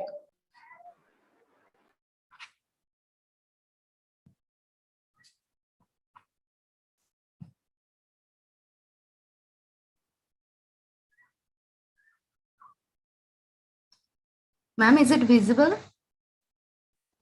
Yes, you, it is visible. You are on.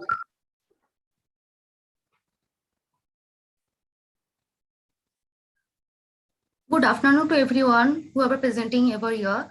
My name is Piu Jana. I am pursuing my MPharm course at the Department of Pharmaceutical Technology in University of North Bengal. Last year in pandemic, I went to the doctors for routine checkups, and I had conversation with my friends that in this situation, it is very hectic to visit clinics. Why do I tell this? Because my objective with this presentation is to all people get services by doctors by telemedicine service, which lead to supporting and free clinical role in pandemic. Here are some contents of my presentation, and now I will briefly discuss about each and every contents. I will describe about telemedicine. I will show a video for initial idea about telemedicine. Currently, in Bangladesh, a team of surgeons is being guided remotely by a highly skilled cardiac surgeon in New York City. At the same time, a group of medical students in Ghana are receiving instruction on immunizations from a professor in Germany. 20 years ago, none of this would have been possible. With the development of telemedicine, patients can now receive healthcare from doctors and hospitals using the power of the internet and video conferencing. Telemedicine is improving the accessibility of medical services to people all over the world. As healthcare providers, Please skip this portion, okay? Expedite a bit. Providing services Go to your content. long distance. Now I will focus on introduction. Telemedicine is the exchange of medical information from one location to another location using electronic communication, which improves the patient health status. Telemedicine has many working definitions. One I would like to say, delivery of healthcare services where distance is a crucial factor. And telemedicine is the new buzzword amongst the healthcare administrators around the world. Now the history behind the telemedicine. The first known record of real-time video consultation occurred in 1959 when the doctors at University of Nebraska used interactive telemedicine to transmit neurological examination. Telemedicine dates back to the mid-20th century when radios were used to provide medical advice on ships. The Health Authority of India set parameters for digital health record in 2016. No specific laws were given for telemedicine as services. The national helpline number is 108 and the guideline for telemedicine in India were released in 25th March 2020. Here are some elements of telemedicine. Most people have access to basic telecommunication technology like telephone, internet, and computers, but many telemedicine software required more equipment, just those basic. In order to do any sort of video conferencing, need a webcam at the very least. Some telemedicine provider offer high and high resolution digital camera for crystal clear video capture. Now, there are various conceptual technologies behind the telemedicine. On the left side, we can see the side A is a sender and side B is a receiver. It is the teleconsultation which is used to enable consultation between geographically separated two individual people. On the right side, we can see the teleconsultation center. One is district hospital and other is specialty hospital.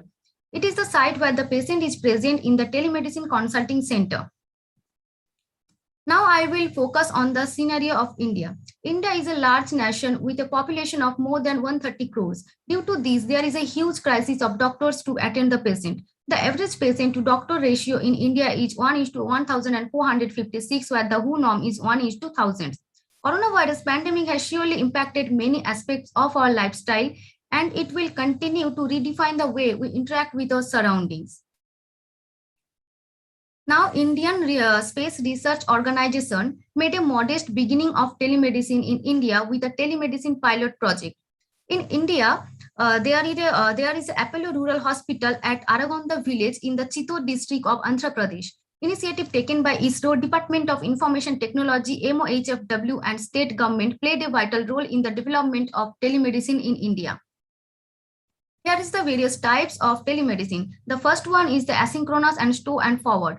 It involves the transmission of acquired medical images and patient record to the healthcare provider at a suitable time for detailed inspection. This system is often used in non-emergent situation. The second one is synchronous and interactive telemedicine. The interactive telemedicine system is known as synchronous video conferencing, which provide two-way real-time interaction between patient and specialist through telecommunication technology with the excellent network infrastructure. Here is the evolution techniques of telemedicine. First one is the point-to-point. Miss Piu, sorry to interrupt, but can you please directly go to your result and discussion section? Okay, ma'am. as you are really running out of time, you have 2 minutes of time. So that's why I'm requesting you to just directly go to your results. It is not my project work. It's just a presentation, PPT presentation. While you have given the abstract, you have written some research data, right? You have collected or done some surveys. I collected it from the various review paper. Why you have not mentioned it in the abstract? You have written it your abstract in such a way that it appeared that you have collected the data yourself. No, ma'am, I collected it from the various journals and review paper. That were nowhere mentioned in the paper, right? Okay, ma'am. Sorry. You directly go to the conclusion part, because the thing is that we are not allowing any review article in the oral presentation session. I don't know how you have written the abstract. You have presented the abstract in such a way that it appeared to us that you have yourself collected the data. Okay? Please conclude. Okay? Okay, ma'am. I'm sorry. Please don't mind anything. Please conclude. No, ma'am. Thank you.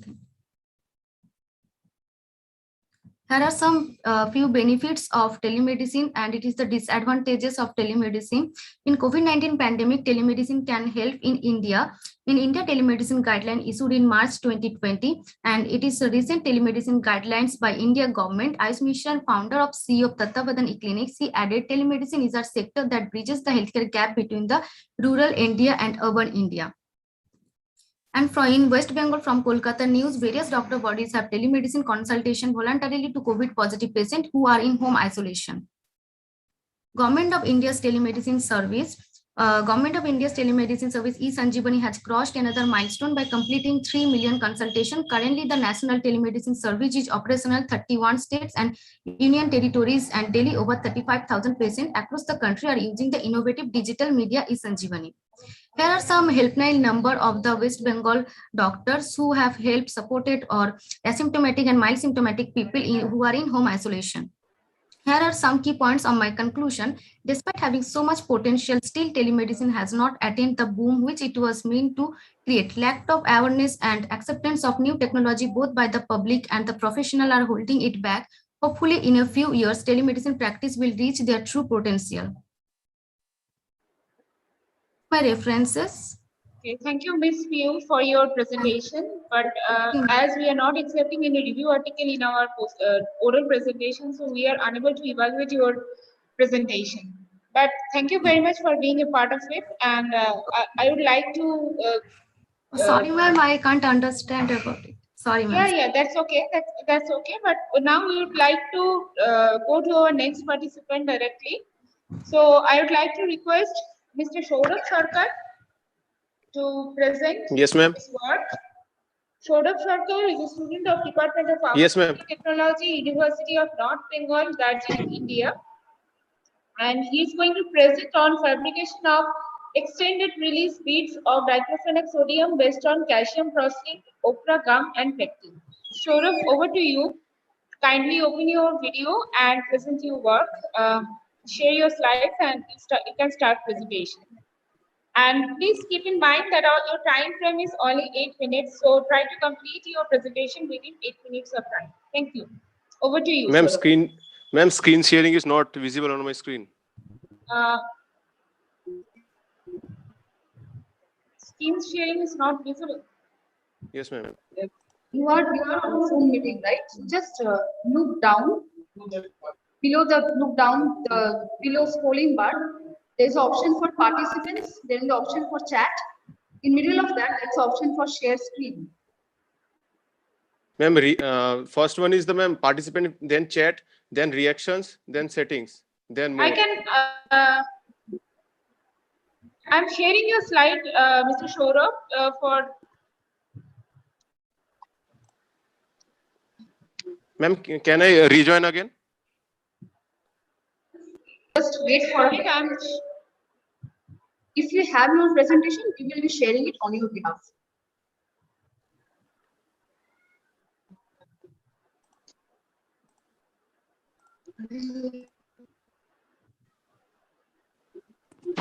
Ma'am, I rejoining again, can I? Sure, just wait for a while. We have your presentation. We are sharing it on your behalf. Okay? Is it visible? Presentation.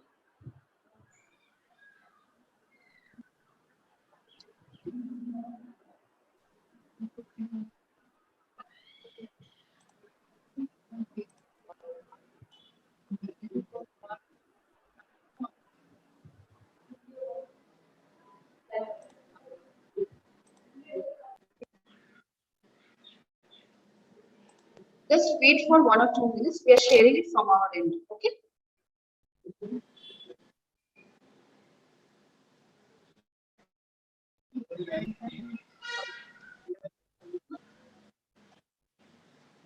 Schroff, you can see the screen. Your slide is being shared. Please start. Yes, ma'am. Good afternoon to my respected delegate members. Myself, Saur Sarkar. I am student of University of North Bengal University. Today, I am going to present a research work on the topic fabrication of extended release beads of diclofenac sodium based on calcium cross-linked okra gum and pectin. Next slide, please. Now, first one is the introduction. The per oral sustained release dosage form have been drawing attention of formulation researchers to date for their several advantages like ease of administration, reducing dosing frequency, etc. Now, the multiple unit per oral systems such as microcapsule, microspares, ion cross-linked natural polysaccharide based gels, biodegradability. Next. Here in this research work, the first polymer pectin is used, which is a potential member in the class of phytopolysaccharide used in different novel drug delivery systems in such applications such as colon targeting and oral sustained release nanogel, etc. Now, the second polymer used in this research work is the okra gum, which also drawing interest of the researchers due to their easy availability and cost effectiveness. In this research work, the blending of two different inotropically cross-linkable polymers is used, which result in a balanced combination of network and intensity in the microsphere. And the diclofenac sodium is used in this research work, which is the aryl derivative NSAIDs. Next. Here, the problems associated with the polymer using alone is the inadequate intensity of the network and rigidity, and second one is the lack of hydration and proper balance between the structural integrity. Next one is the this research work is performed to overcome the low drug encapsulation efficiency and premature drug release prior reaching to the desired site. Next one is the objective of this research work. The objective is to to develop a composite beads for sustained release of diclofenac sodium, which prevent leaching and rapid release of drug, and which rapid release of drug and reduces the side effects and increases the better patient compliance. And it also increases the properties such as hydration, drug and drug release kinetics and stability. And it's also employing the green process by formulation of sustained release beads of diclofenac sodium with natural plant-based pectin and okra gum by QBD approach. Next. Now next one is the materials. Here they are the different materials which are used in research work are given here. Next. Methods.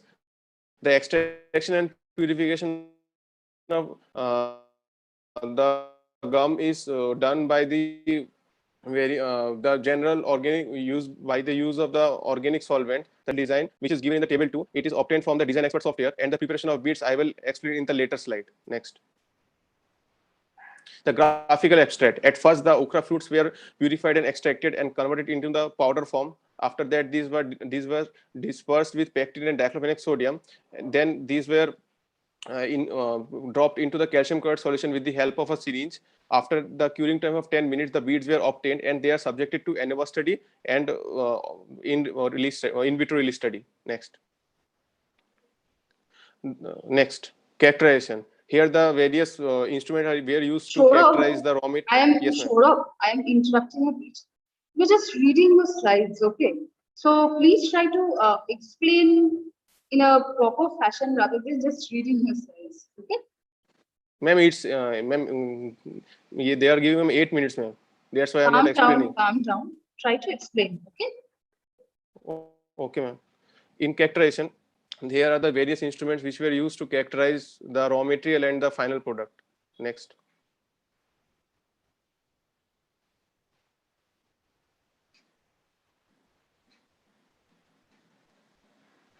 Next.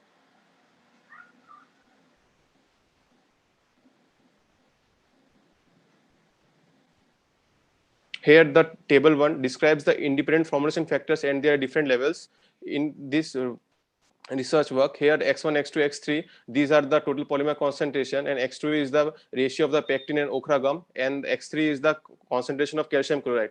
Here these two levels are given here. The first one is the low level and high level. The second one is the high level. Next. In this table 2, various optimized formulations which obtained by the 2 to the 3 full factorial design is obtained from the design expert software. Here we can see that the batches with their batch code and their different concentration and their ratio is given in different independent factor variables. Next.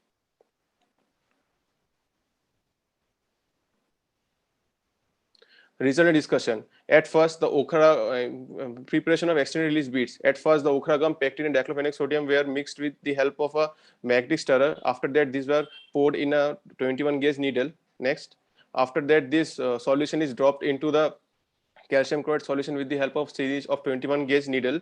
After the curing time of 10 minutes, these beads were washed with distilled water to remove the excessive calcium chloride adhered to the surface of beads. After that, the beads were obtained. Next. Here the FTR study. At the figure A depicts the FTR spectrum of pectin. Next. Next. The figure B shows the FTR spectrum of the ochra gum. The figure C shows the FTR spectrum of diclofenac sodium. And in the figure D, we can see that there is a missing of the peaks which were obtained in the pectin. That's why we concluded in this research work that the calcium ion is cross-linked with 2 carboxylic group of the ochra and pectin. Next. And in the figure E, we can see the FTR spectrum of the drug-free bead, which shows the absence of the peaks which were obtained in the diclofenac sodium and drug-loaded beads. Next.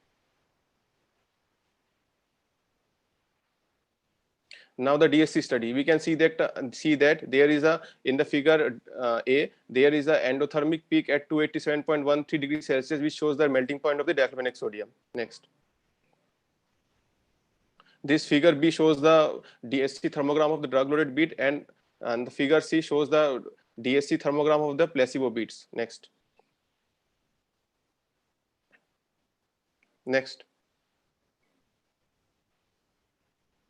Now the XRD study. In the first figure A shows the XRD diffractograms of pure diclofenac sodium. We can see that there is a sharp crystalline and sharp peaks are available in this diclofenac sodium, which shows the crystalline nature of the diclofenac drug. Next. In the figure B, we can also see that the sharp and crystalline peaks are available due to the availability of diclofenac sodium in the drug-loaded beads. Next.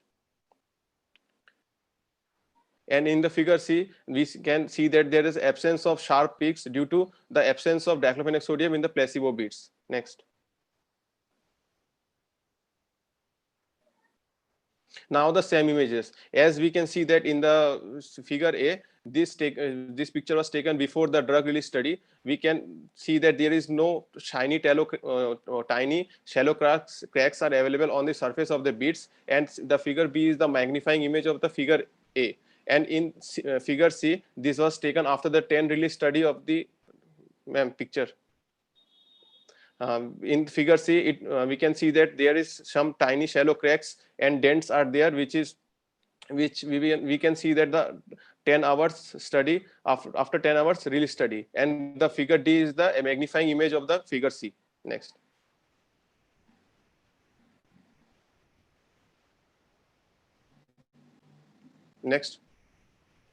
Here, this table depicts the various drug encapsulation efficiency, drug loading, and mean diameters and water uptake. The previous table.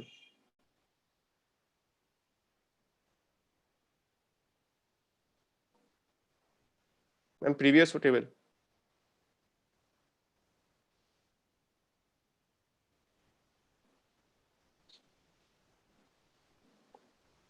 Hello. Yes, you are on the previous table. Yes, ma'am. We can see that the optimized formulation shows the highest drug entrapment efficiency of 80.02% and the highest drug loading of 30.22%. And the highest mean diameter at the batch B2, which is 1572.5 plus minus 199.789, and equilibrium water uptake at 220.17 plus minus 3.01%, which was shown by the optimized formulation. Next.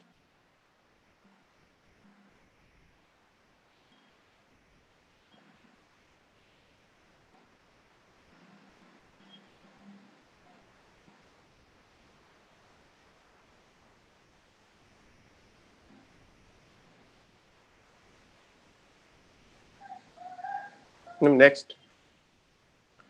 In this table, table 4, we can see that the in vitro drug list study, yes, we can see that in the DB6 batch, which is having a highest N value 0.942 and a lowest value of Cosmos paper states constant of 0.073, which indicated the sustained release effect of the DB6 batch. Next slide, please.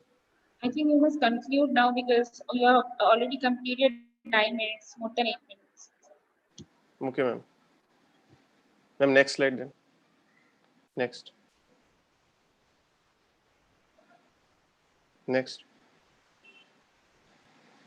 It was concluded that the drug entrapment efficiency increases with the increase in the total polymer concentration and calcium chloride, but there is a slight decrease in the polymeric ratio, as the in vitro study exhibited an excellent sustained release over a 10 period of time, where the release was found to get sustained with increase in the total polymer concentration and decrease in the total polymer ratio. The QBD approach using factorial design was employed to obtain optimized formulation with desired responses with minimum experimentation.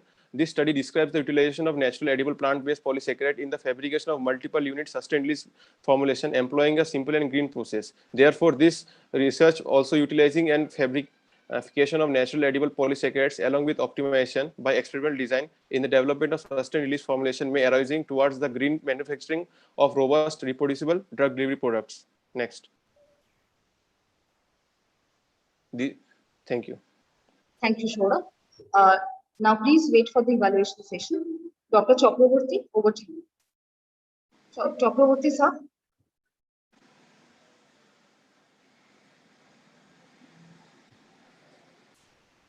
Yes, Mr. Saurav, can you come to your first slide, the title slide?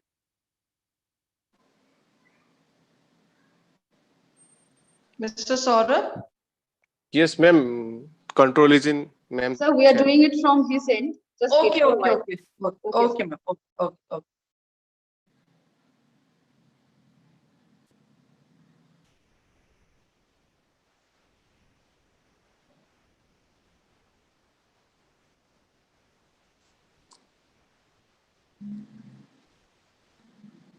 Yes, now you have done a fabrication on diclofenac sodium, which is very old drug and established. What was the purpose of taking this drug? To ma'am, the purpose of taking this drug, that is, ma'am, this drug is easily available, and the properties of drug is very known well. Means this drug can be incorporated in many dosage form easily. It is already available with many dosage forms. So then what is your perspectives in this? I don't find anything new in this. Ma'am, actually we are checking that the release study. That's why we taking this drug. If the release study is getting more, which means, ma'am, if this research giving a good result, then we try to changing drug. No, already the release profile of diclofenac is established in various United States of Pharmacopoeia, Indian Pharmacopoeia. That's already established. The drug of this releases in 4 hours and gives a potency of 2, 6 hours and 8 hours. So then what do you want to have in this other release profiles? Ma'am, actually, we perform this research to show that there are various green manufacturing processes are there in which we can reduces the use of chemicals. No, and by natural process. Your title is focusing on calcium cross linkage, not on the process. What is your title? It is the fabrication of extend release beads based on calcium cross-linking.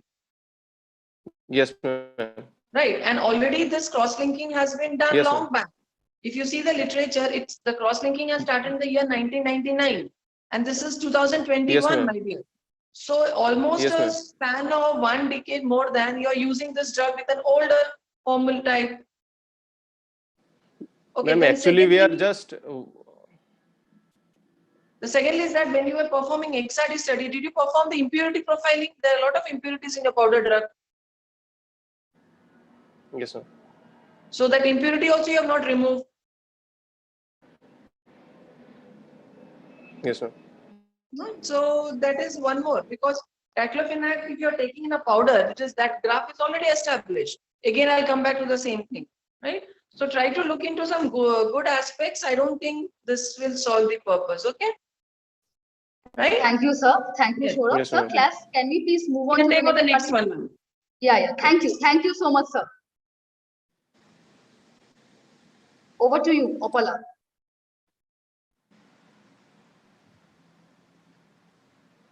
Thank you, Dr. Chakravarti, sir. And now we'd like to move on to our next participant, Ms. Ankita Mollik.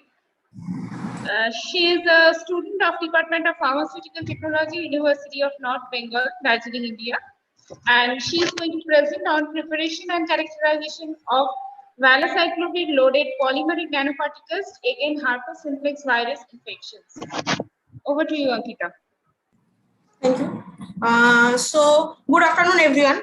I, Ankita Mallik, just completed my M.Pharm from the Department of Pharmaceutical Technology, University of North Bengal. So, today I am going to discuss my research on the preparation and characterization of polycaprolactone-loaded valacyclovir nanoparticle against herpes simplex virus infection.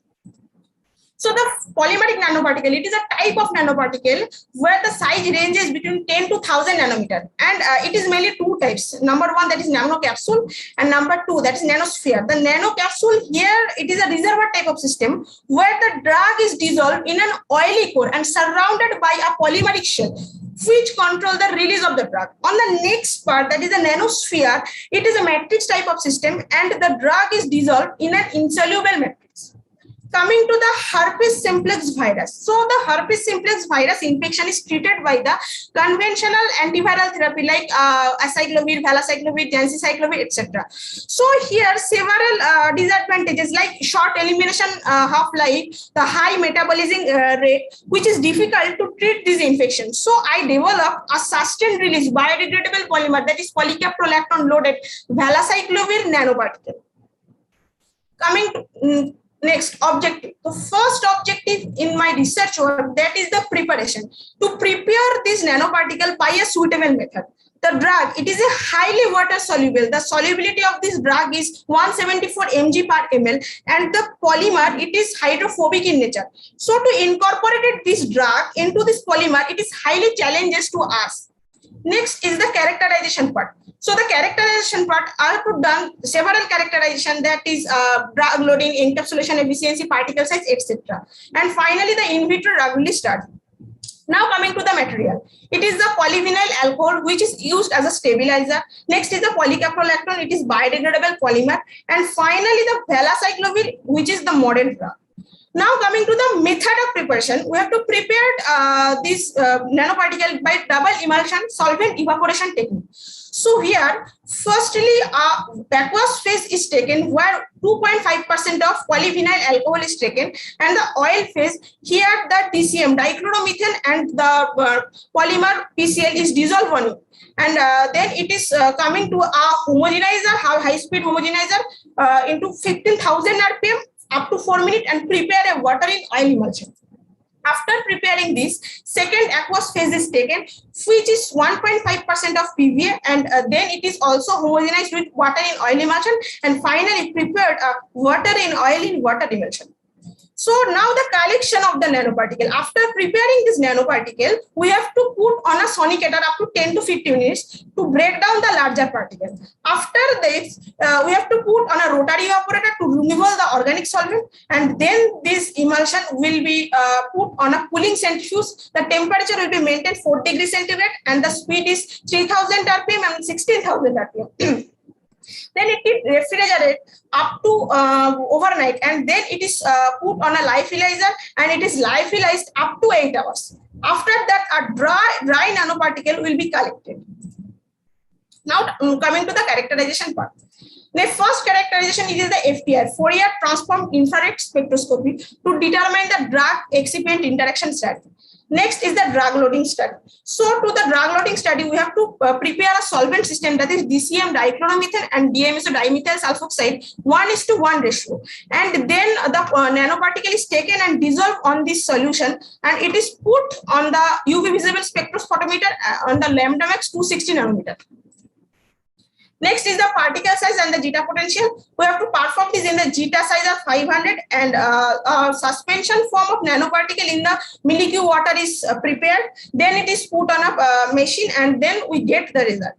Next is the FSM, that is field emission scanning electron microscopy, to determine the surface morphology of the nanoparticle. We perform this. And finally, the in vitro drug release study.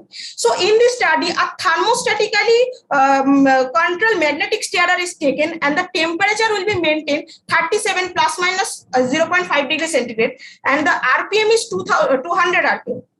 And firstly, the 2 mg of nanoparticle is taken, and it is dispersed in the distilled water on a dialysis bed, dialysis membrane, and this whole system is immersed in 50 ml phosphate buffer saline pH 7.4. Now the result and the discussion part. So first, the absorption maximum and the calibration curve. The calibration curve is necessary to determine the unknown concentration of the drug. Here I have to perform the valacyclovir in the phosphate buffer saline pH 7.4, which shows the lambda max 252 nanometer. We have to perform this on the in vitro drug release study, and a calibration, linear calibration curve we will have to get in the different time interval on the concentration 2 to 20 microgram per ml. Now coming to the drug loading study. So first we have to perform this valacyclovir in acetonitrile and distilled water 4:1 ratio. But here our problem is arise, the loading result is not satisfactory.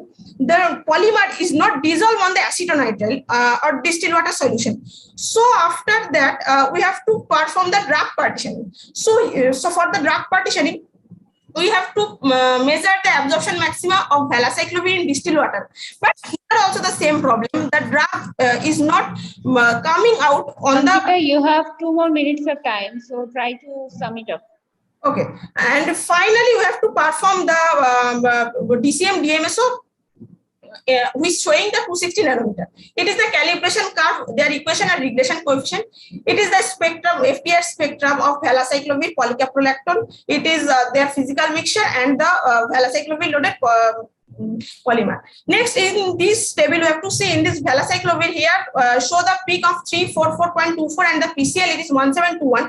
Here, so we have to conclude that the no chemical interaction is present at some shifting of the minor peaks, which is due to mainly the physical bonds. It is the percentage of drug loading, where the 7 formulation I have to perform the different stabilizer and different homogeneity. When we have to changing the pH of aqueous solution in the pH 7.4, the drug loading will be slightly increased in this batch 4. Now coming to the particle size, here the particle size is a 345.1 nanometer with the polydispersivity index 40.2%. And now the negative zeta potential value. Here we have to told that for negative zeta potential value, this nanoparticle will stable in the suspended condition for the prolonged period of time. Next is the FSM image. Here the spherical nanoparticle is shown here. Now coming to the in vitro drug release study. Here the percentage of drug release study and the time is taken. We get a 77.17% release study up to 96 years. But here in first 2 hours, a burst release is done. That means it is a biphasic release pattern. And after 2 hours, we get a sustained release pattern up to 96 hours. This is the release kinetic graph. This is zero order, first order. This is Higuchi and this is Hickson-Crowell and this is Cosmere-Pipers.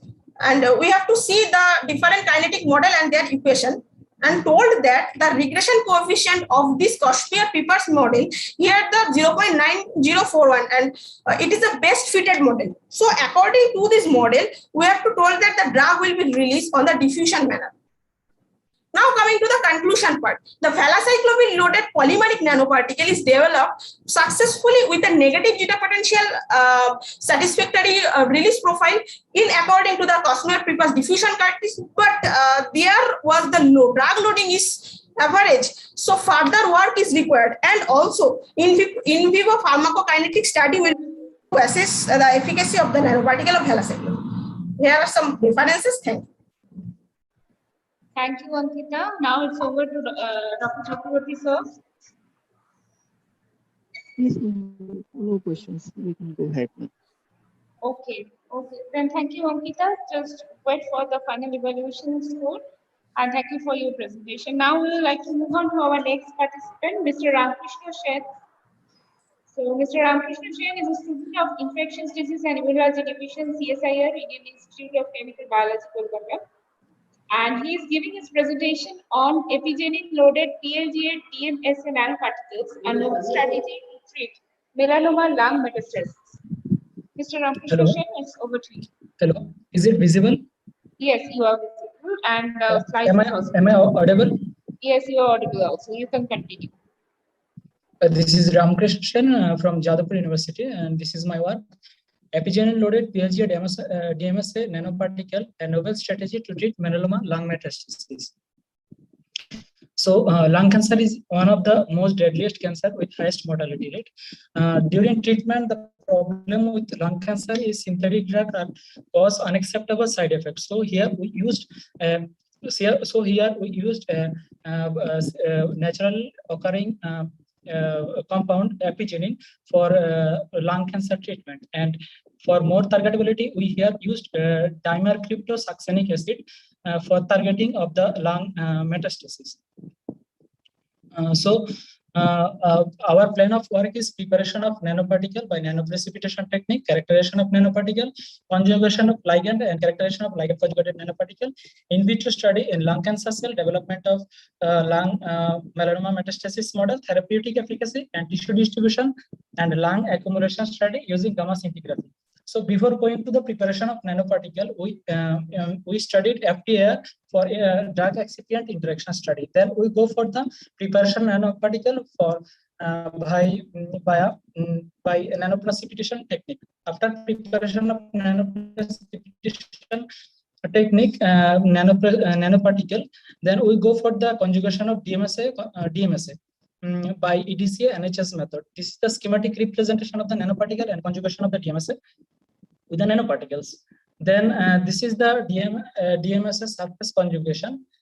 Here we studied XPS analysis, X-ray photoelectron spectroscopy to identify the DMSA conjugation with the formulation. So here we have done the elemental analysis of both the formulation, epigenin nanoparticle and DMSA conjugated nanoparticle. In epigenin nanoparticle, here present carbon and oxygen, whereas in DMSA conjugated nanoparticle, we found carbon, oxygen, and with sulfur. Here sp2 represent the DMSA conjugation, which represent 164 binding energy. Then we go for the physicochemical interaction study, physicochemical characterization study. Here we found that both the nanoparticle formulation below 100 nanometer and drug loading is more than 4.5%. And then we go for the stability study of the prepared nanoparticles, where for 4 degrees centigrade and minus 20 degrees centigrade by ICS guidelines. According to ICS guidelines, here we find that the prepared nanoparticles slightly increased, and PDI also slightly increased due to the aggregation of nanoparticle during storage. Then we go for the surface morphology analysis by FSM FECM, here we find that the nanoparticles homogeneously and thickly distributed in the field, and particles is smooth and spherical shape.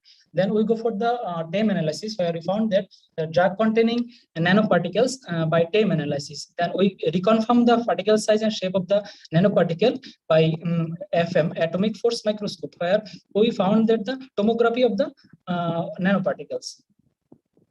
Then we go for the drug release study, where we find that we undergo this study in phosphate buffer saline 7.4, where we found that the free drug released within 3 days, more than 90%, and then we found that DMSA conjugated nanoparticles and nanoparticles released up to 50%, more than 15% within 30 days in a sustained release manner. Then in vitro study, during in vitro study, we used F549 cells and B16 cells for this study, and both the cell lines are maintained within DMEM. Then we go for the cytotoxicity study.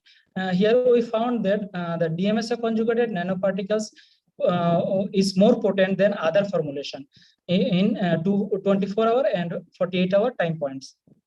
Then we go for the cellular uptake study and blocking study. Here we go for the uptake study, quantitative uptake study via FACT study.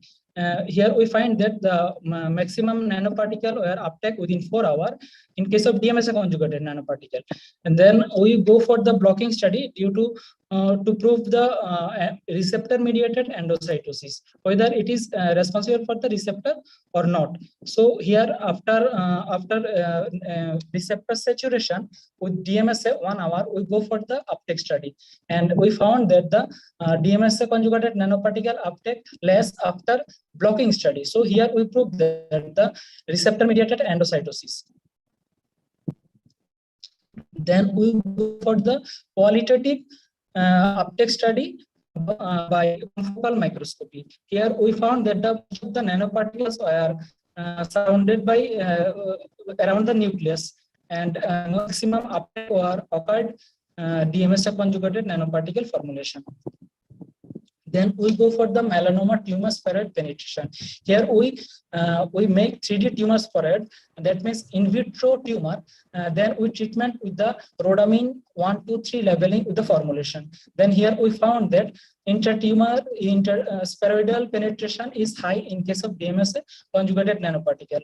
Where also we also calculated the intensity of the rhodamine 1, 2, 3 by images software. Mr. Sen, please Then we go for the because your time has already been over. Then we go for the damage to cytoskeleton structure. Then this is the JC1 for mitochondrial membrane potential and DNA damage via phosphohistone gamma H2X. Then we finally go for the apoptosis study, qualitative and quantitative. In both the formulation, both the qualitative and quantitative study, we found that maximum nanoparticle, maximum apoptotic occurred in DMSA conjugated nanoparticle. Then we go for the Western blotting study, where we have found the molecular protein or molecular protein and molecular marker which is responsible for the apoptosis. Here S100 and HMB45 is responsible for melanoma metastasis and melanoma progression, and anti-apoptotic protein like PEX and Caspase-389 is also expressed due to the treatment of DMSA conjugated nanoparticle. Then we go for the toxicity study before going to the therapeutic study. Here we found that both the formulation were non-toxic, and we also go for the histopathological analysis, where we have not found any toxicity in the different organ like heart, lung, liver, and spleen. Then we go for the tissue distribution study via FITC labeling in all the organs. Then we go for the pharmacokinetic study. The retention time in plasma and accumulation in the lung is more in case of DMSA conjugated nanoparticle. Also, maximum in Cmax in DMSA conjugated nanoparticle. Then we go for formulation and the labeling study. During labeling study, we have done the stability study of the formulation with technetium 99M, and then we go for the accumulation study of the radio-labeled formulation. Here we have observed the DMSA conjugated nanoparticles uptake in case of DMSA conjugated nanoparticle in animal 4 hour is highest, and then the epigenetic nanoparticle. Then we go for the radio labeling study with biodistribution in whole body organ. Then we go for the antimetastatic effect. Here, experimental design, group 1, group 3, group 4, and 5. Group 1 is normal, and group 2 is B16 control cell. Here we have injected B16 Sorry to cells. interrupt, Mr. Swain, but now you have to conclude because we are running out of time. This is the animal lung where we have observed nodule over the lung, and after treatment it has reduced. This is the histopathological analysis and ISC immunohistochemistry for monoclonal antibody HMB45 and S100. Then we go for the internal structure study via same electron microscope analysis, where we have found that in normal case of lung, we have found all the specimen of the lung structure, architecture structure is normal.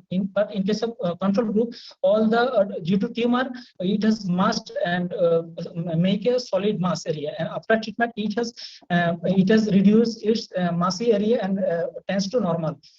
This is the significant finding. DMSA conjugated nanoparticles found maximum potential in case of apoptosis in lung cancer cell and minimum low toxicity, and DMSA conjugated showed effective therapeutic efficacy in lung metastasis. This is the conclusion. DMSA conjugated nanoparticle is the highest potent drug and having low toxicity. And this is the acknowledgement reference, and this is the publication related to this research work. Thank you. Thank you, Mr. Ramkrishnan. Now it's over to Dr. Chakraborty, sir. Yes, sir. Ma'am, you can go proceed, madam. No questions. Okay, thank you, sir.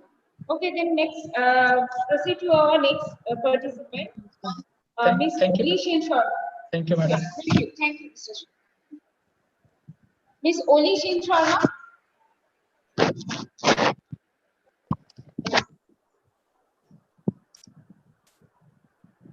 Okay, I think Ms. Oli Sharma is not present right now. Then we can move to our next participant, Ms. Leena Kumari.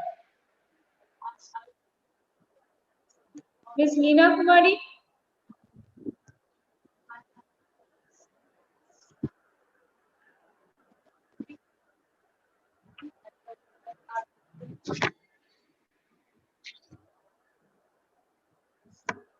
Ms. Iman Hassan, Mrs. Iman Hassan.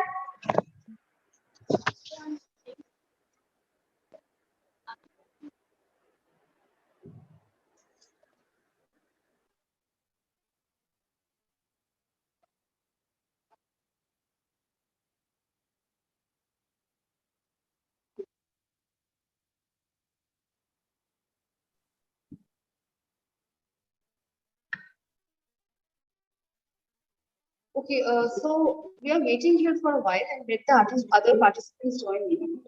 I think Iman has joined. Opala, over to you. Okay. Yeah, I think we should move to our next participant, Ms. Iman Hassan. Ms. Iman, are you ready for the presentation? Yes, hello. Hello. Yeah, Okay, just give so me a minute. Yeah, just sure. give me a minute. I'll just share the screen. Yeah. Yeah, So just a Iman minute. Hassan is a student of Department of Pharmaceutical Technology at Kolkata, India.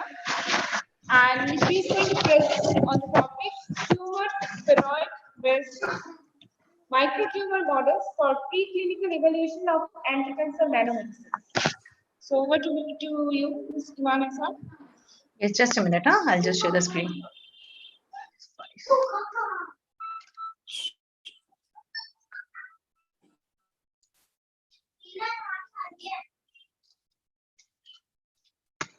Just your friend.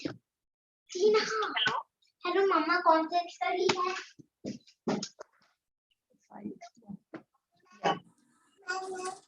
A very good evening to all of you. My topic is active targeting of ligand. Am I audible? Hello? Yes, you're audible. Yes. Yeah. Okay. So sorry. You're audible. Yeah.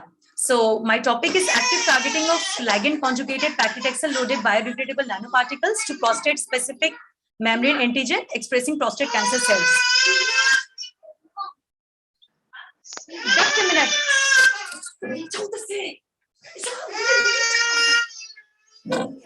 So, as we can see the title, we are coming to these discussion points. So we will be talking about prostate cancer. We'll be talking about PSMA expression. Then the paclitaxel, what we have taken as a model drug. We all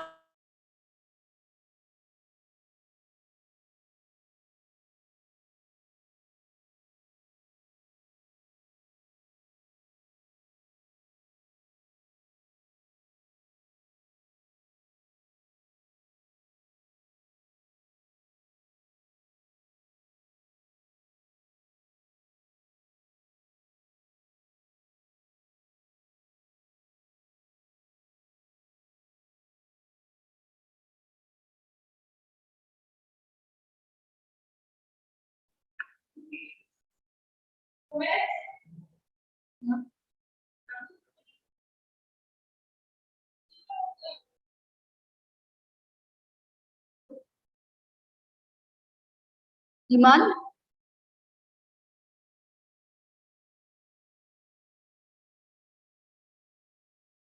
Mrs. Iman Ahsan, are you present?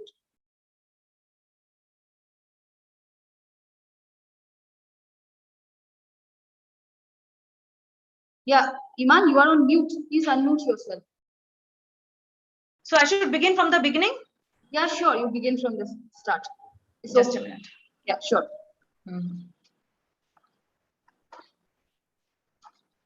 Just a minute. Sure, sure. Please do not rush. Take your time and start. What's happening?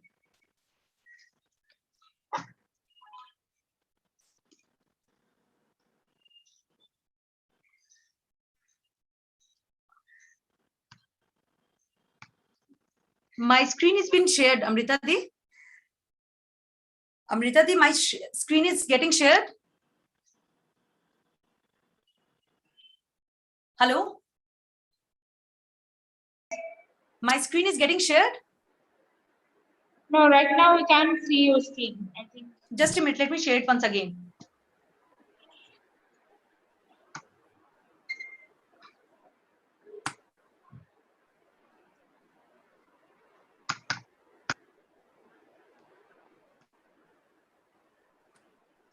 I'm not getting the option only. I was shared. It was getting shared, right? Not yet.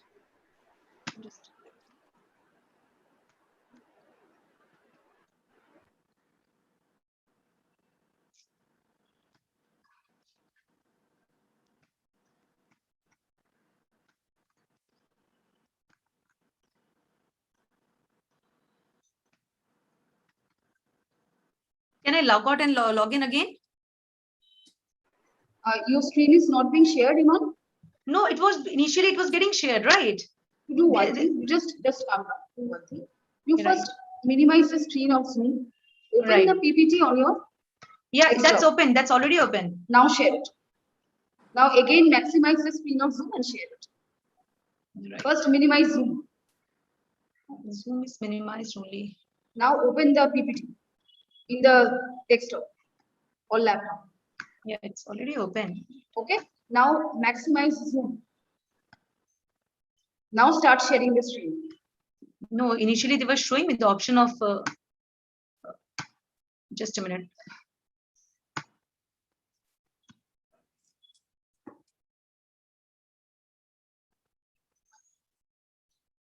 I think so now they will show me. Can you, are you seeing an option of share screen? Yeah, initially that it was just. There is no option for sharing the screen? Yeah, there is. Just a minute. Yeah. Don't worry, calm down and you can easily share it. Yeah, screen sharing is started. Yeah, it is started? Yeah, started. Please carry on. Yeah.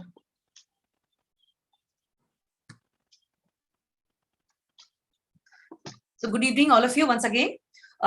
Today I'll be speaking, my name is Iman Ahsan and I'll be speaking on active targeting of ligand conjugated paclitaxel loaded biodegradable nanoparticles to the prostate specific membrane antigen expressing prostate cancer cells.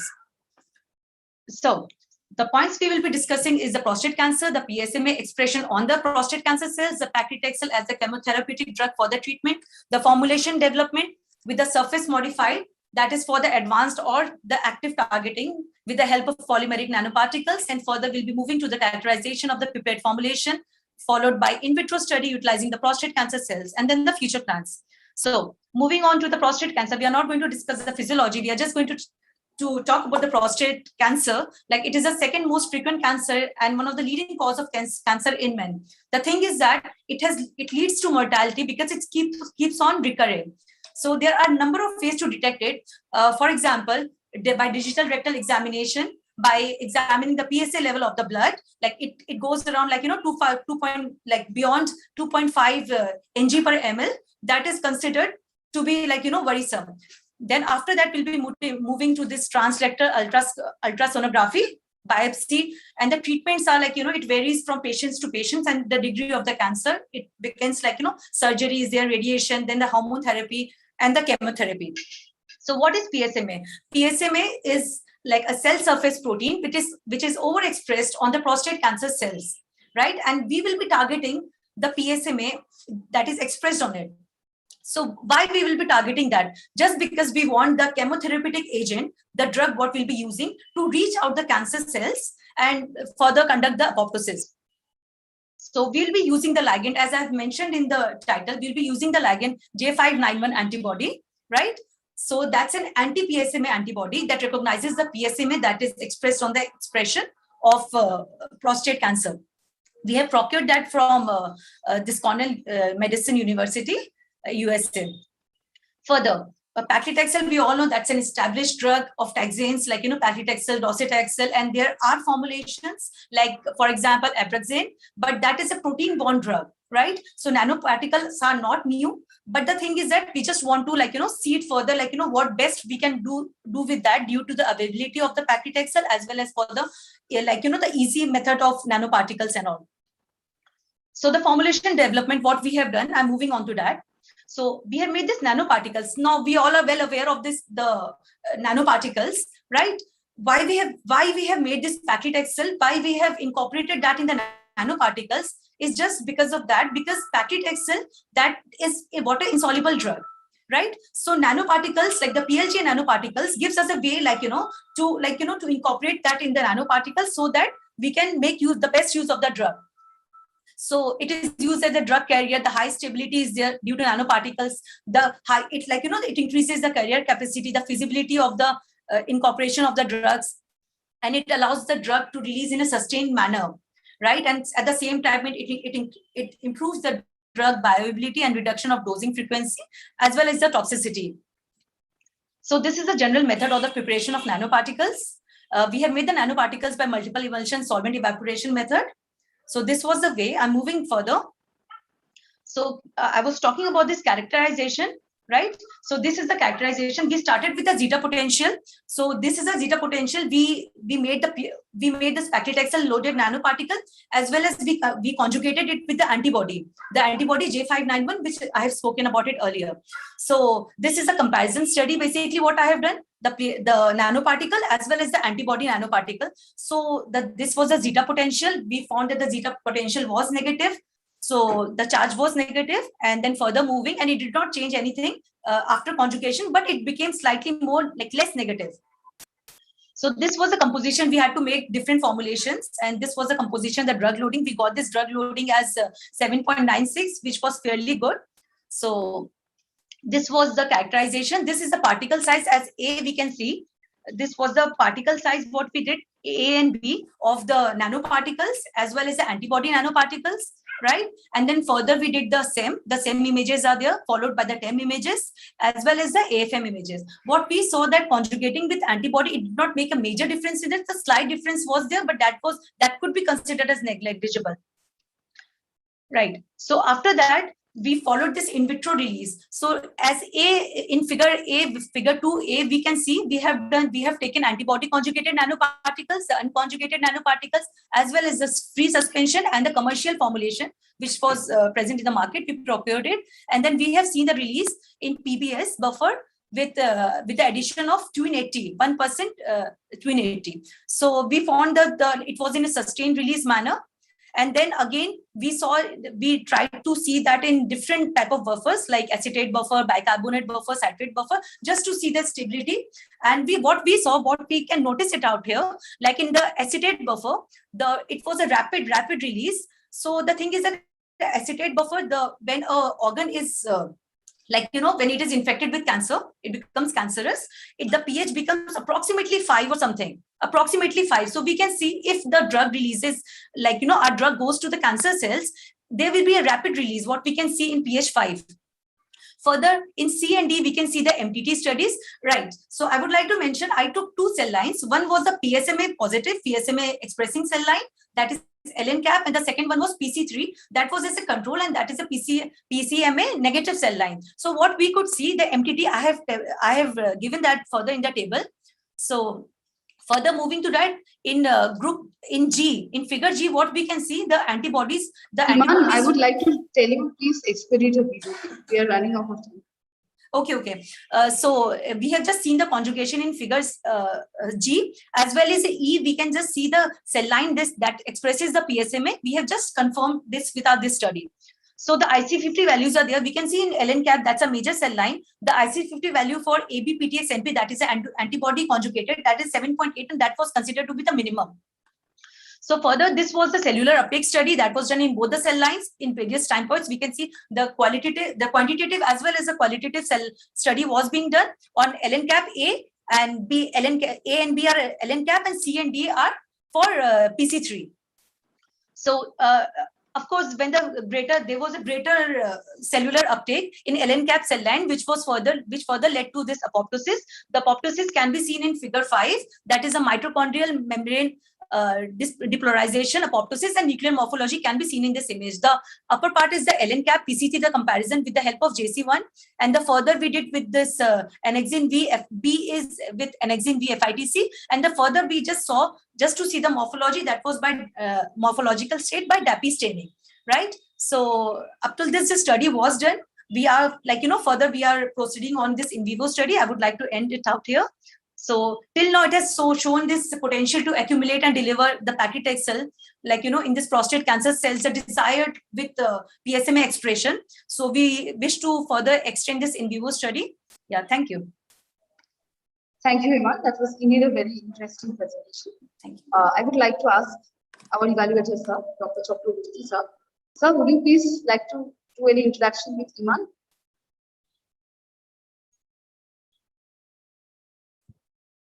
Dr. Chakraborty, sir, are you there?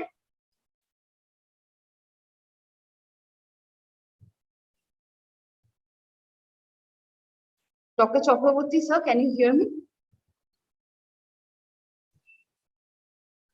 I think there is again some network issue. Okay, Iman, you just wait for a while. Yeah, sure. Can connect back to the network. We will be asking questions or Yeah, sure. I'm online. Yeah, thank thank you so much. You are able to connect the next participant? Yeah. Next participant will be there right now? You just stop sharing your screen so that the next participant can come. Okay. Thank you. Welcome.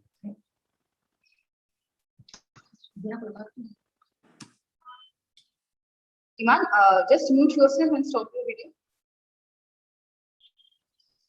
It is stopped? No, not yet. Not yet. Okay. Now let's continue with the next participants for the session. That is Oli Shenshorma. She is a research scholar in the Department of Neuroscience, Uppsala University, Sweden. And the topic for her oral presentation today is Optimizing Zebrafish Welfare, Effects of Environmental Enrichment, Tank Volume, and Fish Dentistry. Oli, over to you. Hello, I hope I am audible. Thank you so much for the introduction. Yeah, thank you. You are audible and visible as well. Okay, thank you. I will quickly open my slides.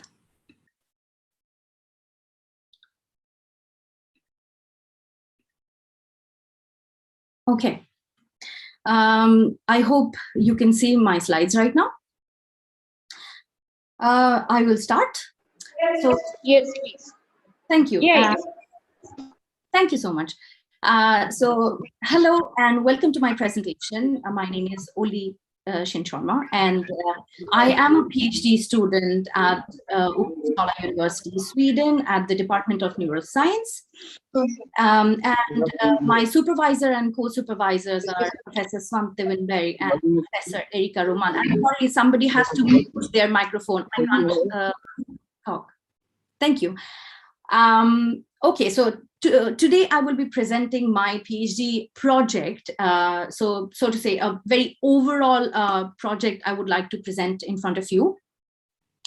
And in the beginning, I would, of course, go through some small introduction, the significance of my project, and the description briefly about what I'm going to do or what I'm doing, brief insight on the acquired data at the end, which will be quite interesting, I think. And to begin with, zebrafish is quite a booming research model now, and it's mainly found in the southern part of Asia and, to be very specific, in India and Bangladesh. So while conducting animal research, what is the first thing that comes in our mind? It is how to house them, how to keep them in our facility, animal facility. For rodents, there are some strict scientific regulations and guidelines which are followed, worldwide. We also have that for zebrafish facilities, but unfortunately, these specifically for zebrafish facility, the recommendations lack scientific background or scientific evidence. And when I talk about recommendation, I talk about European recommendations because we are based in Europe. Different labs have their own ways of, housing the animals. So the different densities, the tank volumes, and etc. are quite different in different facilities, so to say. The recommendations actually say that we have to keep 1 fish per liter tank, so 1 zebrafish per liter, and that is a crazy less number of fishes as per each tank, because zebrafish are a very social animal. They like to shoal together. So this less density will end up giving them more stress, and there will be a lot of hierarchy creating inside the tank, and all the subordinate fishes will end up dying out of stress.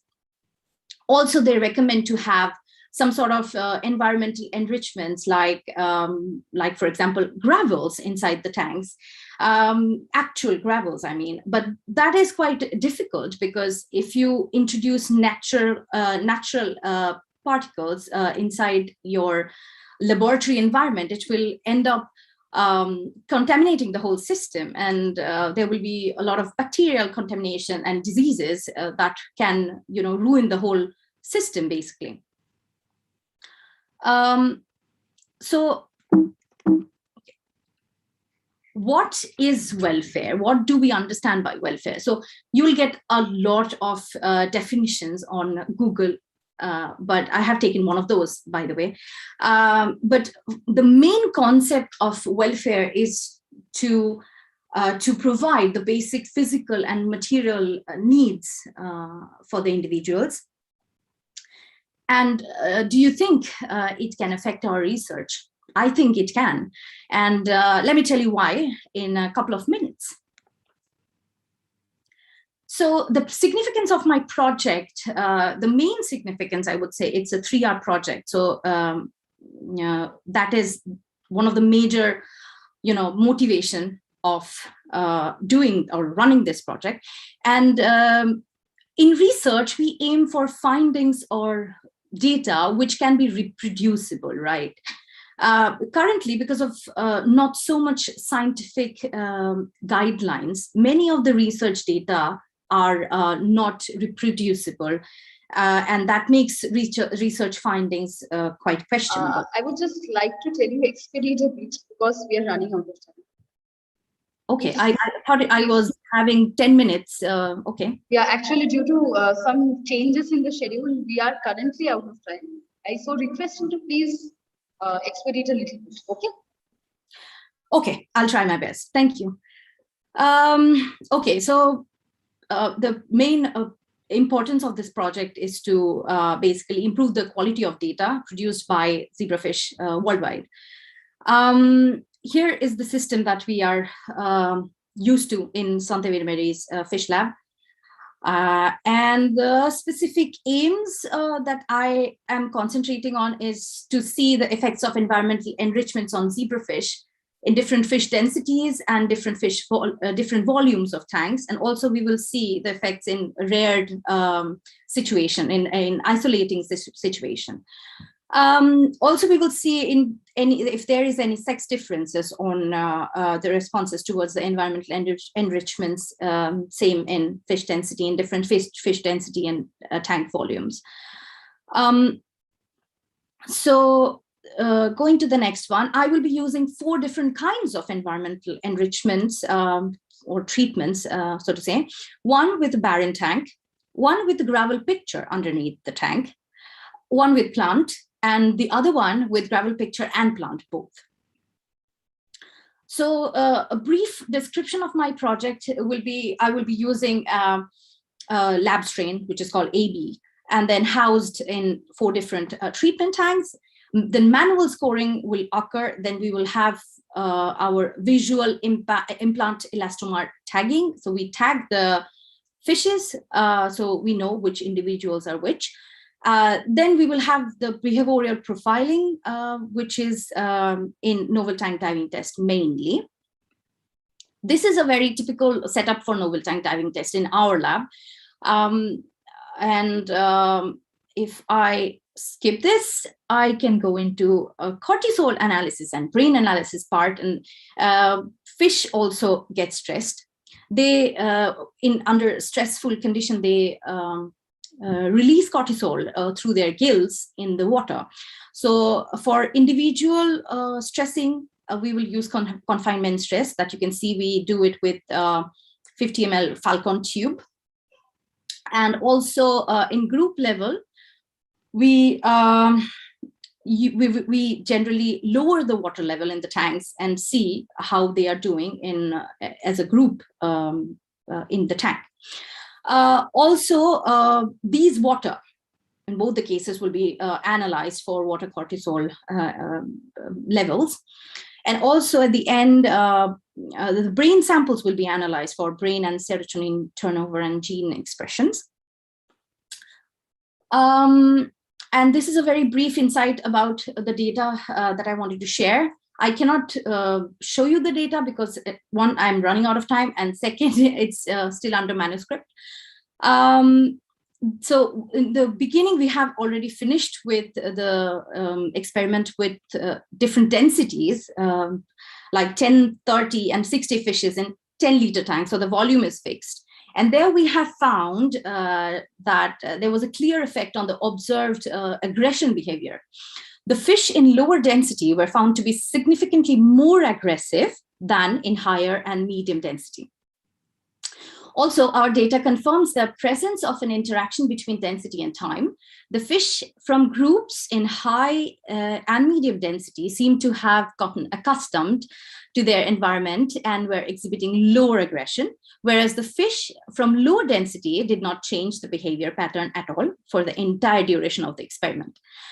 And to end, I would like to thank the Swedish Research Council for funding our project, and Professor Svante Winberg and Professor Erika Roman for being my supervisors, and Uppsala University Behavioral Facility, and the master student Natalia Fridemus, who was working with me throughout this project, and the entire Winberg research group for being so supportive. Thank you for listening. Thank you, Olu, for such an interesting presentation. Thank you so much. You're welcome. Now, I would like to request Dr. Bhumashanu Chakraborty, sir, our esteemed evaluator. Sir, would you like to ask Olu any questions? Yeah, ma'am, I just missed a few of your. Can you just come back to the title slide if you don't mind? Title slide, yes, of course. Yes. Yes, ma'am. Ma'am, as you are going for the zebra fish, like, are you looking to their prospectus with respect to their let us say, cultivation collection or with respect to the endangeredness?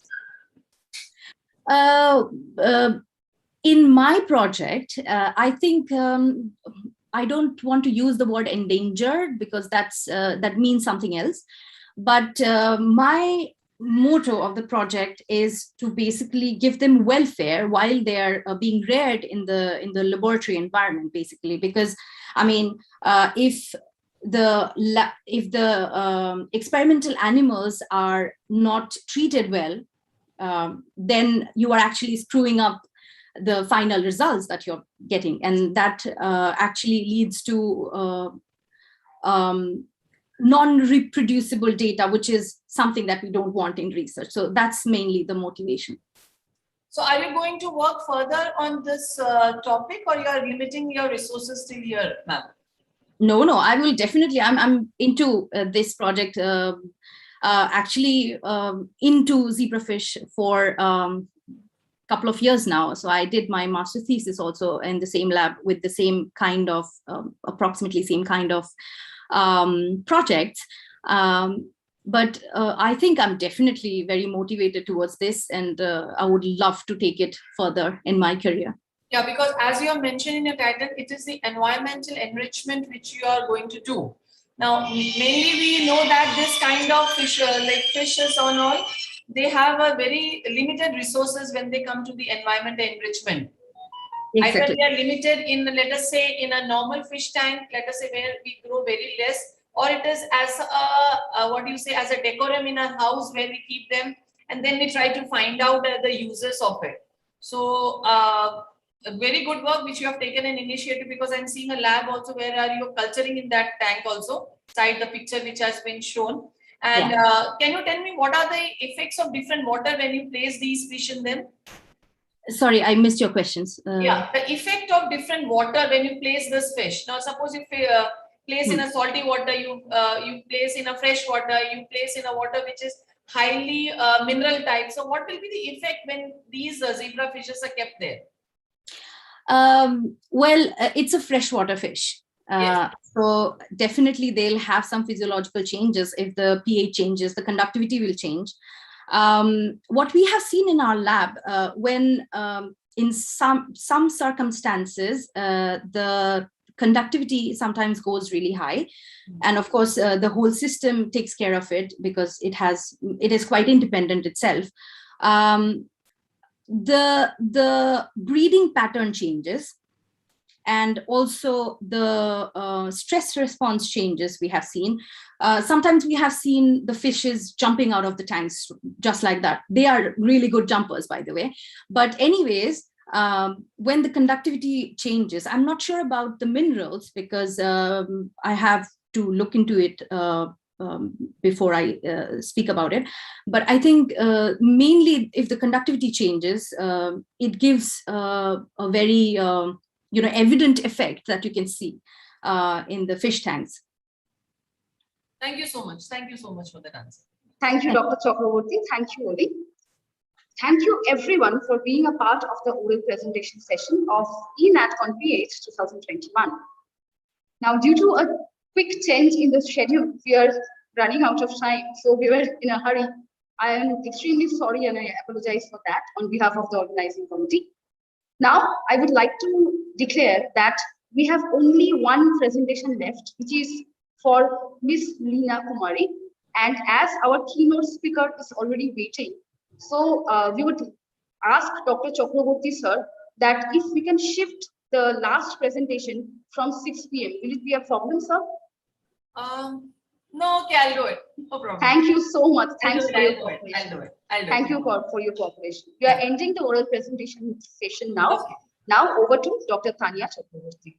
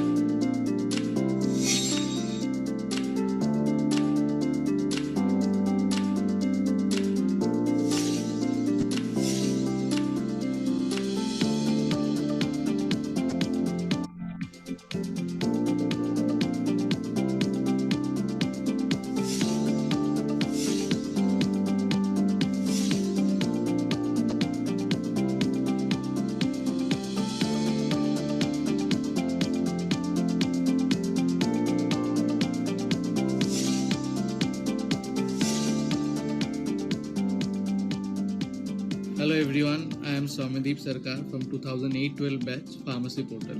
Right now I am working as an area sales manager in India Medtronic. I take care of the eastern part of our region. My name is Ankita Sarkar and I am an alumni of NSHM College of Pharmaceutical Technology, Kolkata. I have done my B.Pharm from NSHM in the year of 2013 to 2017, working as an assistant professor at Adamas University.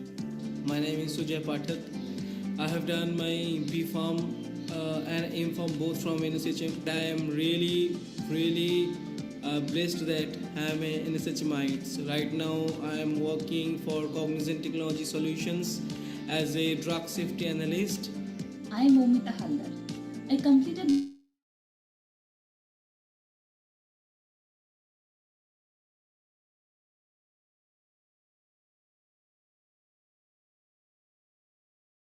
Thank you so much, Amrita and Abdullah, for the wonderful session. Let's take up again with our next technical session based on novel strategies for emerging infectious diseases. For this session, please welcome Dr. Gil Diamond, Professor, Department of Oral Immunology and Infectious Diseases, University of Louisville, School of Dentistry, USA. Thank you so much, sir, for joining us today. To moderate this session, I would like to invite Dr. Suchandra Sen, Associate Professor, Department of Pharmacology, NSHM Knowledge Campus, Kolkata. Thank you, ma'am, for joining us today.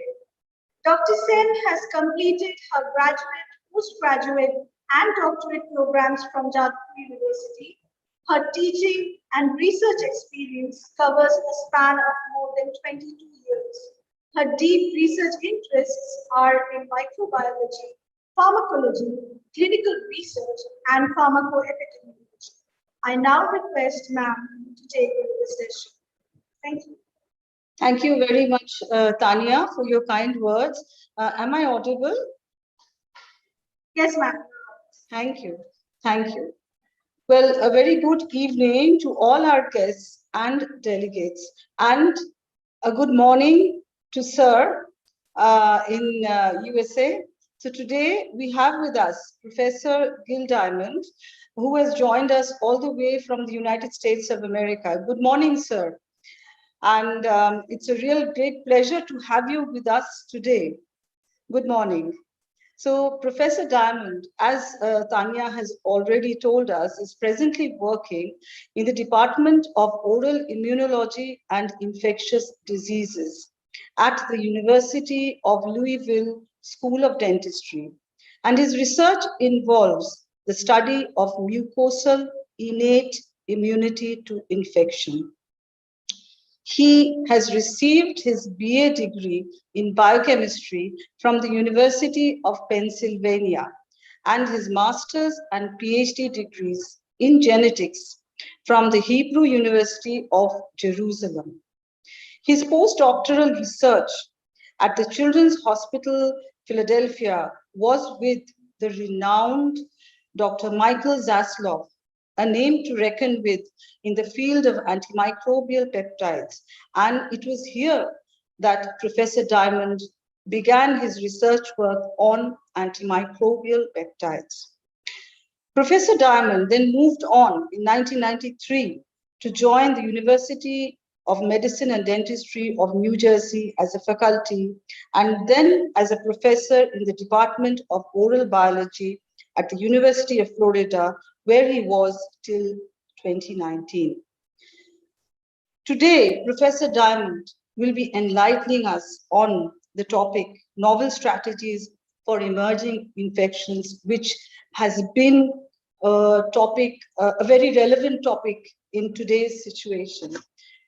Well, from time immemorial, infections and infective agents have plagued mankind, and researchers have always optimistically developed medicines to counter these invading organisms.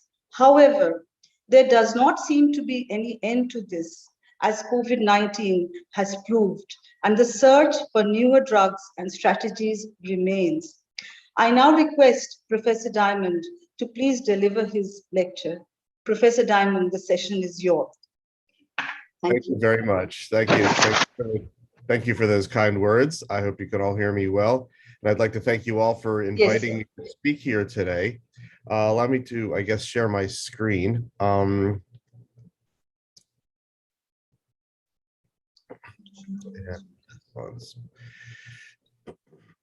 you can all see that well. Yes, we can, sir. Yes, we can. My cat, unfortunately, her paw was in the way. So once again, as was mentioned, I'm a professor at the Department of Oral Immunology and Infectious Diseases at the University of Louisville School of Dentistry, where we study a variety of different types of infectious diseases. And one important point that I'll be making is that we have to look for new ways to think of addressing these new diseases. Now, of course, if we think about emerging infectious diseases, we have many different pathogens and types of pathogens: viral, fungal, bacterial, even parasitic, that are coming out. Of course, the first thing that comes to mind is a viral infection, SARS-CoV-2, which of course causes the devastating COVID-19. We also have fungal diseases such as Candida auris, which I'll be talking about later, and even something that we really haven't thought about for a very long time, but thanks to COVID-19, the Mucor species have been emerging as an infectious agent, as well as a variety of bacterial species, which I actually won't be talking about today. I'll be really focusing on viral and fungal diseases, but bacterial infections are just as problematic. Now, the traditional way that we as academics, as well as pharmaceutical companies, have had to address infectious diseases was to identify some particular target in the pathogen and design a drug to bind that target. So it might be an enzyme. So in the case of a virus like an RNA virus like SARS-CoV-2, it might be an RNA-dependent RNA polymerase that you want to try to design an inhibitor to. In the fungi, for example, the echinocandins are molecules that inhibit the C14 alpha demethylase. Once you design that drug target, it's specific for that, and they often work very well. The problem is that the targets might be only specific for a single organism. So if you design something that's specific for the SARS-CoV-2 RNA-dependent RNA polymerase, it's only going to be active against that one particular virus. And if you've got a new virus that emerges, you have to design a whole new drug to address that. In addition, and this is a huge problem, if you've got a target that's especially an enzyme, something that's encoded by a gene, because genes mutate, as we know, these organisms will rapidly develop resistance. So as we develop antimicrobial agents, the pathogens are developing resistance to them, and we have to develop more.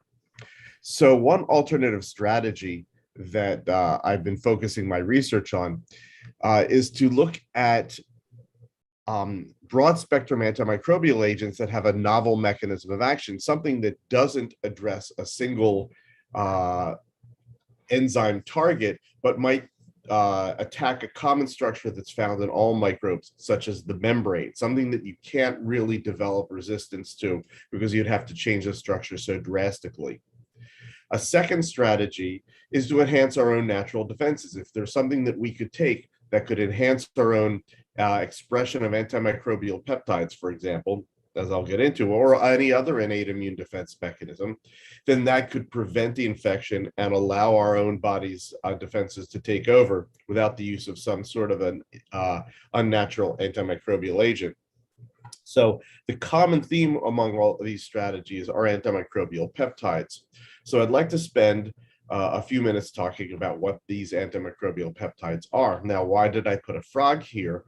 As was mentioned in the introduction, I did my postdoctoral research many, many years ago with Michael Zasloff, who discovered meganins. And just for those of you who aren't familiar with the story, because it's been such a long time, I'll explain why there's a frog here in this picture.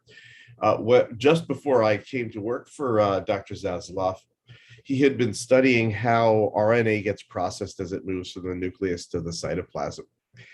A standard basic molecular biology problem. And his model system was the frog oocyte. So the great thing about a frog oocyte is it's very large, and you can see it under a low power dissecting microscope, and you can inject radioactive RNA into it, for example, very easily. But you have to get the oocytes somewhere. You get them from female frogs, which are sitting in a tank in your laboratory, which is a very disgusting pond water, basically filled aquarium. You would reach into the tank, grab the frog, make an incision in the belly, scoop out the oocytes, and then sew up the incision that you made and put the frog back in the pond water. And what he noticed was that those incisions never got infected, regardless of how filled the pond water was with bacteria and fungi and viruses and all sorts of microbes. And he suggested that maybe there's something in the frog skin, especially the secretions that make frogs so slimy, that was antibiotic, and proceeded to purify a class of peptides from the frog skin secretions that had broad spectrum antimicrobial activity in vitro. And these he called meganins. And from that point on is where my research took off. So let's talk about what these antimicrobial peptides are. In general, they're found everywhere throughout nature, both in plants and animals. They are generally short peptides, usually under 50, almost always under 35 or so amino acids long, generally cationic. There are a few anionic ones, but most of them have a lot of lysines and arginines, which give them a particular quality, this cationic quality. And then in vitro, they are broad spectrum antibiotics. They will kill all sorts of microbes, gram-positive bacteria, gram-negative bacteria, fungi, even viruses. And the way they work is by acting on the microbial membrane, so that in general, the way we think of this is that the microbial membrane is anionic compared to our own host cell membrane, which tends to be either cationic or neutral. So the cationic peptides will bind to the microbial membrane and then insert in such a way, because of their hydrophobic capabilities, will insert in such a way that they'll form pores, or at least disrupt the membrane in such a way, which is a great way to kill a microbe because they can't really recover from that. These peptides are found everywhere in nature. In animals that I'd like to talk about, they're found in a variety of places in mucosal secretions, such as you'd find on fish and amphibian skin, as well as internal in our system, such as the oral cavity, in the airway, in the small intestine, female reproductive tract. Any place where you find a mucosal secretion, you will find these antimicrobial peptides. You'll also find them in circulating cells of the myeloid system, such as neutrophils, macrophages, all sorts of cells whose job it is to engulf a microorganism and then kill it once it's been phagocytosed. So these function as natural host defense peptides. Now, I'll mention a couple of different types of peptides that we have. In particular, we talk about mostly defensins, which are divided into alpha defensins and beta defensins based on their particular structure, and a family called cathelicidins. In humans, we only have one cathelicidin. Other animals have many, many different cathelicidins, but you can see their structures are different here. The defensins have this folded structure where they have 6 cysteines that form disulfide bonds. The cathelicidins are more like the meganins in frog skin. They are linear peptides that generally form these alpha helices, which are amphipathic, meaning one side is going to be hydrophobic and the other side is going to be hydrophilic. And that's how they work and insert into membranes. Now, the alpha and beta defensins are basic cysteine-rich peptides. They, as I mentioned, have 6 cysteines, and that's exactly what defines a defensin, specifically the spacing of the cysteines and the presence of a few other amino acids. They are broad spectrum antimicrobial agents in vitro. They'll kill bacteria, fungi, viruses, mycobacteria. While there are many different defensins, some act on different microorganisms, but in general, this is a broad spectrum antimicrobial agent. The alpha defensins are found in the neutrophils, mostly in humans, We have 4 alpha defensins in our neutrophils, make up an enormous percentage of the concentration of the neutrophil, of proteins in the neutrophil.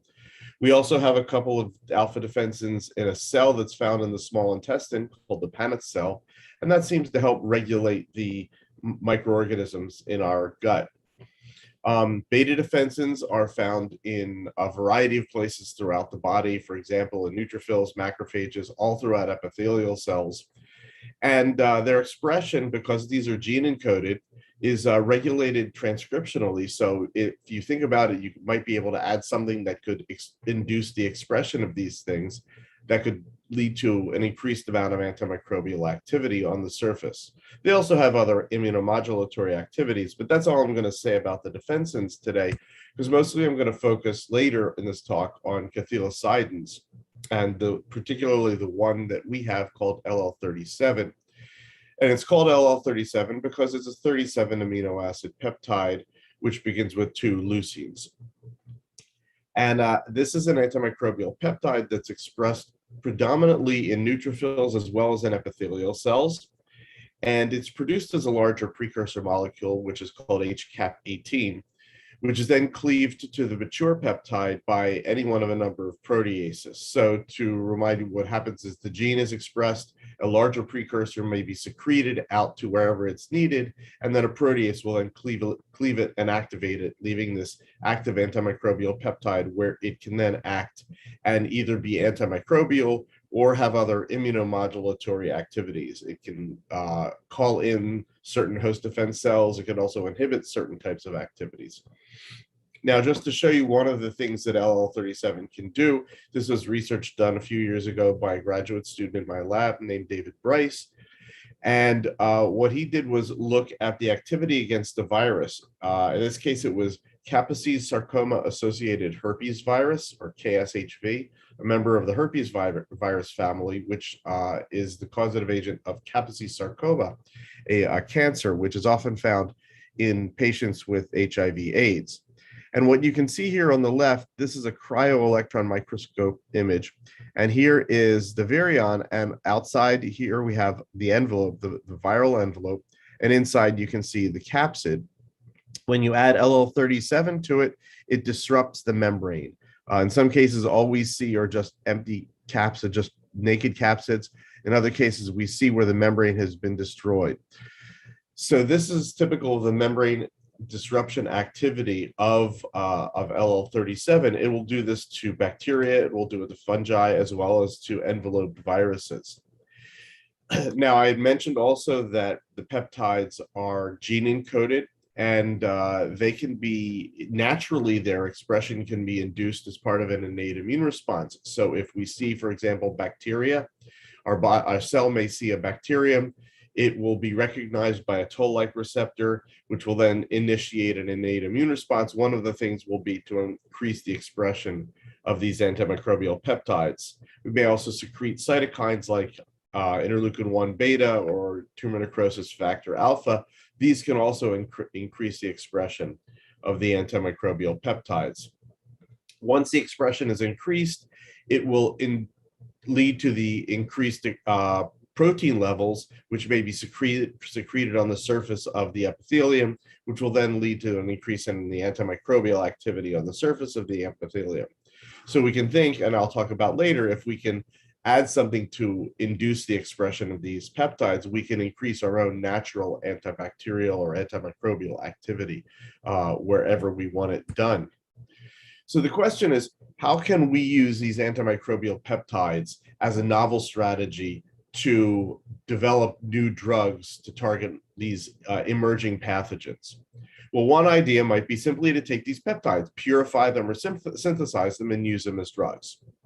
Another idea may be to take the structures that we know, the LL37 or the defensins, and then design some sort of a small molecule mimic of the peptides, which might be easier to deliver and have better bioavailability.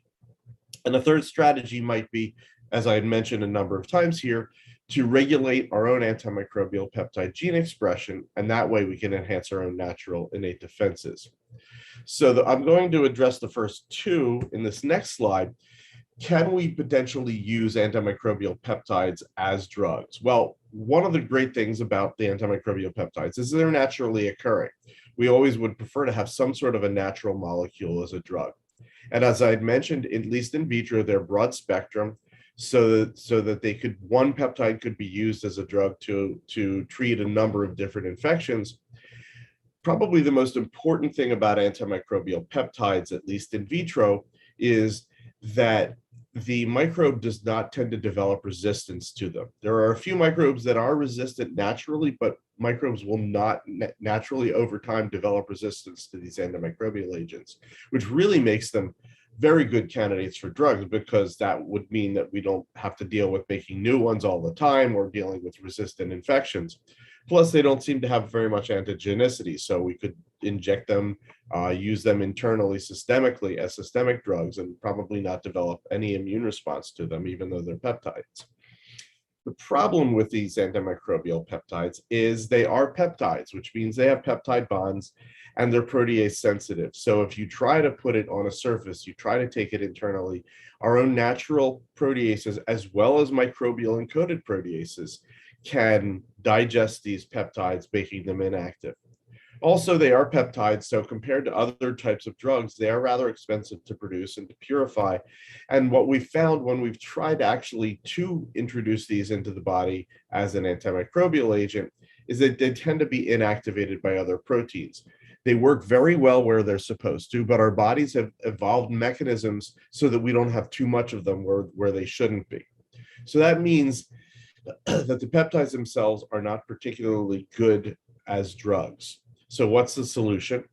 Well, one option are peptide mimetics, meaning to understand the structure of the peptide. So for example, here we have a typical structure of a linear antimicrobial peptide, whether it's a veganin or a cathelicidin, which has this, for example, an amphipathic alpha helix. And you can see here we have hydrophobic amino acids and hydrophilic amino acids on either side. If you could design a small molecule, what looks like here on the bottom, that has the same concept, that is, it's a flat molecule that has hydrophobic regions on one side, hydrophilic regions on the other side, this could mimic the activity as well as mimicking the structure of the antimicrobial peptide. Because it doesn't have a peptide bond, it's resistant to proteases. And because they're smaller molecules, they're inexpensive to produce. So I'm going to talk about two different types of mimics, small molecule mimics like this, and much smaller than this actually, or something new that I'm going to introduce to you, something called peptoids as opposed to peptides. So let's talk about the small molecule mimics first. This is work I did in collaboration with a company that's now known as the Fox Chase Chemical Diversity Center, and especially with someone named Rick Scott, and we've been working together on this for many years. And a number of years ago, they had designed small molecule mimics of antimicrobial peptides, and here's one of them, one of the earlier versions of it, MPE. And you can see it's this type of a flat molecule that has these amide groups. So it has the cationic and hydrophilic region that an antimicrobial peptide would, as well as the hydrophobic region here with these rings. We tested it, since I was in an oral biology department, we tested it against a variety of oral pathogens, and measuring the minimal inhibitory concentration or the minimal bactericidal concentration against a variety of microbes, we see that it's quite active, broad spectrum, against these gram-positive and gram-negative microorganisms at a fairly low microgram per mil range. And in addition to being inhibitory, it's also microbicidal, so it kills the bacteria. So we thought that, we went ahead with our hypothesis that antimicrobial peptide mimetics could be designed as useful therapeutics in oral infections. And the oral infection we decided to try after that was oral candidiasis. Oral candidiasis, as you can see here, is based on a biofilm of the microbe Candida species, usually Candida albicans, although recently more species of Candida have been emerging in growth, mostly due to the development of resistance to antifungal drugs. So later stage antimicrobial peptide mimetics were tested, such as this one. And once again, you can still see it has this hydrophobic region, as well as, in this case, 4 cationic amide groups coming off of it. And we tested it against a variety of Candida species. And we can see, once again, in the microgram per mil range, these peptide mimetics are quite active against a wide variety of Candida species.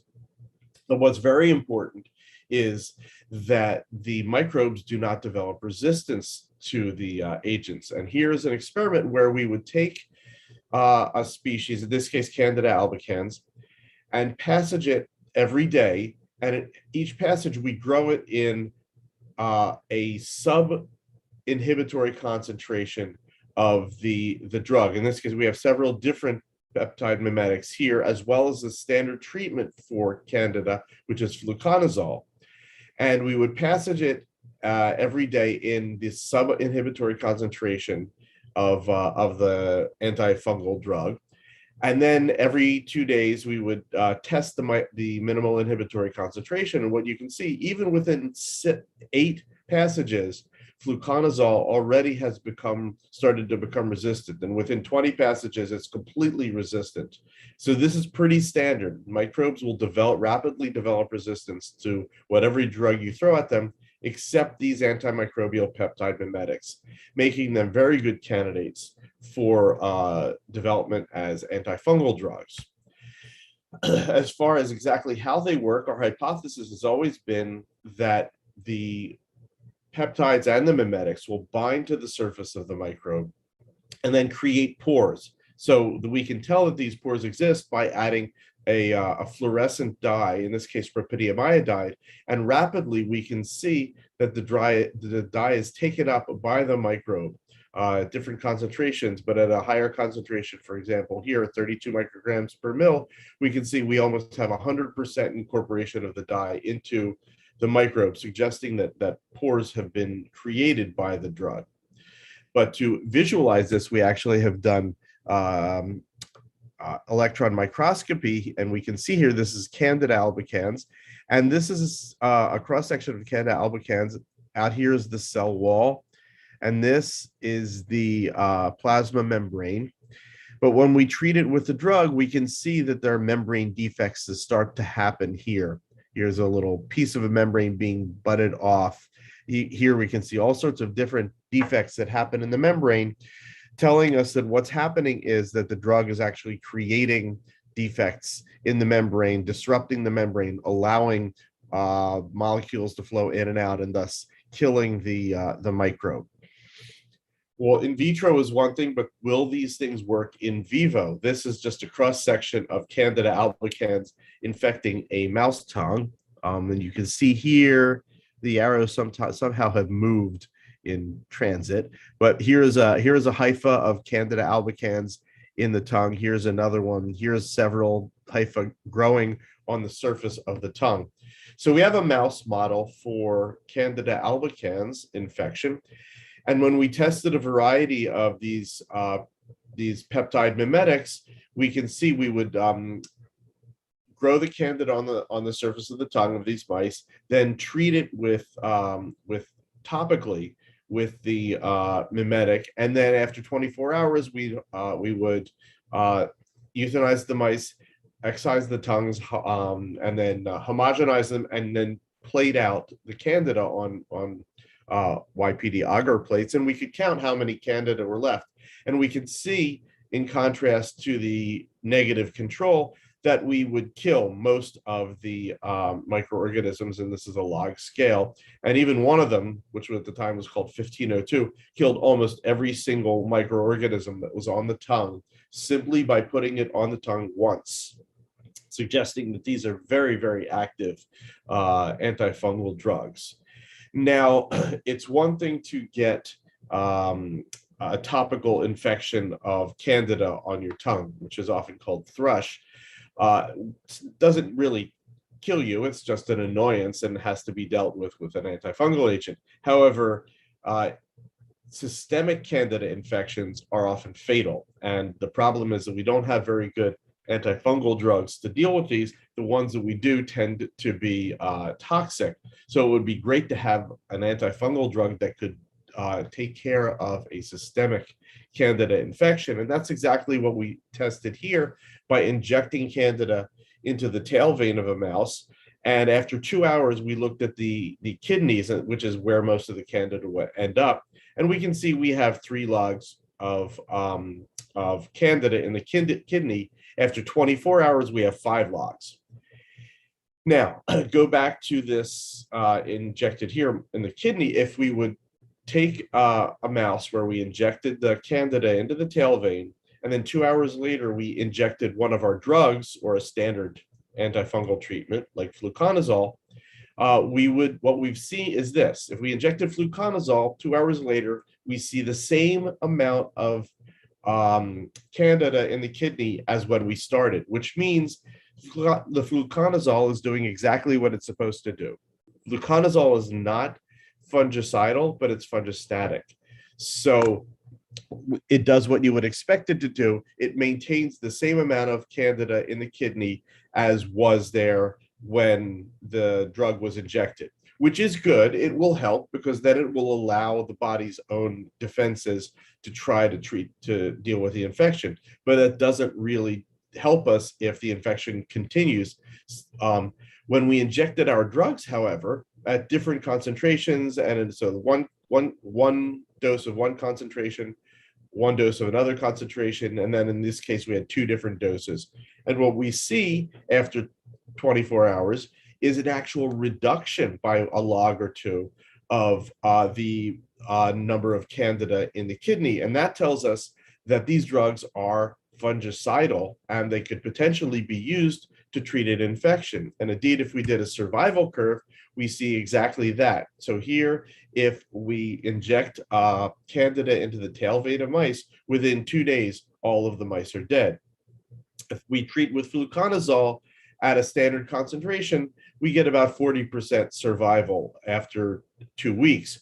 But at a higher concentration of our drug, that's up here, we see at 2 higher concentrations, both 10 and 15 mg per kg, we see that all of the mice survived, telling us that these drugs, these antimicrobial peptide mimetics, actually can completely prevent the toxicity, the lethality of disseminated candidiasis, suggesting they may be developed as antifungal drugs.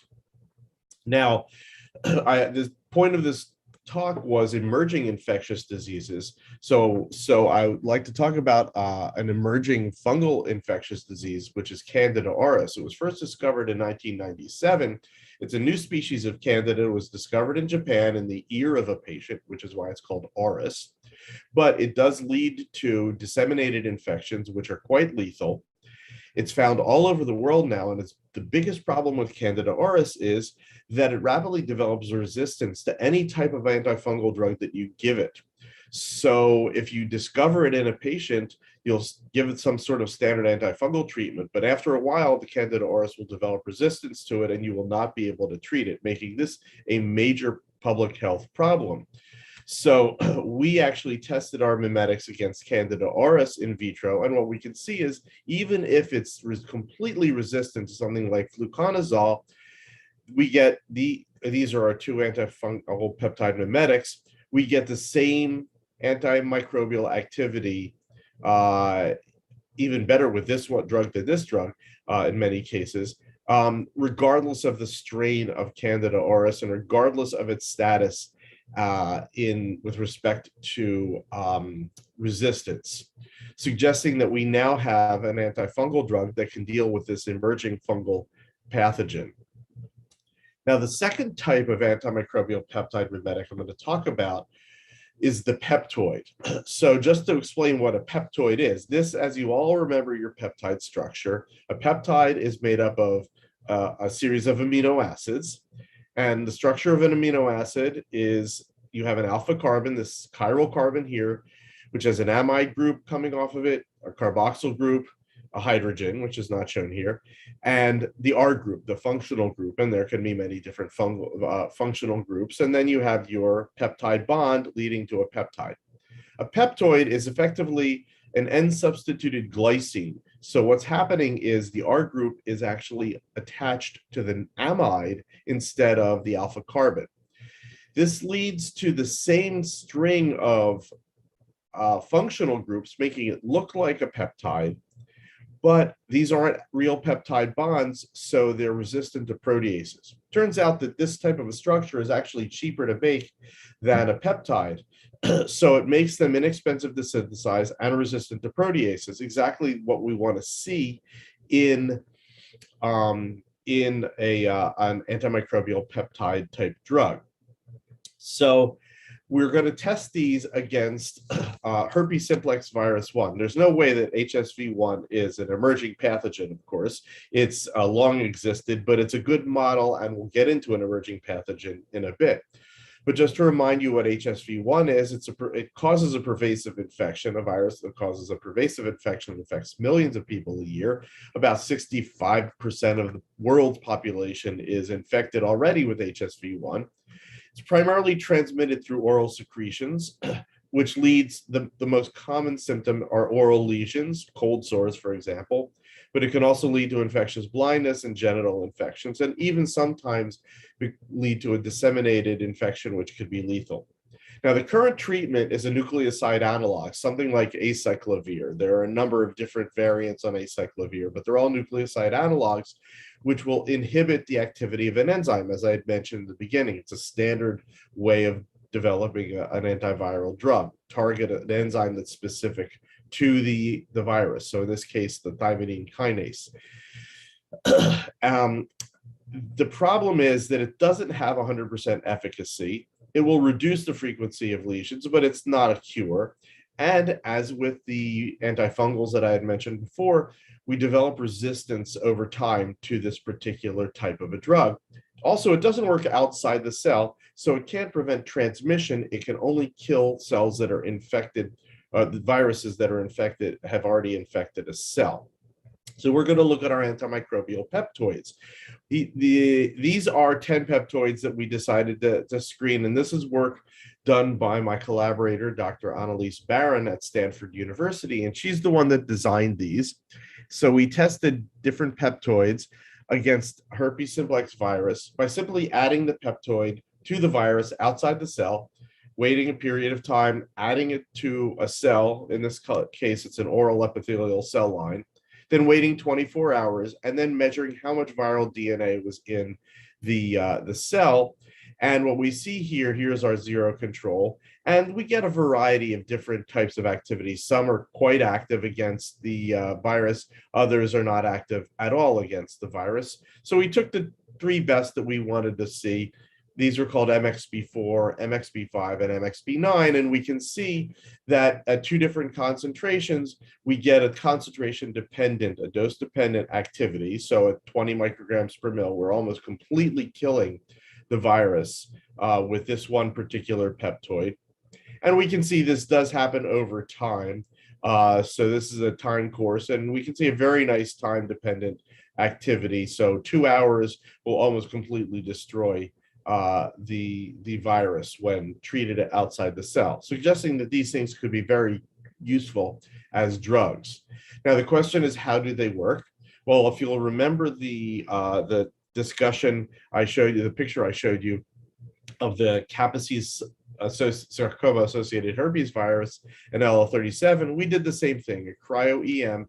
In this case, this is HSV1. Here is the virus with the envelope, and here's the capsid inside. And when we treat it with our peptoids, we see the same thing. We see disruption of the membrane, or sometimes just no membrane at all, and all we see are the naked capsid. We can actually quantify this by looking at about 80 images per treatment and showing that we get a significant increase in disrupted membranes, which we see none of in the control, as well as a lot of just naked capsids, telling us that what's happening is the peptoids are disrupting the viral envelope. Now, that leads us to a thought. Well, if this type of a drug will disrupt the viral envelope, we don't need to use it just on HSV1. We could pretty much use it on any virus that has an envelope. So that brings us to our emerging infectious disease, which in this case is SARS-CoV-2, which is a similarly enveloped virus, although it's an RNA virus rather than a DNA virus. We used a different type of an assay, and this is work done in the laboratory of Dr. Donghoon Chung at my institution, because he has the BSL-3 facility, and he's capable of doing these type of experiments where he treated SARS-CoV-2 with one of two different peptoids, MXB4 or 9, and at different concentrations. And we could see that with MXB9, even at 10 micrograms per mil, we have complete inactivation of the virus, telling us that this is working potentially in the same way that it's going to disrupt the membrane. This is a plaque assay, by the way, just to let you know. And then just to prove that, we did the same thing. We did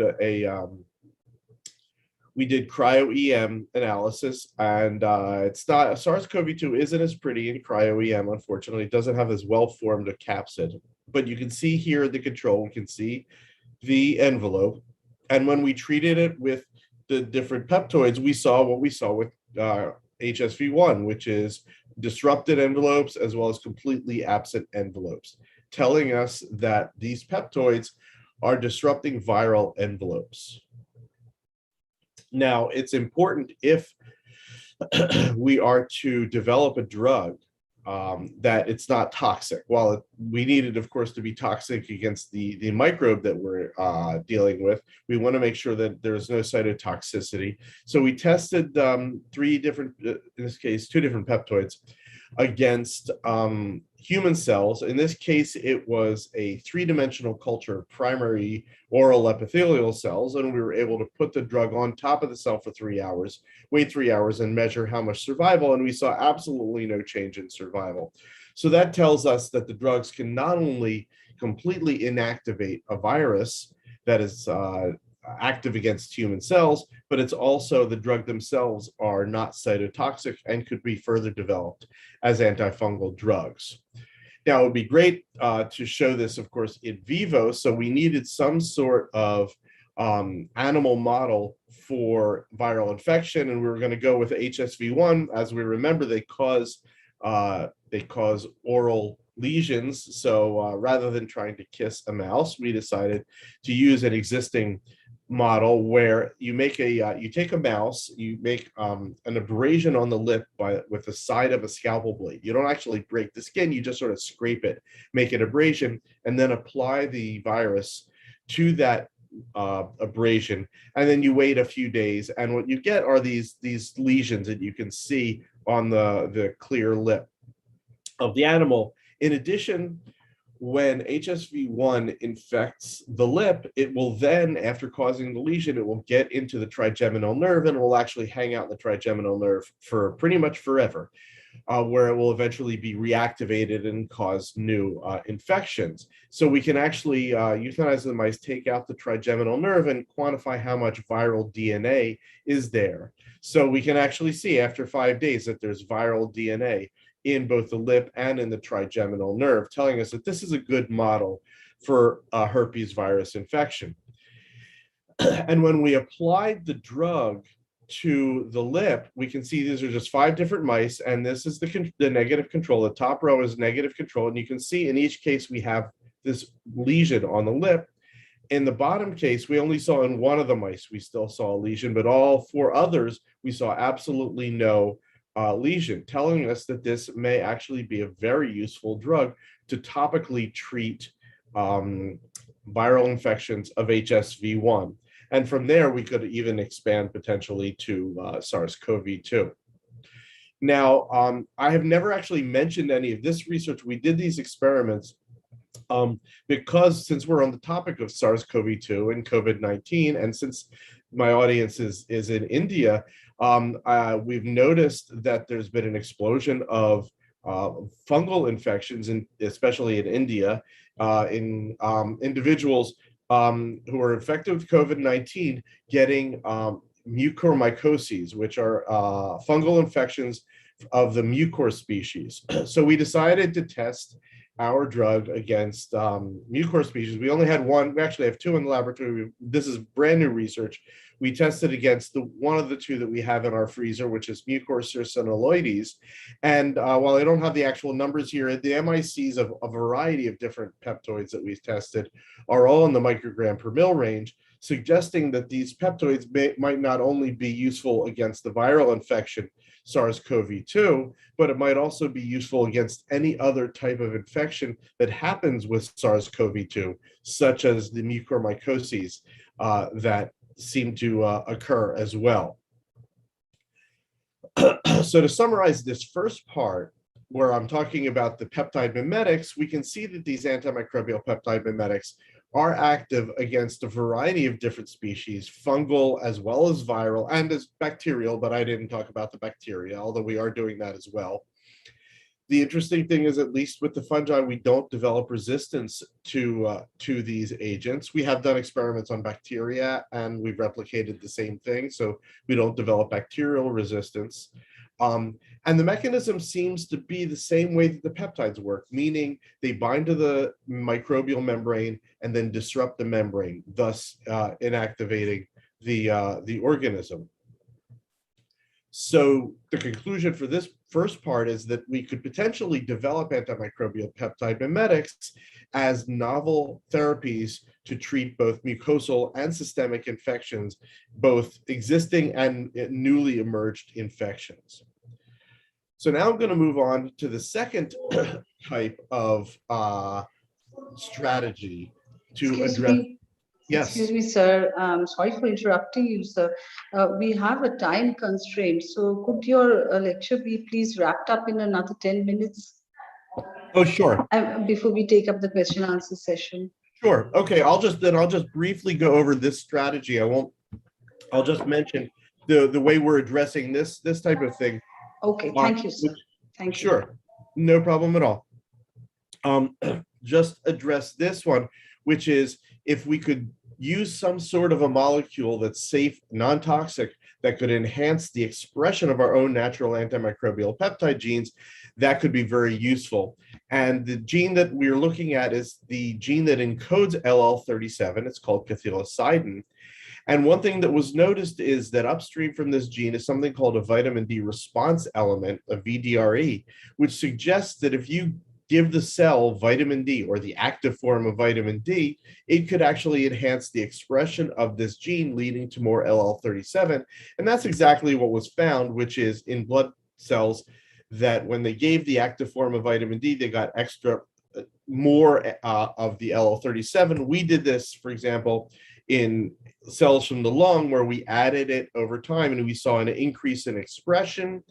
And then we also saw an increase in activity on the surface of the cell. If we were to add bacteria, we saw a reduction in the number of bacteria. It didn't matter whether they were normal cells or from a patient with cystic fibrosis, just telling us that if we added vitamin D to the cells, we actually enhanced the natural antimicrobial activity of these cells. And even in vivo, if we were injected the active form of vitamin D, which is called 125 dihydroxyvitamin D, and then gave them infections in their airways, we saw a reduction in the number of bacteria, telling us that vitamin D could be useful as an agent to enhance our own natural defenses against microbial infection.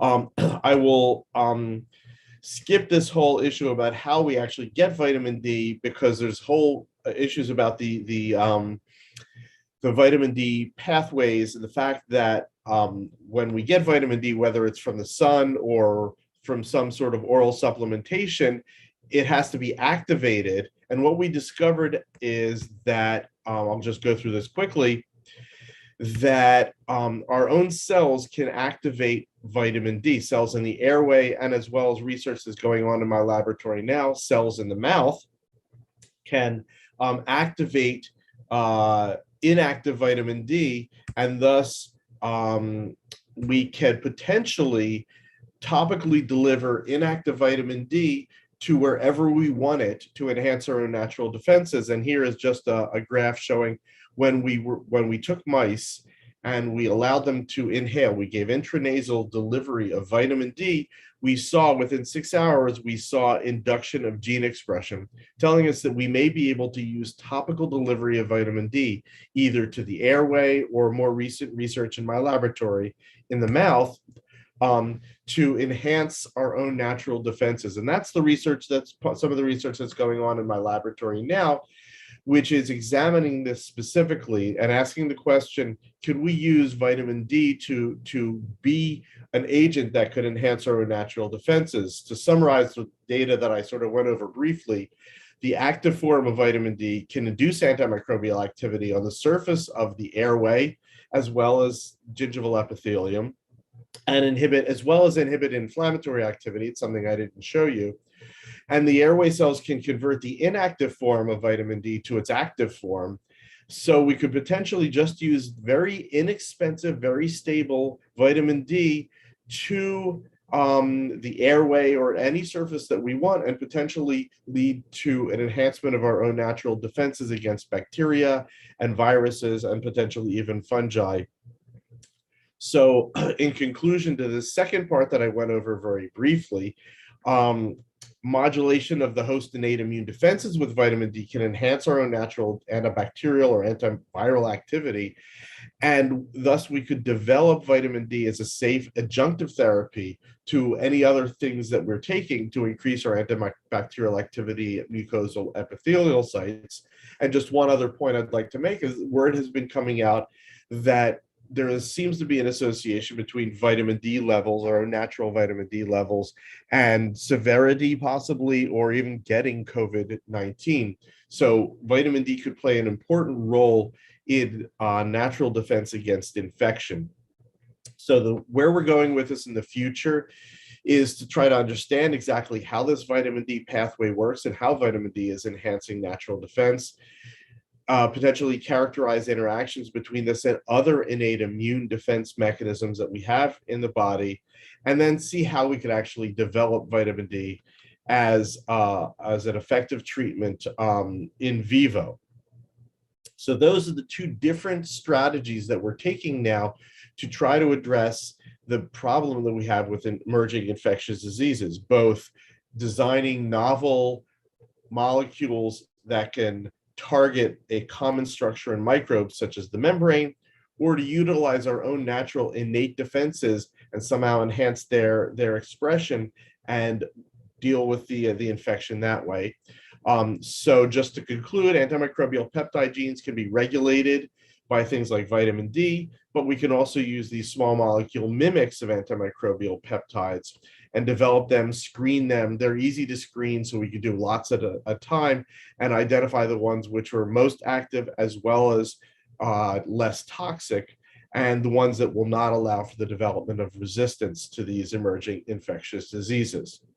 And just finally, acknowledge some of the people who have been involved in this. I have been at several places, as was mentioned, both in New Jersey, which is now called Rutgers University, at the University of Florida, and most recently at the University of Louisville, U of L as we call it, as well as my collaborators, especially the folks who work with the mimetics and Stanford University, who are doing the peptoids. And funding from a variety of sources, including the U.S. National Institutes of Health, Department of Defense. I've been working closely with a toothpaste manufacturer called Colgate-Palmolive to work on the oral cavity, as well as a small company that has been developed to try to develop these antimicrobial peptoids as drugs, and that's called Maxwell Biosciences. And I thank you very much for your attention. Thank you very much, Professor Diamond. It was an extremely interesting and enlightening lecture, and very promising, I would say, because I'm sorry, my video is off. No, I can't.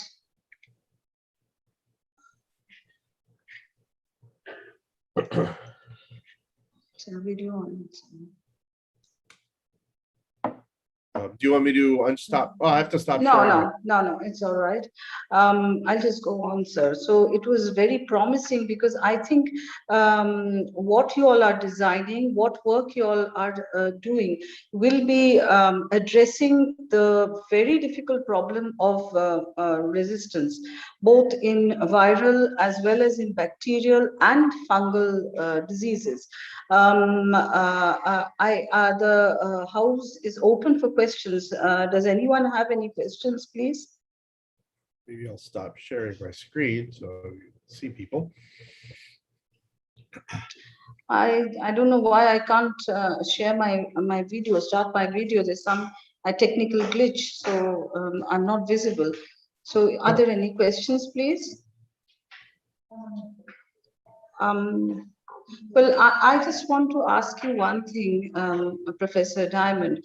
You know, someone had told me that if you have a cut or a burn, injury, then using your own saliva would heal it. Does it mean that our saliva has these peptides? Oh, there's no question that our saliva has antimicrobial peptides as well as antifungal peptides. That's one of the areas that we've been studying a lot recently. We make both LL37 in the peptide in the saliva, as well as defensins. There are a number of other ones that I'm not studying. There's also histatin, which are specifically for fungi. So we have them, of course, in our saliva. We also have a lot of bacteria, many bacteria. What these peptides apparently are doing are maintaining a homeostasis, so we don't have too many. But in theory, if there's a bacterium that's not found in the saliva, and you add saliva to it, it's very possible that these peptides would be quite active against it and could at least kill them on that particular surface. So yeah, that does make sense. Okay, thank you. And about vitamin D, you see, it's just a personal observation that we Indians, male and female, almost every second Indian has a deficiency in vitamin D. So I found it quite alarming. Like you said, that vitamin D is responsible for an increase or an improvement in our innate immunity. So could that mean that because we have low vitamin D levels, we would be immunosuppressed, or not exactly, like immunity would be poor? I believe that is the case. And if you are vitamin D deficient, then there may be issues with the levels of at least LL37 that are at particular sites, whether in the bloodstream or at particular mucosal sites, making you more susceptible to infection. Yes. To infections. Okay. So I think we have to wrap up now. So it was a very interesting session by Professor Dr. Diamond, and we've come to know about the peptoids. Very interesting, the peptoids, and about our own immunity, which can be boosted by vitamin D. And we can all look forward to a very positive response from his research when in the near future, I expect we get these as drugs to fight the problem of resistance in both in all microbial infections. As we have seen, it's both it's bacterial, viral, and fungal. It's amazing. It's just amazing, and wishing you all the best, Professor Diamond. Thank you, very and much. I give the session over to Tanya. Tanya. Thank you. Thank you, Professor Diamond, for taking our time from your busy schedule and joining us. We were very delighted to have you. It was a real pleasure listening to your lecture. Thank you again on behalf of the organizing committee of PNAS on. I would also like to thank Dr. Sen for moderating the session. Now, I give the session to Dr. Amit for this session.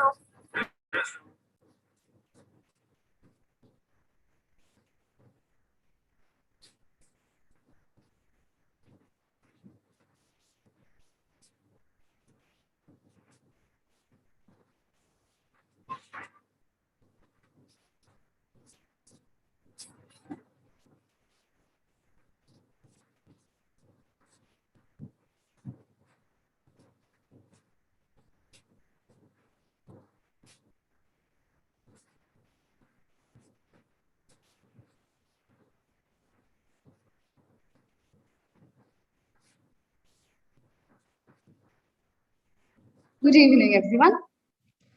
I hope that you have enjoyed the insightful lecture session by Dr. Diamond.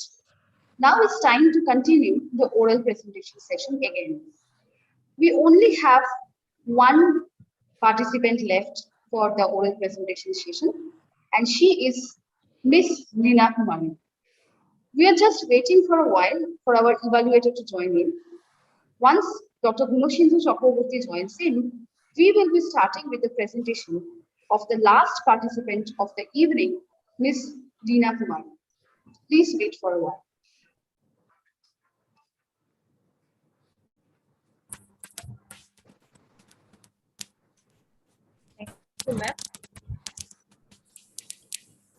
Yes, Leena, you are visible as well as audible. Please wait for a while, let our evaluator join in, then you can start. Okay? Sure, ma'am. Please switch off your video and mute yourself till then. Sure.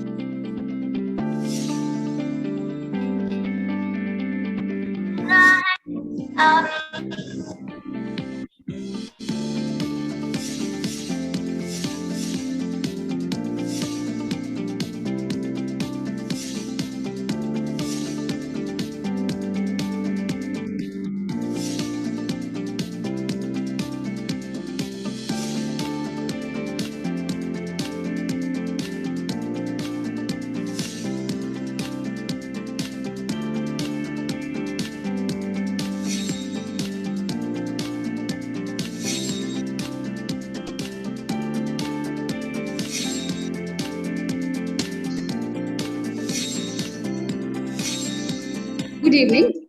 Now, let us again resume back for the oral presentation session. The last participant for the day, Miss Leena Kumari. I hope Dr. Gunoshindu Chakraborty sir is with us again. Sir, are you there? Yes. I have joined, ma'am. Yeah, thank you, sir. Thank you so much. Leena, you can start with your presentation now. Start sharing your screen and start your presentation. বাকি মডেলগুলো check out করতে আপনি এই ভিডিওটি swipe up করুন অথবা আপনি ইনস্টাগ্রামে হলে বায়োতে চেক করতে পারেন that's an amazing way. Thank you Bhavdeep for sending. Miss Ankita Maulik, please mute yourself.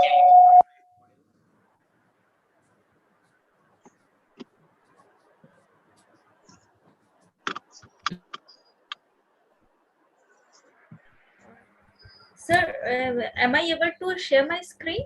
Yeah, Yes, Leena, your screen yes, is visible. You can see it. Please put it in full screen mode.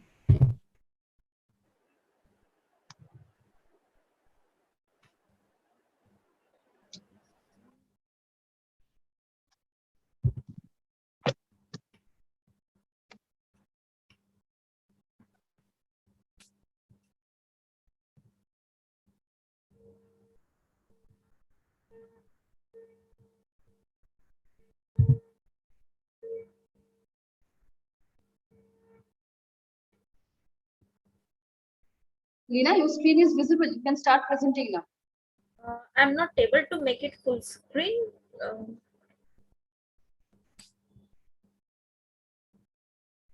Click on the from beginning button. From beginning. From beginning. From beginning. Click on it. Yes, I have already clicked. Yeah, it's done. Done, Lina, start. Good evening, respected teachers. Today, the topic for my oral presentation is site-specific targeting of biodegradable polymeric nanoparticles for the treatment of lung cancer and in vitro and in vivo approach.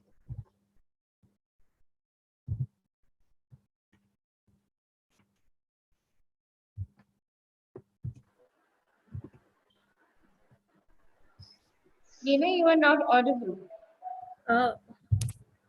I'm not able to make it to next slide.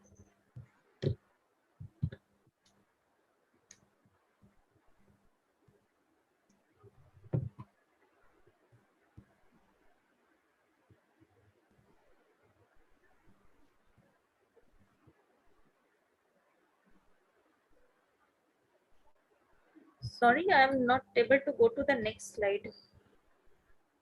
I think you must escape from the screen and just try to make it start from the beginning. Lina, you can exit and then you can share the entire screen. Are you sharing a window or the screen? I'm sharing the PowerPoint presentation. Shall I? You put it in, what you do, there are two options when you share in Zoom. One is sharing the window and one is sharing the entire screen. If you share the entire screen, it will come to the presentation mode. Sometimes if you share in window, it will not come. That is what I'm telling you, Baba. Here it is written you are sharing, you are screen sharing. Okay, so it is window or full. So now you can do it, no problem. Is it visible now? Yeah, Lina, visible, Yes, visible. It is visible, visible. Sir, is it okay? Sir, is it okay? Yes, okay, no problem, no problem. Go ahead, please. Just try using F5. I've used, sir. It is yes. Now it is working. Okay. Since we all know lung cancer is one of the leading causes of the cancer-related death all around the world, and lung cancer is basically divided into two types, that is non-small cell lung cancer and small cell lung cancer. Again, non-small cell lung cancer is further subdivided into squamous cell carcinoma, large cell carcinoma, and adenocarcinoma. Our major focus is on targeting non-small cell lung cancer. So, among the chemotherapeutic agents, docetaxel has been used worldwide for the treatment of lung cancer since docetaxel is a very potent anti-cancer agent, and it binds specifically to the beta tubulin subunit of the microtubules, resulting in the cell cycle arrest and subsequent cell death. Now, coming to the objective, the aim of our study is to prepare the docetaxel loaded PLGA nanoparticles conjugated with anti-EGFR, that is epithelial growth factor receptor antibody, using EDC-NHS chemistry, and we have prepared our nanoparticles by the means of multiple emulsion solvent evaporation technique. Further, we have characterized our nanoparticles and performed the in vitro studies, in vitro and cellular studies. Now, first, we have performed the FTIS study. In case of FTIS study, we have performed to see whether there is any interaction between the drug and the excipients. In case of the here FTIS, we have performed the FTIS study of the PLGA, that is the polymer, and PLG and PVA, docetaxel, that is our drug, and the physical mixture of all the excipients and the drug, as well as the blank nanoparticles and the drug-loaded nanoparticles. Here we can see that the in case of the physical mixture, the characteristic peaks of the drug as well as both the PLG and PVA are present in the physical mixture, which indicates that there is no chemical interaction between the drug and the excipients. In case of the blank nanoparticles as well as docetaxel loaded nanoparticles, we can see that there is no characteristic peak of the drug, which indicates that our drug is completely encapsulated within the nanoparticles and there is no free drug on the surface of the nanoparticles. Next, we have performed the drug loading and entrapment efficiency. And in case of the F1 formulation, we have seen that the maximum entrapment efficiency is observed. So further, we have used this F1 formulation for the rest of our study. Next, we have performed the particle size and zeta potential using the zeta sizer. We can see that the particle size of our nanoparticles is 298 nanometer and the PDI value with 0.358, and the zeta potential value of the nanoparticles is negative value we have obtained, that is minus 11.9. The zeta potential, the negative zeta potential, it indicates that our nanoparticles are not in an aggregated form. Next, we have studied the same analysis. Here we have seen the surface morphology of our nanoparticles. We have seen that through the same study, we have seen that the surface of our nanoparticles is quite smooth and our nanoparticles are spherical in shape. And next, to confirm this morphology of our nanoparticles, we have performed the TEM analysis. Here we can see that our drug is encapsulated within the nanoparticles in a molecular form and not in a particular form. We can see the uniform distribution of the drug in a molecular form within the nanoparticles. Next, to furthermore confirm the surface morphology of our nanoparticles, we have performed the 3D AFM analysis also. Next, we have performed the in vitro drug release study in different buffers as well as release media. Here, we have seen in case of the citrate buffer, our nanoparticles is getting bursted and drug is released in a quite faster manner, which indicates that our nanoparticle is not fit for oral consumption. And here, in case of the phosphate buffer saline, as well as in the simulated lung fluid, we have seen a very retarded and slow release of our drug from the nanoparticles, which indicated that our nanoparticles is suitable for sustained drug delivery. And through the kinetic models, we have seen that our nanoparticles... Please expedite a bit. Beg your pardon? Please hurry up a bit, okay? We are running out of time. Okay. And the release, it follows the Korsmeyer-Pepas model. Next, we have performed the in vitro cytotoxicity assay through the MTD assay.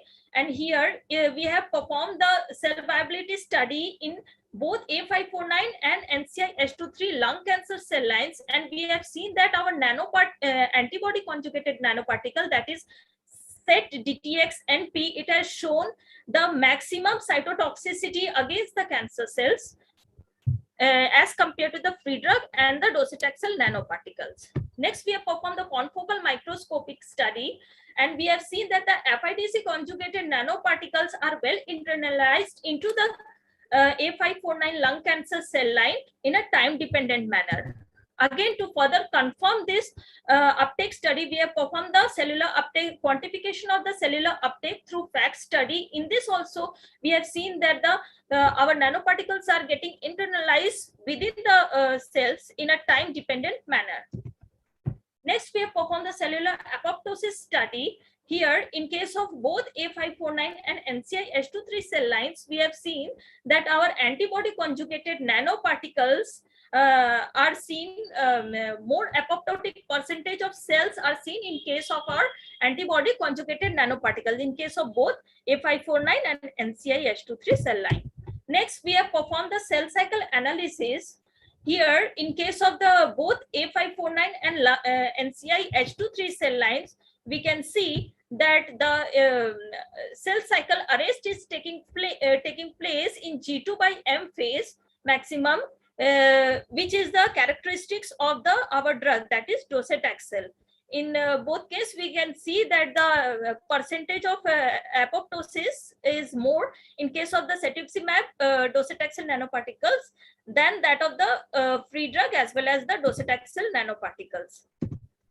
The future plan of my study is to perform the in vivo evaluation of my nanoparticles in case of the lung tumor bearing mice. I will induce the lung tumor in the mice model through the carcinogen induced mice. So, and then I will perform the in vivo anti-tumor efficacy as well as the lung histopathology analysis and organ biodistribution study in tumor-bearing mice. This is my future work plan. Thank you.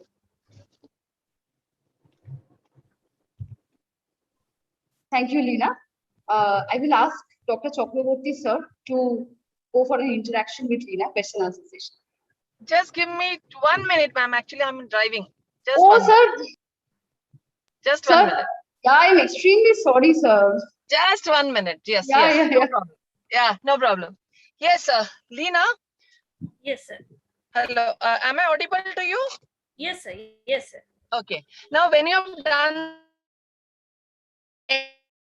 TT essay, did you perform or you have given your samples to some lab and they have performed it? Beg your pardon, sir. In the middle, your voice was not audible a bit. That MTTC essay, did you perform or you have given your sample to a lab and they have performed it? How it is? Sir, our cell line study is going on in a lab, but I remain always present there whenever the study is going on. Means I do a part of the study and rest of the thing they do, sir. But I remain present there, sir. Okay, but don't you think that becomes your toxicity levels also, supposed if you are exposed to some of the drugs or some of the methods like that? Did you take any precautions while performing or studying this MTTC essay? MTT assay, yes, sir. The assay it is performed in the 96 well plate, and through the hood, everything is taken. We take means every precaution in performing the experiment. There is no such that we can inhale or something like that, sir. So when you were doing that 96 well assay, so what was the immunogenicity of the drug? This one antigen. Immunogenicity means, sir, I'm not getting your point.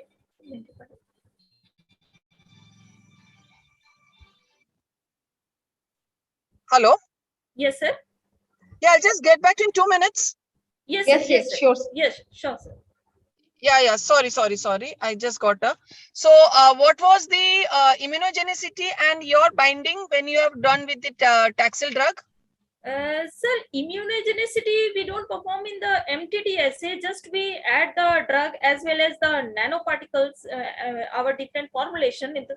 No, that is when you use 96 well, it has two characters. Either you can perform the MTTC or you can check the immunogenicity No, also. sir, we don't perform. So did you do that one? No, it's only you have done the assay part. Assay part, sir. Just how much cells are viable or not? Okay, and can you just tell me why did you see only 2 cell lines of the lungs where there are other cell lines also? Any specific reason?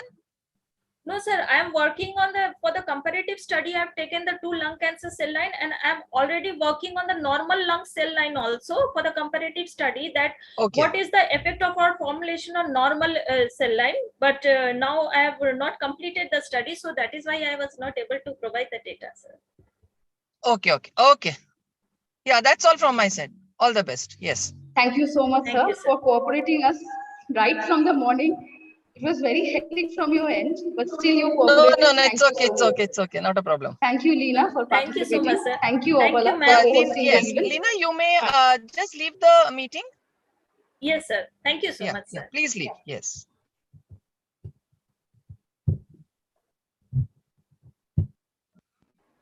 If there is any other participant who are present, we request you to kindly leave the room. We will be joining for the valedictory session at 6:30. Okay, sir, I have texted you. You can check your chat box over here. 1 minute, madam. Ma'am, Sure, just sir. a minute. Sure, sir. Yes, just a minute, ma'am. This is to everyone, ma'am, or shall I No, send it in this is private to personally. you? This is personally, sir. Send it privately to me, not everyone. Okay.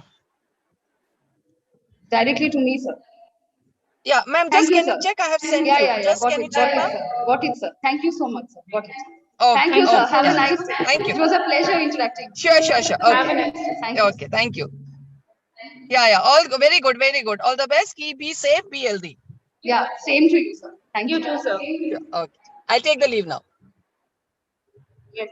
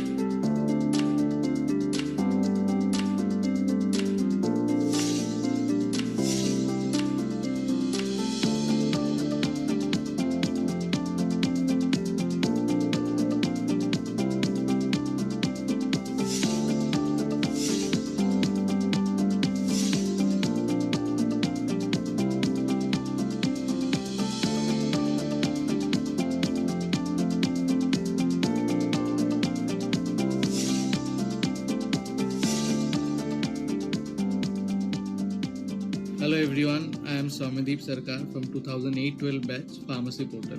Right now I am working as an area sales manager in India Medtronic. I take care of the eastern part of our region. My name is Ankita Sarkar and I am an alumni of NSHM College of Pharmaceutical Technology, Kolkata. I have done my B.Pharm from NSHM in the year of 2013 to 2017, working as an assistant professor at Adamas University. My name is Sujay Pathak. I have done my B.Pharm and M.Pharm both from NSHM. I am really blessed that I am a NSHMite. Right now I am working for Cognizant Technology Solutions as a drug safety analyst. I am Momita Haldar. I completed B.Pharm from NSHM Knowledge Campus, Kolkata in 2016. After completing B.Pharm, I joined Naipar Mohali to pursue MS Pharm in medicinal chemistry. Now I am enrolled at IIT Ropar at Department of Chemistry to pursue PhD.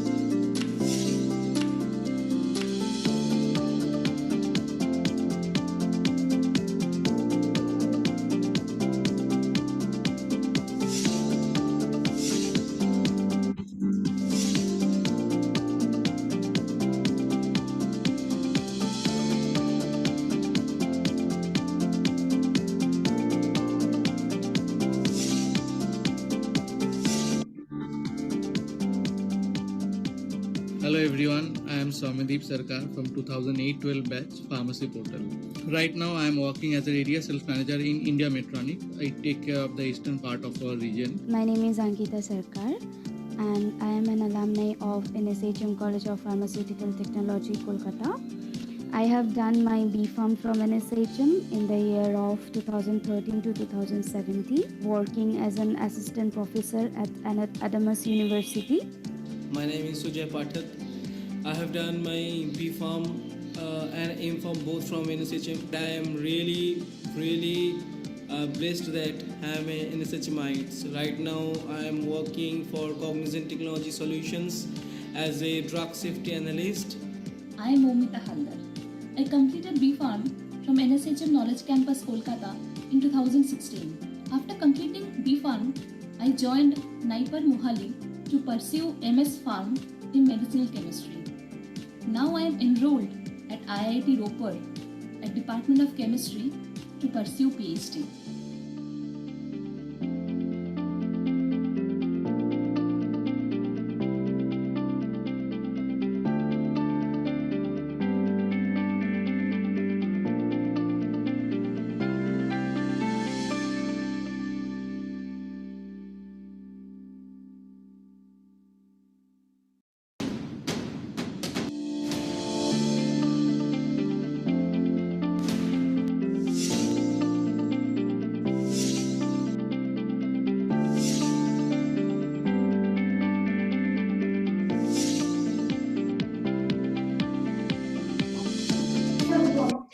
Host বন্ধ করে রেখেছে, host ভিডিওটা নিজে বন্ধ করে রেখেছে।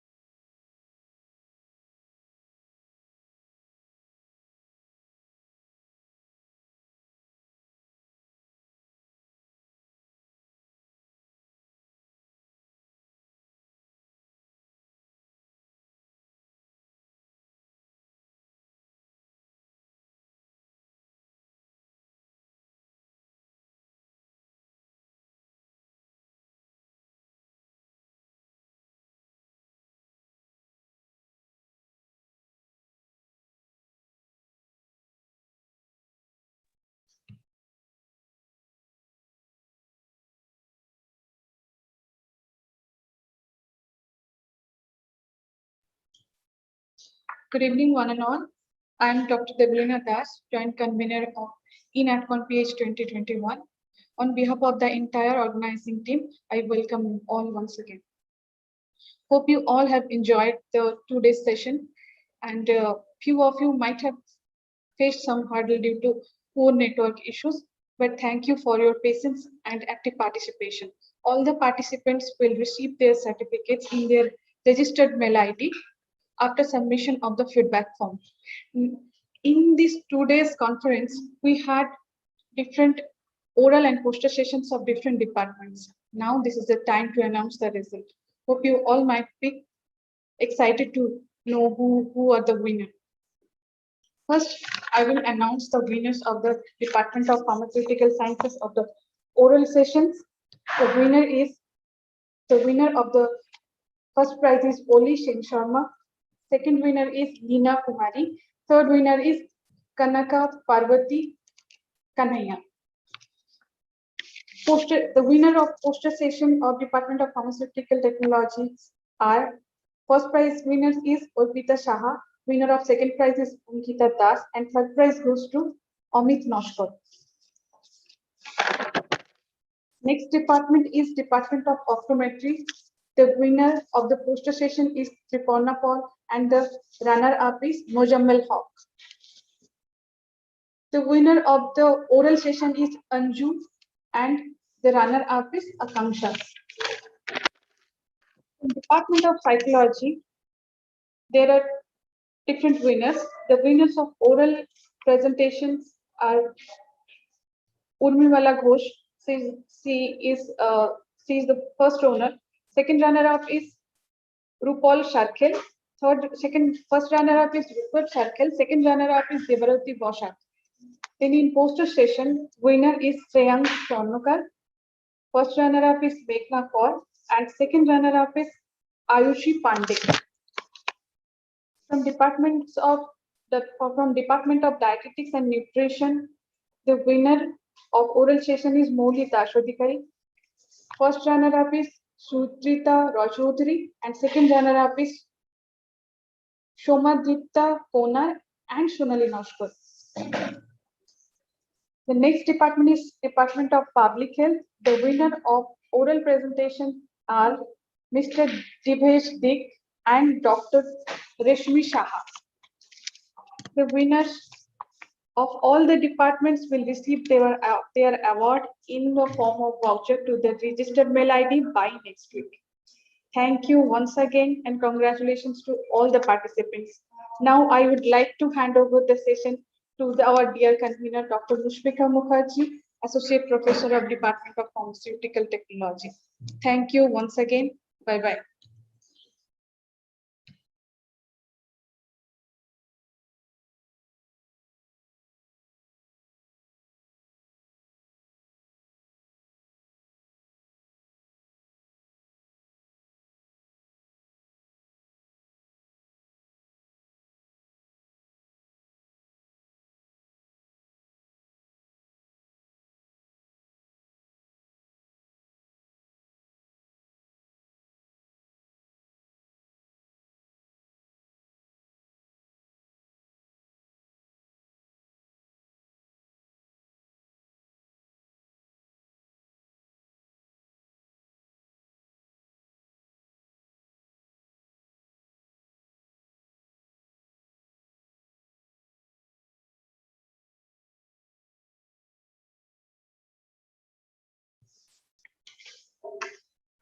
Good evening, ladies and gentlemen. At the outset, I want to express my gratitude to everyone for taking your time to be present at this juncture. I feel honored for getting this opportunity to deliver my vote of thanks to you all.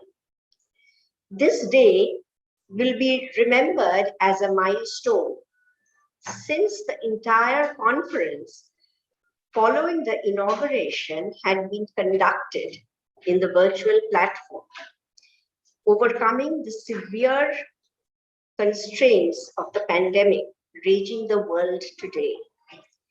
But in all this adversity, the silver lining is that we have been able to reach out to eminent academicians in different fields across the world, as well as have had the privilege of having prominent personalities discuss their views on interesting topics in this platform. You will all agree that participating in this two-day international conference, listening to a plethora of brilliant keynote lectures, mind-blowing discussions, and healthy interactions would not at all have been possible had the conditions been normal. Each NatConf gives its participants something new, something special to be cherished. For me, this conference will be remembered for a very unusual reason. This is the first time we have been exposed to a technically superb platform that allowed us to freely navigate from hall to hall and listen to eminent speakers who are actually miles, some many thousands of miles away and in different time zones. I conclude this conference by extending my thanks and gratitude first to all the distinguished guests and dignitaries, esteemed speakers, panelists, moderators, evaluators, oral and poster presenters, sponsors, and of course, all internal and external delegates who participated in this conference and joined us to make this eNatConf 2021 an epic event. I would be failing in my duty if I do not thank Mr. Dilip Singh Mehta, Chairman and Managing Trustee, HCG Charitable Trust, Mr. Cecil Anthony, Chief Mentor and Management Trustee, HCG Charitable Trust, Mr. Orno Roy, CEO, NSHM Knowledge Campus, and our portal head, Professor Dr. Subhashis Maiti, without whose help this conference would not have been a reality. A special thanks goes to Madam Mary Cecil for her invaluable inputs and suggestions. My heartfelt thanks to all the members in the departments of ITES, administration, branding, finance, media, and Angan of NSHM for their support and cooperation. This conference would not have reached this mammoth height without the untiring and selfless efforts of all the team members of the organizing committee, including all the joint conveners of eNatConf 2021. Today, I take this opportunity to thank each one wholeheartedly. I convey my thanks also to the support staff of NSHM for their silent yet huge contribution. Last but not the least, my sincere thanks to our event management company, Virtual MNC, for their technological expertise and excellent service, which made this two-day international conference involving 9 departments under the NSHM School of Health Sciences run concurrently and smoothly. Today, as a team, we can feel proud of what we could achieve within such a short span of time and under extremely challenging circumstances. May God bless us all and NSHM to achieve greater glory in the coming years. Thank you once again as I take your leave.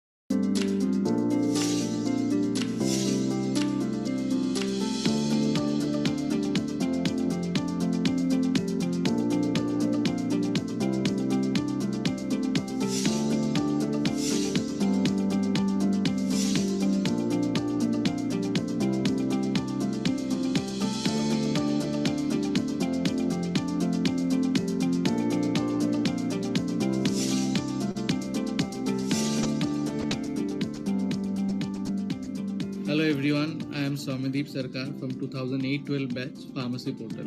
Right now I am working as an area sales manager in India Metronic. I take care of the eastern part of our region. My name is Ankita Sarkar and I am an alumni of NSHM College of Pharmaceutical Technology, Kolkata.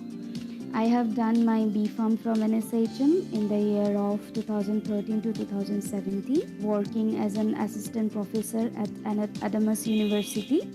My name is Sujay Pathak.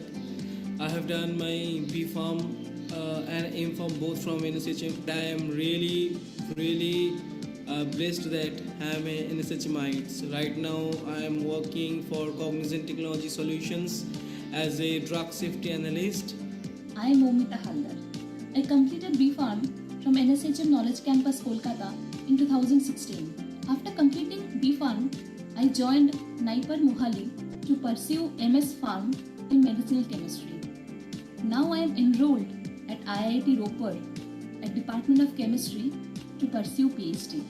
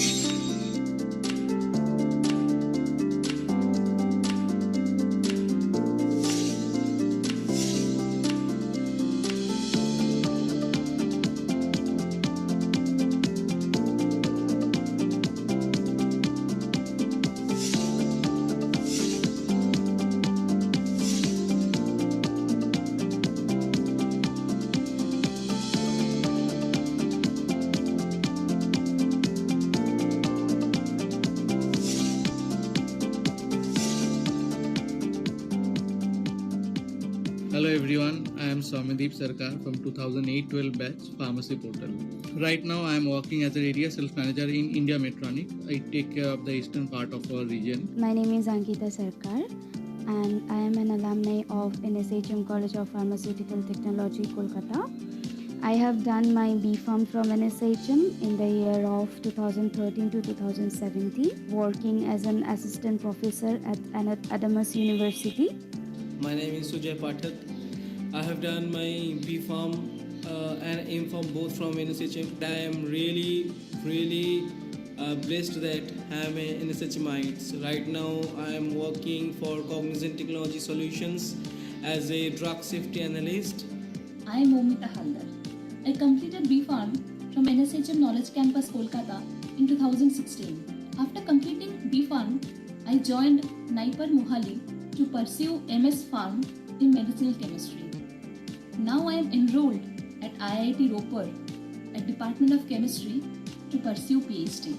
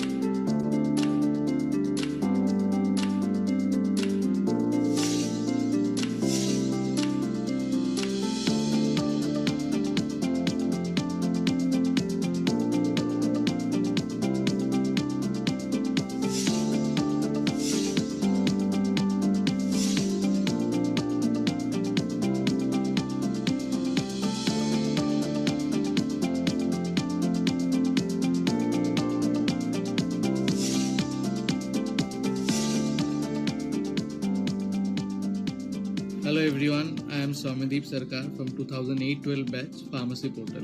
Right now I am working as an area sales manager in India Medtronic. I take care of the eastern part of our region. My name is Ankita Sarkar and I am an alumni of NSHM College of Pharmaceutical Technology, Kolkata. I have done my B.Pharm from NSHM in the year of 2013 to 2017, working as an assistant professor at Adamas University. My name is Sujay Pathak.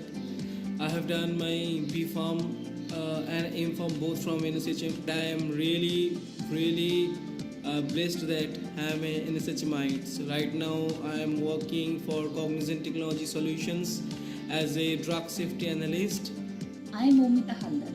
I completed B.Pharm from NSHM Knowledge Campus, Kolkata in 2016. After completing B.Pharm, I joined Naipar Mohali to pursue MS Pharm in medicinal chemistry. Now I am enrolled at IIT Ropar at Department of Chemistry to pursue PhD.